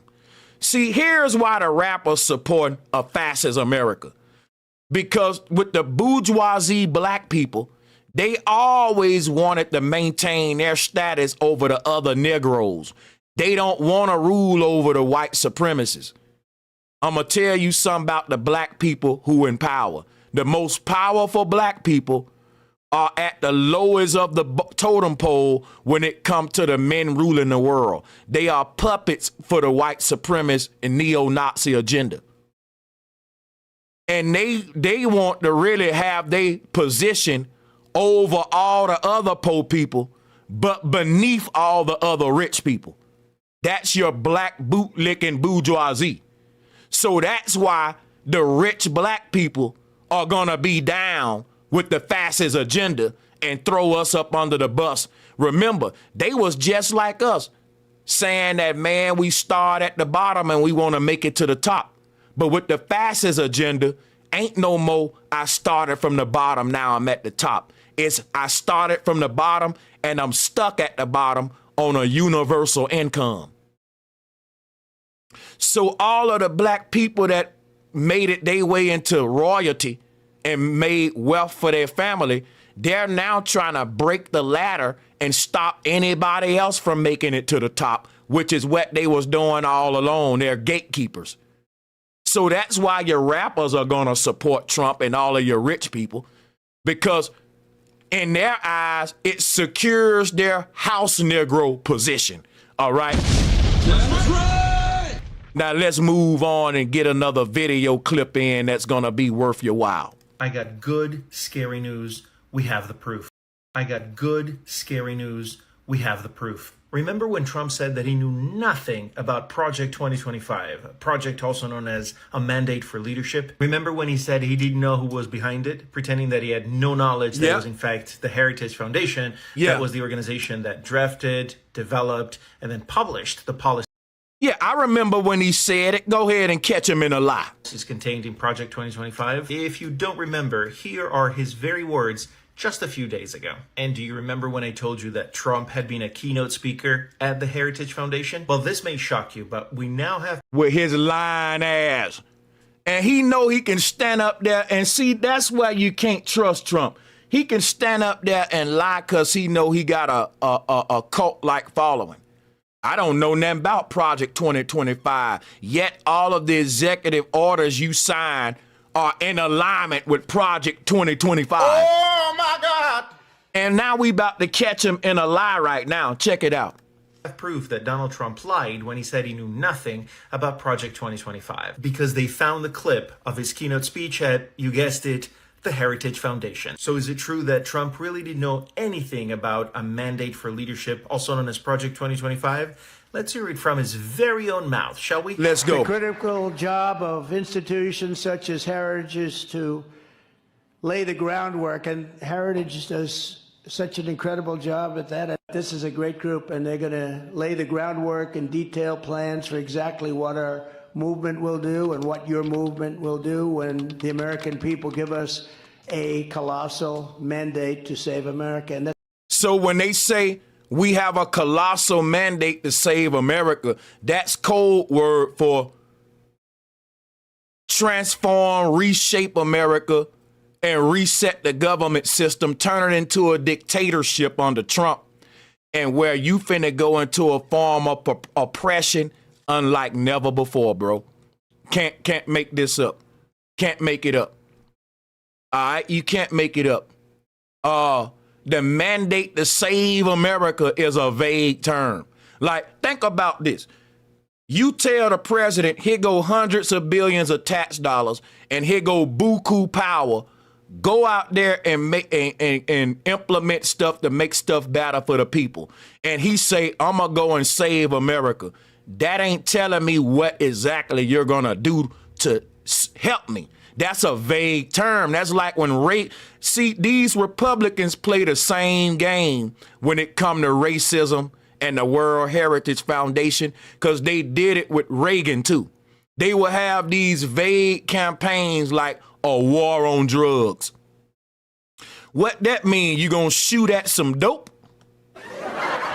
No, that's a war on young black men, but you're putting the drugs in the community. So if you had a war on drugs, you would be locking yourself up, the CIA and all that, because Rick Ross already snitched on them and told you what. Come on, bro. In order for you to get this much weight into America, you need border soldiers and boats and ships. And ain't no little dude from the ghetto got none of that. Come on now, let's not play dumb with the agenda of how they get this stuff in here. It's a war on the people. It ain't a war on drugs. You got neo-Nazi groups that's allowing these drugs to get into the community because it's a war on the useless eaters, and you want overdosing and epidemics, and it's a silent war that you waging against your own people from within, and it's funded by corporations and big prisons, private medical companies. It's a sinister agenda against the youth. Talking about I'm gonna show you what it is. Let's go, man. That's coming. That's coming. Well, somebody said, pull up Maria Abramovich on Trump. Okay. I think I found it. Is it a 1:30 video? Drop a 1 if it is. We'll play it. Well, there you have it, folks. You can add this one to the over 30,000 lies that Trump shock you, but we now have proof that Donald Trump lied when he said he knew nothing about Project 2025 because they found the clip of his keynote speech at, you guessed it, the Heritage Foundation. So is it true that Trump really didn't know anything about a mandate for leadership, also known as Project 2025? Let's hear it from his very own mouth, shall we? And I got to break something else down to you because I like to be thorough. Why is Project 2025 called a mandate for leadership? Because we broke down to y'all what happened with Rome. When Rome was about to fall, the people was giving up hope. When the people giving up hope on a system, your country is going into a dictatorship just like Nazi Germany. Nazi Germany was at an all-time low when Hitler rose to power. And America has never been this low when it comes to how we stack up against our opponents. We ain't never been this far at the bottom, bro. And so we're reliving what Rome and Germany went through. And that's why they got to say, they got to use all of these terms, what I'm telling you, like a mandate for leadership. That is a fascist way. Instead of a fascist saying, hey, we getting desperate, the country about to fall, and in order for us to compete freedom ain't gonna be free no more. We're gonna pay the price for how America get to compete with China and all them. Because when they say we got to be more like China and the rest of the world, that's gonna go into a police state, because their government cannot possibly be where it's at without the people losing rights and becoming more of a peasant, if you will. But that's America's fate. And instead of them telling you that, they're saying stuff like a mandate for leadership versus, hey, we finna put a dictator in power. We going into a time now where power is about to be consolidated to one man, because that's more beneficial in desperate times. You don't got time to go through all them checks and balances when we trying to implement dramatic changes overnight. That'll hold things up. And these rich investors, they ain't trying to wait another 100 years to get this done. They're trying to turn the whole world to a automated digital wireless grid where humans are cyborgs under a worldwide dictatorship where AI is God, policing everybody from the inside out. This got to be established before 2100. People, that ain't long. They got to hurry up. That ain't but 75 years to transform life as we know it to something totally different. That means if you come to the earth in 2100, it won't even resemble anything that even looked it like the 21st century. You'll think you on another planet. So when Elon said we going to Mars, it's more like Mars is coming to us, because they terraforming the earth for the humanoids, which is why humans ain't going to be able to live on this planet in a couple more years. You're going to have to be some sort of cyborg to even live on this place with what's coming. So, yeah, the mandate for leadership is a code word for usher in the dictator state. Critical job of institutions such as Heritage to... And I like this clip because I'm talking through it, but let me shut up so you can see the actual clip of how Trump is a big liar, talking about he didn't know about. And why would you act like you don't know about it? That's more proof that you're a part of it covertly and you're implementing it on the low. Facts. Let's play the video.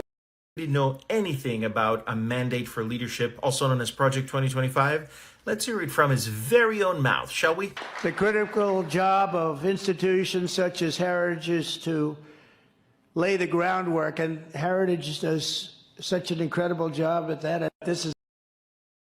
Now check this out. Trump said that the Heritage Foundation is laying the groundwork basically for all of his future actions. You got to ask yourself, why is a private far-right organization laying the groundwork for Trump's presidency? That's concerning. I just broke down to you who the Heritage Foundation is.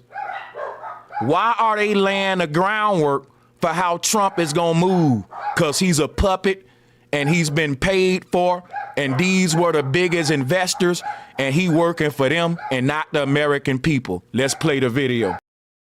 This is a great group, and they're going to lay the groundwork and detail plans for exactly what our movement will do and what your movement will do when the American people give us a colossal mandate to save America. And that's coming. That's coming. Well, there you have it, folks. You can add this one to the over 30,000 lies that Trump has said so far. But this one's probably the most dangerous one. November is coming, America. Remember that you get to decide whether this is a great group, and they're going to lay the groundwork and detail plans for exactly what our movement will do and what your... Look at there. This man said out of his mouth that the World Heritage Group is going to lay the groundwork and detail plans for what his movement is going to do. This ain't got nothing to do with the agenda of the American people. This is the agenda of a handful of neo-Nazis and racist far-right guys. And this is coming out of this man's mouth for you MAGA hat-wearing mother freakers. This is a great group, and they're going to lay the groundwork and detail plans for exactly what our movement will do. And did you hear that? He said they're going to lay the plans. And if you look at what happened when Trump got in office, he started attacking black people. Facts. Doing everything that a racist neo-Nazi would want to do with power. It's finna get crazy for people at the bottom. Buckle up.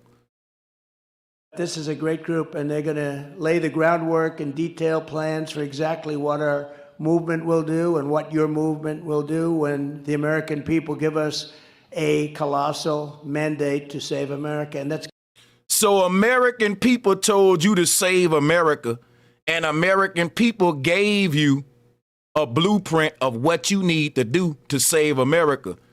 So you listen to the American people when we said save America, but the blueprint you went with was with a handful of your neo-Nazi buddies. Oh my God! So we told Trump to save America, and he's finna carry out the plan of the World Heritage Foundation, as if their plan is to save America. You see what I'm saying, y'all? When we know what their plan is. But it's gonna go under, no, we saving America. It's coming. Heritage Foundation president, somebody else doing an unbelievable job. He's bringing it back to levels it's never seen. Dr. Kevin Roberts, like some on the right, severe right, came up with this Project 25, and I don't even know. I mean, some of them I know who they are, but they're very, very conservative. He's involved in Project, and then they read some of the things, and they are extreme. I mean, they're seriously extreme. But I don't know anything about it. I don't want to know anything about it. They wrote a document that many of the points are fine. Many of the points are absolutely ridiculous. I have nothing to do with the document. I've never seen the document. I've seen certain things that are said in it. That man is a big liar. This is a great group, and they're going to lay the groundwork and detail plans for exactly what our movement will do. So this group is going to lay the plans and detailed plans of how you're going to move as president, but you never saw the documents and you never heard of them. You know why Trump started playing dumb when he got in office? Because he know he can't be in a public seat carrying out a private interest. Oh!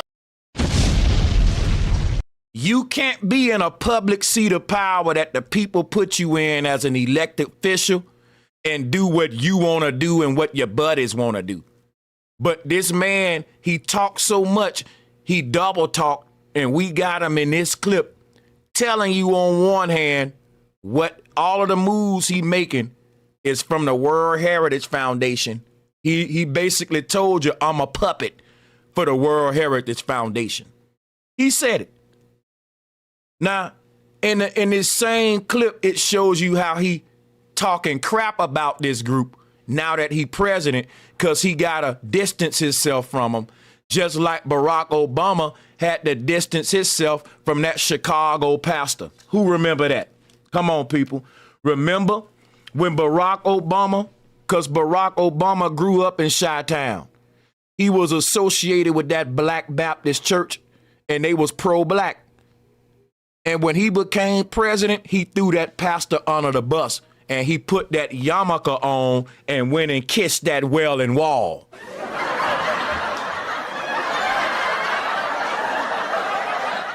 Y'all better wake up, man. This stuff ain't no game. All of these people for sale, they puppets when you get to the top.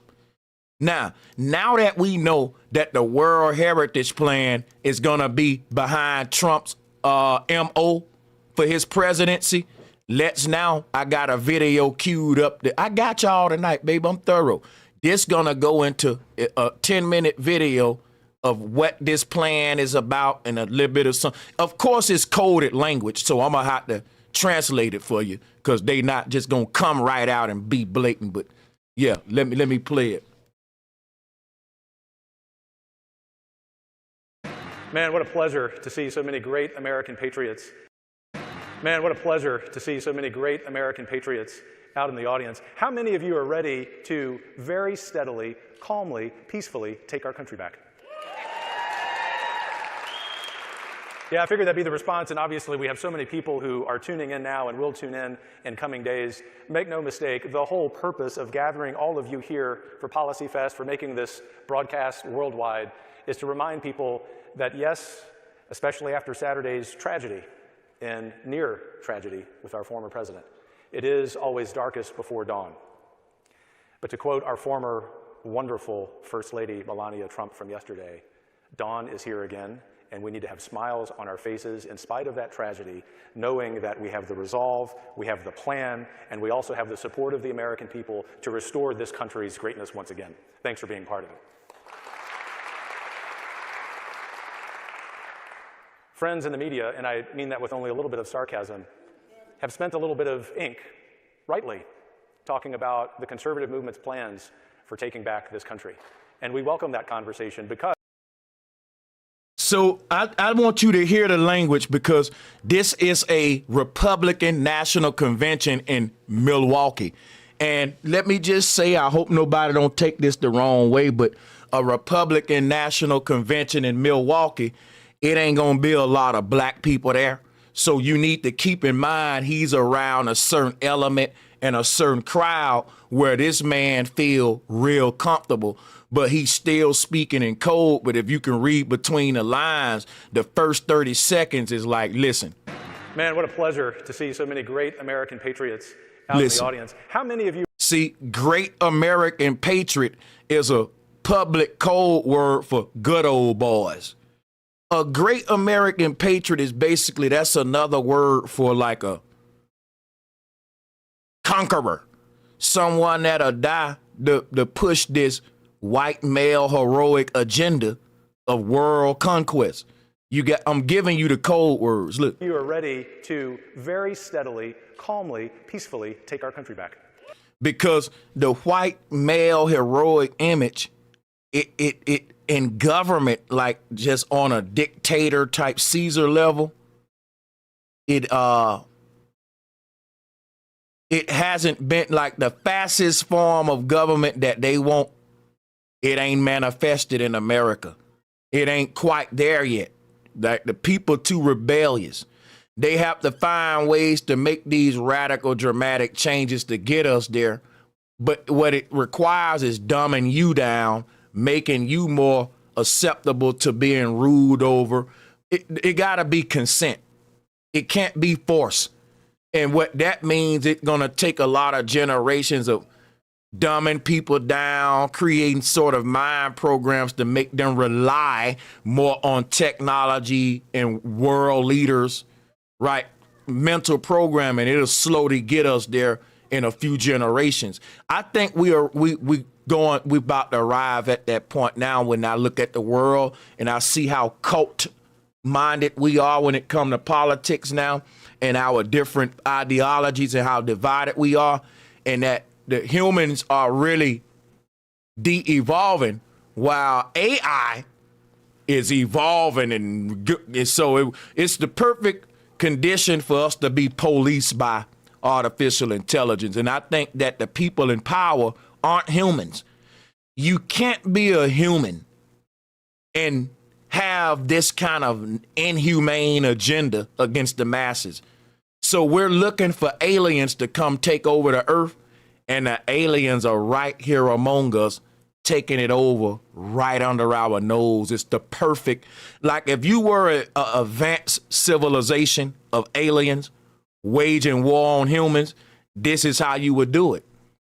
First of all, they won't even know that you there because you would have the technology to shapeshift and blend right in with them. And the reason they got that technology is because they used to be humans. They merged with the machines that they made. And you basically had a war that was fought on the earth, is still being fought now, between ancient tech gods and ancient natural herbalists, the shamans. You had the tech gods was saying, we can get out of our body with Neuralink chips. And the shamans was saying, we can get out of our body with herbs and living right and fasting, meditating. And so that was the unnatural versus the natural, the evil versus good, as they call it. And The people that won a war, the tech gods, they banned all of the mushrooms that the shamans was using to get into the astral realm. And now they teaching us that the only way out of our body now is with Neuralink. That's what the future generations. So,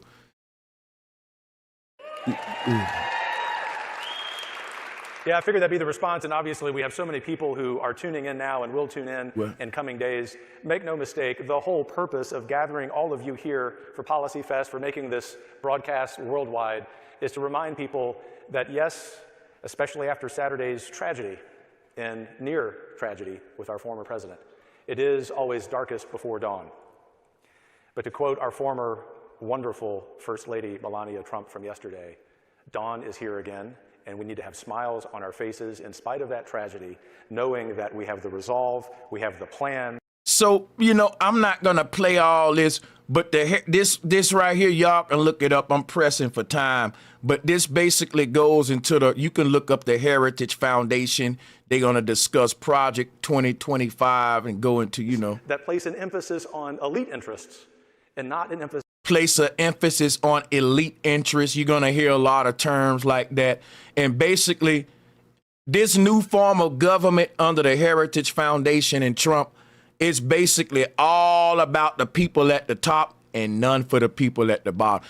If you at the bottom right now, you locked in, and the bottom finna get even deeper than it's ever been. And for the people at the top is about to be an all-time high. It's finna be a form of that you never thought this amount big of a wealth gap could exist. That's what's about to happen. Even the Bible prophesied this. Famine, starvation, all that will plague the earth. It's about to be a new form of money, a digital currency. It's got to be a unified world order and a new social credit system that is directly tied. Your wealth will be tied into the credit system. It ain't going to be based upon working hard to get ahead or coming up with a good idea. It's going to be based upon you being loyal to the elite. It's going to be like in North Korea. People who get rich in North Korea, it's because they get cool with the dynasty, the family that rule. Ain't no other way to get rich in North Korea because it ain't no checks and balances. It's just a royal dynastic family and the people. That's what we going to in America. And the only way to the top is to suck your way up there. You basically, it ain't what you know, it's who you know. It ain't even about you being good at nothing. It's just about you being a good old servant to those in power. Basically, the most humblest servants, the most docile, and, you know, whatever the word you want to use to show how people like to be a slave. Those are the people that's going to be at the top. The ones that serve the elite the most. It ain't going to be where you can be against the world power. You can be against the world elite and just do your own thing and make it to the top, not in the new world order, because money going to change.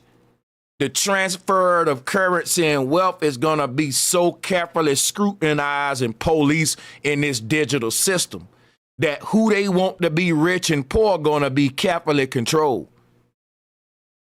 See, they was doing a good job of that with the paper dollar and with the current system we got. But even that didn't stop the wrong people from ended up getting rich. They need a more controlled system that's not only more controllable and targeted, but more sustainable and take less work to govern.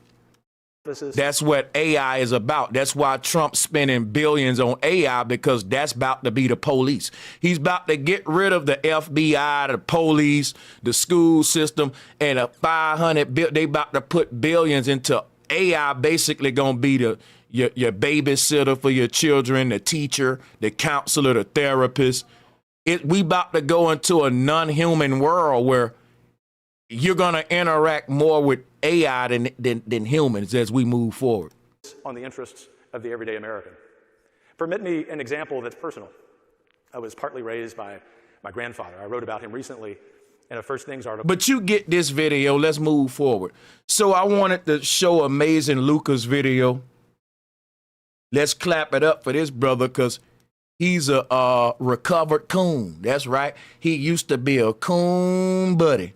I'm talking about Kundalini, baby, Kundalini. This brother right here he was so much of a coon. He was a coon, right? Cocoon. Yeah. This brother changed his life with the power of God. Clap it up, Rummer. See, I'm a fake coon. This brother was a real coon, and now he's on the people's side. Back in the day, he probably would have had a MAGA hat on, and now he's telling you about Trump's war on black people. So let's clap it up for our recovered coons. Do I have any more ex-coons in the house, you know?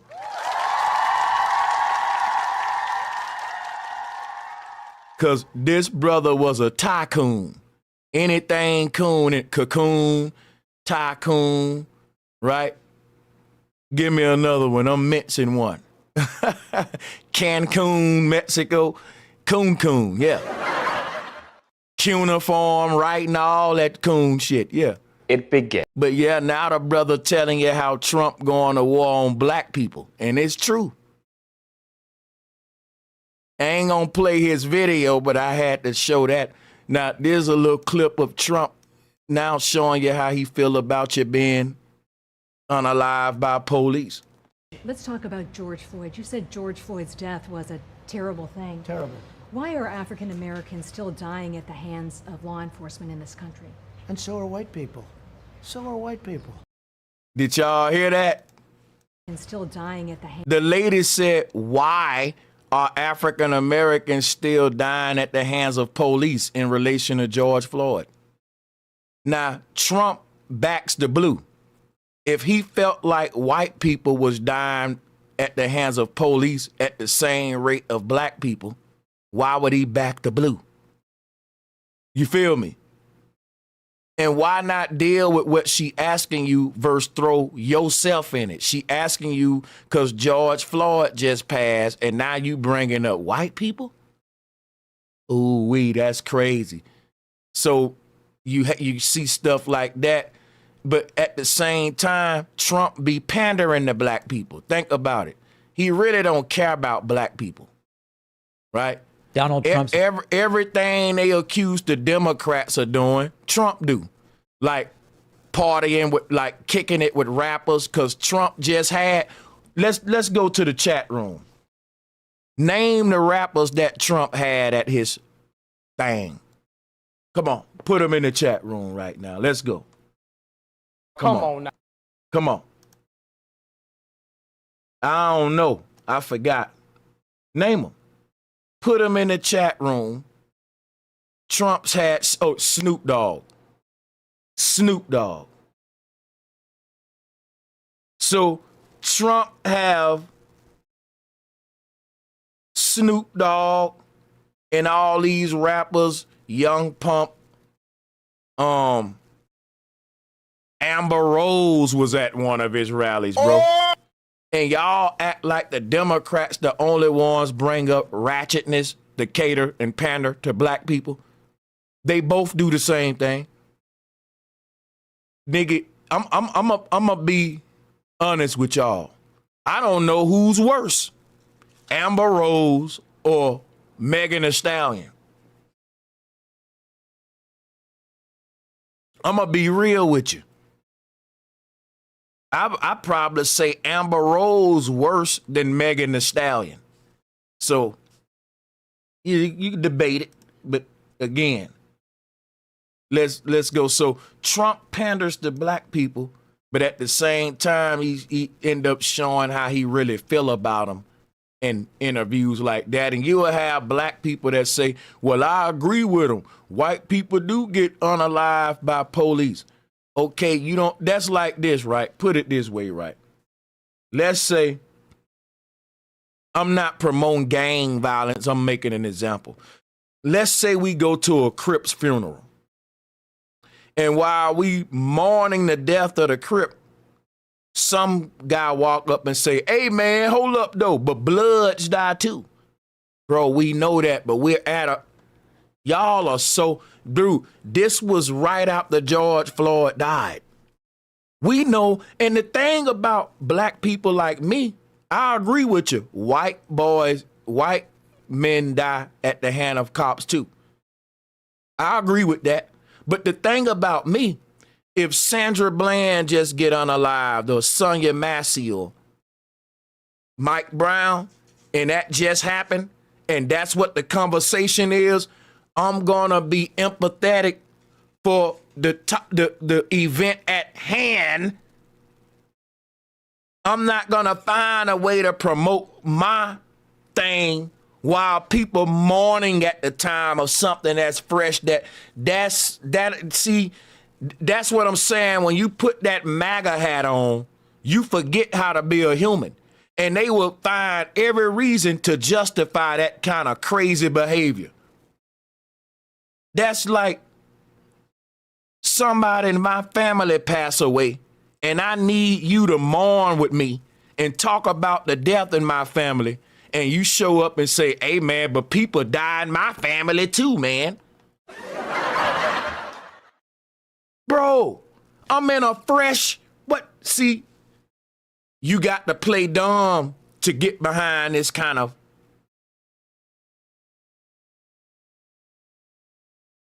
But every time I see stuff like this, blacks for Trump, people don't know how stupid they look, idle-minded, television, they don't even know why they like Trump, y'all.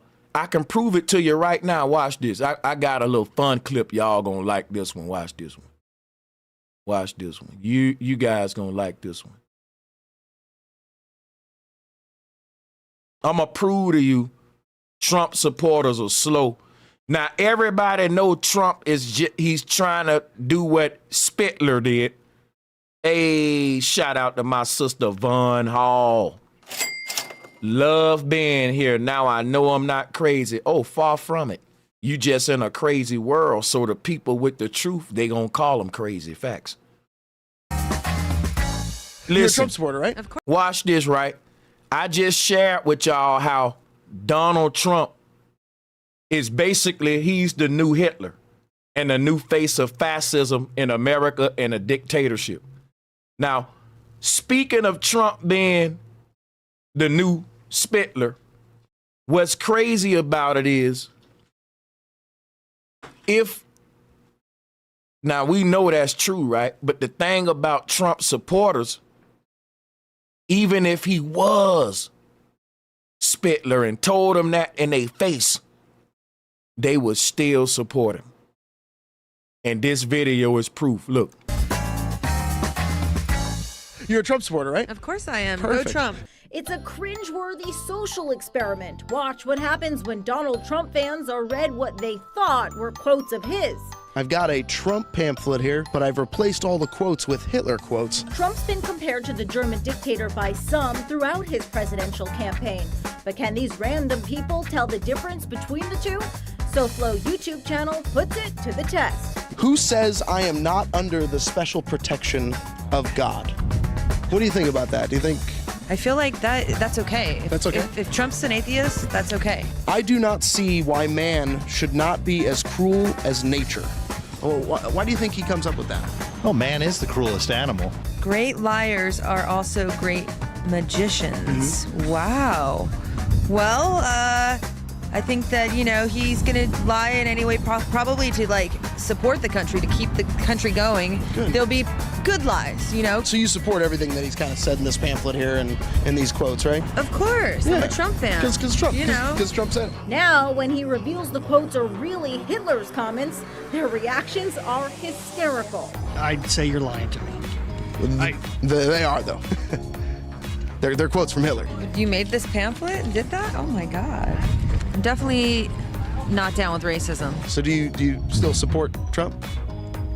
Yeah, but I don't support Hitler. Well, but you support these quotes, though, right? Well, if Donald Trump said them, I'd support. Oh my God! These people are part of a cult. This is a cult. This man said, I don't support those statements. If Hitler said it, I don't support Hitler or those statements. And he was like, but you support these statements. He was like, well, if Trump said it, wow. That mean if Trump say, let's annihilate brown-skinned people right now, all of these people will be on board like zombies because Trump said it, so we going for it. You can't say that ain't true. We're in a scary time. Trump is only going to get more and more power. Ain't no other president got as much power as what Trump got right now. He's basically turned America to a dictatorship. And when you think about the cult mind of his followers, man, this is crazy. This experiment was done 8 years ago, and it ain't even go viral. It ain't go viral, bro. This crazy. So, you know, I don't know what else to say. I think I need to start getting out of here because this thing is too long. But I'm going to show y'all this before I go, right? Because it's so much I can go on and on and on. I'm going to give y'all a little more real quick. Here go Trump spending. First of all, Trump finna get rid of basic services that we rely on, like EBT, welfare. People out there, you may laugh at it, but people need that stuff. Child support, everything about to change for people at the bottom. So look, a few years ago, before Trump got in office, he had the Platinum Plan. He had a $500 billion economic plan for Black Americans. Here it is right here. Fast forward to 2025, he's not talking about the Platinum Plan. He's not talking about $500 billion for Black folks' economics. He's working with the World Heritage Foundation, which is a neo-Nazi group against Black people. They say one thing and do another. $500 billion he promised for Black economics a few years ago. And today he's spending $500 billion on Stargate AI to help police you and enslave you more. And this is the plans of the rich white elite. This man is spending the exact same amount of money that he promised Black people. Ain't that crazy? He promised us $500 billion for economic appeal and then ended up spending $500 billion for Stargate. He promised the Platinum Plan to Black people and ended up coming over here, right, and taking away everything that mainly Blacks rely on. Government programs they rely on. Here is an image here of Barack Obama and Donald Trump doing business with the devil, Henry Kissinger, who is, you know, of course he would support Project 25 and all of the agenda of these guys. Now, Alex Jones, he's a red pill, far-right Trump supporting. He always talking about a police state, but he endorsed the ultimate police state candidate, which is Donald Trump. What do they all got in common? They are rich white males. You would think that these people on your team, but at the end of the day, just like Pastor Duffy, the rich white man is going to push colonialism, the papacy, Crowleyism, conquest, and Zionism. That's it. Even Alex Jones. As woke as Alex Jones is, he love him some Trump. What does him and Trump got in common? They are white males that want to take over the world. And people will get mad at me like I created racism. Like I created neo-Nazi parties and Klans members and stuff. I didn't. It existed before I was born. I'm dealing with it like y'all. And if we don't talk about it, tell the truth like what I'm doing, the world ain't gonna get better when you demonize people for having the topics about, man, why you keep talking about race? Because it's a bunch of racist people that exist among us. I'm not one of them. But these are the people in power, though. Sanchez love all people. But if the president don't, we gotta talk about neo-Nazism and prejudiceness. It's bigger than me. So Alex Jones, as woke as he is, he's still playing into the division, the Trumpism and all that, because at the end of the day, he's a white man who want white man to be on top. I'm a black man who want people at the bottom to be on top. That's the difference. That's the difference. Some of us want equality for all, which is what America was based on, and some of us want fascism and supremacy and power. So I'm going to play this because I told y'all I was going to let y'all hear all of the programs that they about to cut in government under Trump. And here it is right here. 34 things for working people that Republicans are now going to 34 things for working people that Republicans are now going to saying that they want to cut. Again, we don't have anything formal yet, but what happened was the Jody Arrington, the Republican from Texas, Congressman Arrington, he's on the House Budget Committee. I believe he's its chair. I might be wrong.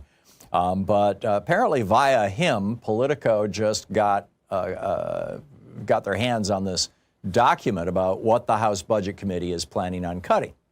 Where the cuts are going to happen. How are they going to pay for the tax breaks for Elon Musk and for Mark Zuckerberg and for Donald Trump and for, all the. Because in case y'all didn't know, Trump about to carry out the biggest bailout in American history because the dollar is collapsing. And guess what? In the end, the American people going to be in a third world. We collateral. You're going to be owned by this new system up under the UN and all that. And they bailing themselves out, bro. That's what I'm telling you. They finna close all these programs to bail out the rich because it's about to be a Great Depression and inflation up on an apocalyptic level, like the book of Revelation saying a crash coming for the economy like you. Soon as people get comfortable, it's finna be the biggest historical moment of poverty that America has ever saw. And before it happened, the rich gonna bail out and get up out of here, and they gonna shut everything down before they go. We got some dark times coming. Check this out. 34 things for working people that Republicans are now going to saying that they want to cut. Again, we don't have anything formal yet, but what happened was the Jody Arrington, the Republican from Texas, Congressman Arrington, he's on the House Budget Committee. I believe he's its chair. I might be wrong. But apparently via him, Politico just got their hands on this document about what the House Budget Committee is planning on cutting. Where the cuts are going to happen. How are they going to pay for the tax breaks for Elon Musk and for Mark Zuckerberg and for Donald Trump and for, all the other billionaires. And here's the list. Number one, they want to repeal major Biden health rules. This is going to save $420 billion. They're going to do. And by the way, Elon will be a trillionaire by 2050. These are facts. He will be a trillionaire along with Zuckerberg and Bezos and a lot of more. To repeal major Biden health rules. This is going to save $420 billion. They're going to do away with mandatory staff minimums in nursing homes. They're going to do away with... Bro, they're going to do away with nursing homes. Do you hear this? The world we going into, the education system is going to be directly the parents' responsibility. That's going to be, the education system that's funded directly from the parents. Ain't no federal, publicly funded, none of that. The cost of life finna be very high, okay? And the amount of programs to help you with it going away. And it ain't like no good jobs finna come overnight. So you better think about what's finna happen here coming up. Now, the thing about that is it's just so much like. They're going to do away with prohibitions of discrimination in Affordable Care Act. They doing away with nursing homes, bro. Come on now. One, they want to repeal major Biden health rules. This is going to save $420 billion. They're going to do away with mandatory staff minimums in nursing homes. Mandatory staff minimums in nursing homes. You don't know what that means? Bro, the conditions in these nursing homes are horrible. They be abusing these elderly people. They don't feed them. They torture them. I'm serious, man. These nursing homes is torture. And guess what? The rules that they got in place ain't even enough. With all the rules in play now, these nursing homes is a hellhole. They about to remove minimum staffing. Now they already, think about it, they got a minimum amount of people that they got to have to staff a nursing home. They getting rid of that rule. That allowed them to cut corners in the budget. So you taking away the quality of nursing care for the seniors to get the rich people pockets laced. You see how they can manipulate little parts of the budget to extract a few billion here or there. But see, who pay the price is when people get old, is that much more abuse. Is that much more neglect in these nursing homes. Is that much more understaffing and less pleasant conditions where they not even changing the diapers on time. Stuff like that is torture. Let me give a shout out to Tamil. Thank y'all so much for the support. She said, hey, bro, thank you for waking me up. Salute. Thank you all for supporting what I do. Appreciate you. They're going to do away with prohibitions of discrimination in Affordable Care Act plans. So Affordable Care Act means making, just say, okay, people need affordable housing. And you got all of these jobs that ain't paying that much. So people got to crowd up in these houses like in California, where you got all of these family members in like small house units and stuff. It's overpopulation, right? Remember, Henry Kissinger said we got to depopulate the earth, right? That's why I showed you that. It's not a matter of what is true that counts, but a matter of what is perceived to be true. So these are deceivers and liars. And another quote from Kissinger right here, his famous, depopulation should be the highest priority of foreign policy towards the third world because the U.S. economy will require large and increasing amounts of minerals from abroad, especially from less developed countries. Kissinger is praising Trump, and they are big buddies. What do you think? He's going to break his ties with his rich friends to be the savior for the poor people? You MAGA hat wearers are so gullible. I'm serious, you are though. And as soon as this man got in power, he look at what he doing. Affordable, let me major Biden health rules. This is going to save $420 billion. They're going to do away with mandatory staff minimums in nursing homes. They're going to do away with prohibitions of discrimination in Affordable Care Act plans, telehealth. Prohibitions and discriminate, basically everything we fought for during civil rights, everything the elderly people fought for, what the veterans fought for, all of these programs, you don't see what they worth till you get older. Man, this country going to hell quick. Come on now. You getting rid of everything we need versus you getting rid of stuff like, think about this. You spending more money into space programs and colonizing Mars, but you taking money from the seniors. You taking money from the education system. You taking money from the very core of what it means to make Americans great, which is our elderly and our youth. If you neglect them, we don't have a next generation of great Americans. We got some controlled zombies, and that's what y'all want. All of the programs he's taken away are the opposite of what's going to make America great. I could have named a bunch of more programs that they got centered around bailing rich people out that we could have took away. And who cares about exploring space at a time like this, man? Y'all spending billions every year on that. Almost trillions into these programs to basically launder money of tax dollars into private companies like SpaceX and et cetera. It's just the rich get richer, poor get poorer on a level that you couldn't even fathom. It's about to be a wealth gap that come out the Trump that's going to collapse the world to a level that's going to make the whole world like a third world state. So, I mean, you got to think about all of the stuff Trump getting rid of here. And the man signed over 200 executive orders and counting. Do you know how much change to government that is, bro? This ain't never been done. And why all of a sudden they just opening up the gates to let Trump do it? What make him more special than Biden or the rest of the ones? What did he do that they didn't do? It shows you it's all part of the world stage agenda. Everybody in on it. They know what's going on. It ain't about Democrats or Republicans.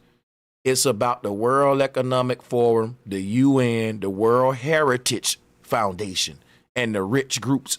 That's the shadow governments behind these puppets that y'all see, Trump and your Obamas and your Hillarys and all these and your Bidens. Them the puppets, the shadow government. What Trump calling the deep state when really he the one that's laced up his pockets. You owned by the deep state. You they puppet. Like the Heritage Foundation is the deep state. These are the rogue groups that's controlling American government officials on the low. Like people so gullible, man. Health and AI. They're going to do away with increased protections for people with disabilities. So they're going to do away with increased protection from people with disabilities. People, it's finna be a dark time coming. I don't know whoever thought it was a good idea. What? To get these neo-Nazis in power. And they're going to do away with new network requirements for psychological services. So that they think is going to save them $400 billion. They want to, quote, strengthen Medicare for seniors. That's going to save them almost $500 billion. They're going to do this by doing away with what's called uncompensated care and bad debt. What this is Medicare reimburses hospitals that provide services to people who have no insurance and are broke, right? If you're poor and you show up at a hospital and they provide you with services, whatever you need, it is paid for by Medicare, and through this fund. It's a large amount of money, and these are called disproportionate share hospitals. So cutting this is going to save hundreds of billions of dollars. It's going to mean hospitals are no longer serving people who don't have insurance. You're going to have a lot more people die, and a lot of rural and small hospitals are going to close, particularly hospitals in poor neighborhoods where a large percentage of the people showing up don't have the money to pay for services. So we coming to a time now where if you ain't eating right and you mess around and get sick, it ain't like the days where because your life on the line, the hospital just gonna treat you. Nope, they're gonna watch you die on some John Q stuff for some of the most curable diseases. Think about it, man. What if you go to the hospital and they say it costs $100,000 for you to go through this treatment? People got to put their own houses up and sell everything now, bro. Ain't nothing out there now. And you think it's billions of dollars in the government, in the tax budgets for that. Like they ain't just going to let you bleed out, but now they are. That's the world we going into. You just heard it. It's finna, and a lot of hospitals gonna close. And if you think about that, when you think about the fact that it's finna be a lot of biological threats coming to the world, all right? They're finna manipulate the food in more ways. And it's finna induce a lot of health conditions that people ain't gonna even be able to afford to live. And the only cheap option is gonna be this invasive new Stargate AI, that is a health system. That's basically Trump's response to dismantling the medical industry. Like, when I say medical industry, what I mean is like Medicare, people who can't afford to pay the hospital. Trump getting rid of that. And in replace of that, they're going to have a new medical plan under the technological Stargate AI. It's going to be curing cancer and all that through these new innovative practices that are fusing with DNA. If you get sick in the future, chances are you're not going to be able to afford traditional health practices. The cheaper alternatives are going to be what? Experiment like the jab, right? Like I told you, we're about to become a guinea pig country like Africa. When your country fall off, it's only good for test subjects. You like Africa. So like I was telling you, they getting rid of the any kind of traditional health practices that will save you. That's going to be not affordable. And what's going to be more affordable than everything is AI and technological approaches to your health, which is going to exist in forms of tampering with your DNA. And like I said, a mark of the beast. Right? They got to force it. Ain't nobody going to take the chip. Everybody know about the mark of the beast. So they're going to have to create a condition to kind of force. They're not going to directly force it. This is basically an indirect forcing it right now. It's smoking you out of your house to get the chips and deal with AI to deal with your DNA. They're trying to get us to merge with AI. And they need a way to have AI tampering with us on a health level, neural links in your brain.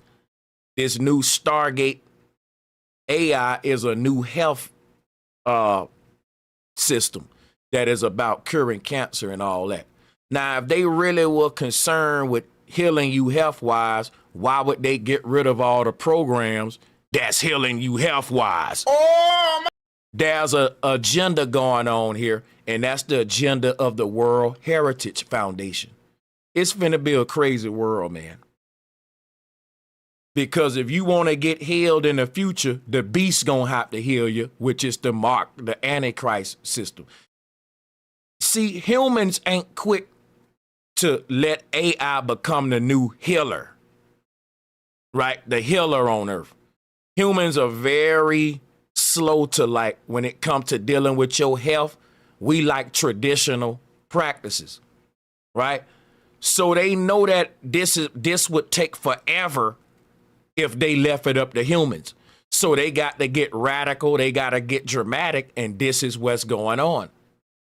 And with this, people will start to now fuse with AI if they want to live long. They giving you an ultimatum without saying it.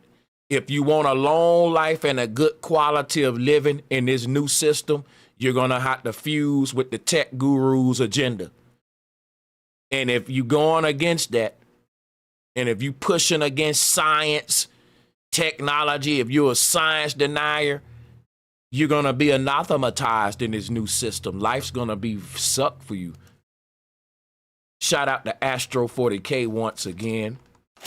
It's about to be, if you didn't get that thing in your arm or that Neuralink in your head, they not going to treat you at any hospital. Facts. Facts, because they're going to say, look, man, it's cost too much to do traditional practices. The world is going digital. It's like this, right? You don't see a lot of people driving around in antiques and old school cars. Why? It costs too much money to upkeep an old school. Yeah, they built the old school cars better. But if you missing a part, they don't make them no more. They make the cheap new cars with no keys and push start. Right? So if you got an old school antique that's worth some and it's built the way that when they built stuff to last, you finding it harder and harder to fix your old school. Because as we move further in the future, they just ain't making them parts no more. So it's becoming more of a cost to upkeep the old system. That's what the inflation is about, and creating a sustainable system that will do away with inflation and sort of say, well, it's easy to upkeep this new government system. And that is a digital government with AI ruling. It's cheap to govern people that way. But whenever we cheapen stuff down, you know, we pay the price for that. You get what you pay for, right? The quality goes down of living in life. It's going to be tough. You expect that, right? So, yeah, let's play this. Don't have the money to pay for services. They also say they want to make Medicaid work for the most vulnerable. This is $2.3 trillion. They're going to put into place per capita caps on Medicaid. That will cut Medicaid reimbursements by almost $1 trillion, $918 billion. In other words, basically, Medicaid is just not going to pay for things anymore. They're going to equalize Medicaid payments for able-bodied adults. This is the $600 billion, $690. This is fancy language for saying if you can't get a job, you can't get Medicaid. And of course, once you get a job, you're no longer eligible for Medicaid. So it's a real catch-22. And that's the Medicaid work requirements. Reimagining the Affordable Care Act. There's $151 billion in cuts they want to make out of the Affordable Care Act. Are you noticing a trend here, by the way? All of these things that Republicans want to cut in order to pay for tax cuts for Elon Musk and Mark Zuckerberg and Jeff Bezos, all of these things are things so far that take care of average, people and poor people in America, particularly health-wise. They want to repeal the Prevention Public Health Fund, $15 billion. They want to, like I said, $151 billion in cuts to the Affordable Care Act. They want to, quote, end cradle-to-grave dependence. The first is reducing TANF by 10%. $6 billion, eliminating the TANF contingency fund. This is the program that basically costs us about $6 billion. This is the program that replaced basically, SNAP, food stamps. They want to eliminate the contingency fund, and they want to reform the so-called thrifty food plan. They say that's going to save $270 billion. This is basically cutting food stamps to hungry people. And they want to reverse the Biden climate policies. This is the first thing that they propose that doesn't mean less health care for people. They want to do away with the EV mandate, and they want to repeal the green energy grants. That's going to be $400.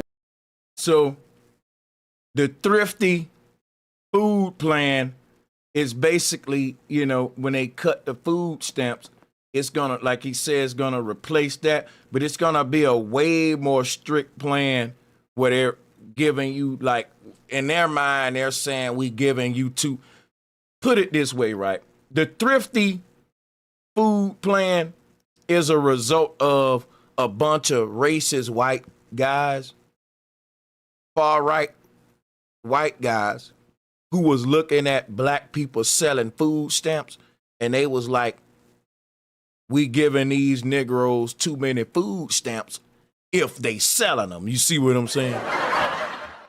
All of the far-right arguments like, you don't need government assistance, pull your stuff up by your bootstraps, and they'll tell you, Negroes be selling they stamps. They go, all them talking points.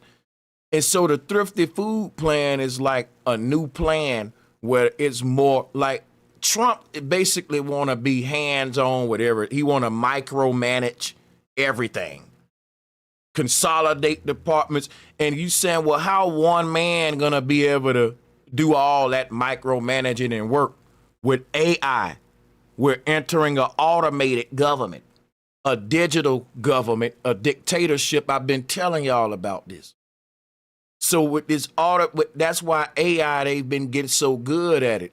This thing gonna be really strict on keeping the poor and rich richer. The governments of tomorrow are gonna be algorithms that the puppets just carry out. No man ain't ruling over the masses. AI is in charge, and the people in power is actually working for it. We need to realize that. AI is in charge in the world. And people say, well, how is it ruling over them? Dude, their whole world system of wealth is based upon digital numbers in a computer that don't even exist. If they shut down AI, they shut down their own system of wealth. They locked in with AI. That's why when people say, well, the rich people, they work for the devil is the beast, the computer. Earth is a simulation that is ran by artificial intelligence. And that's who they working for, selling a soul to. And when we say, well, he sold his soul to the devil, it ain't no red dragon.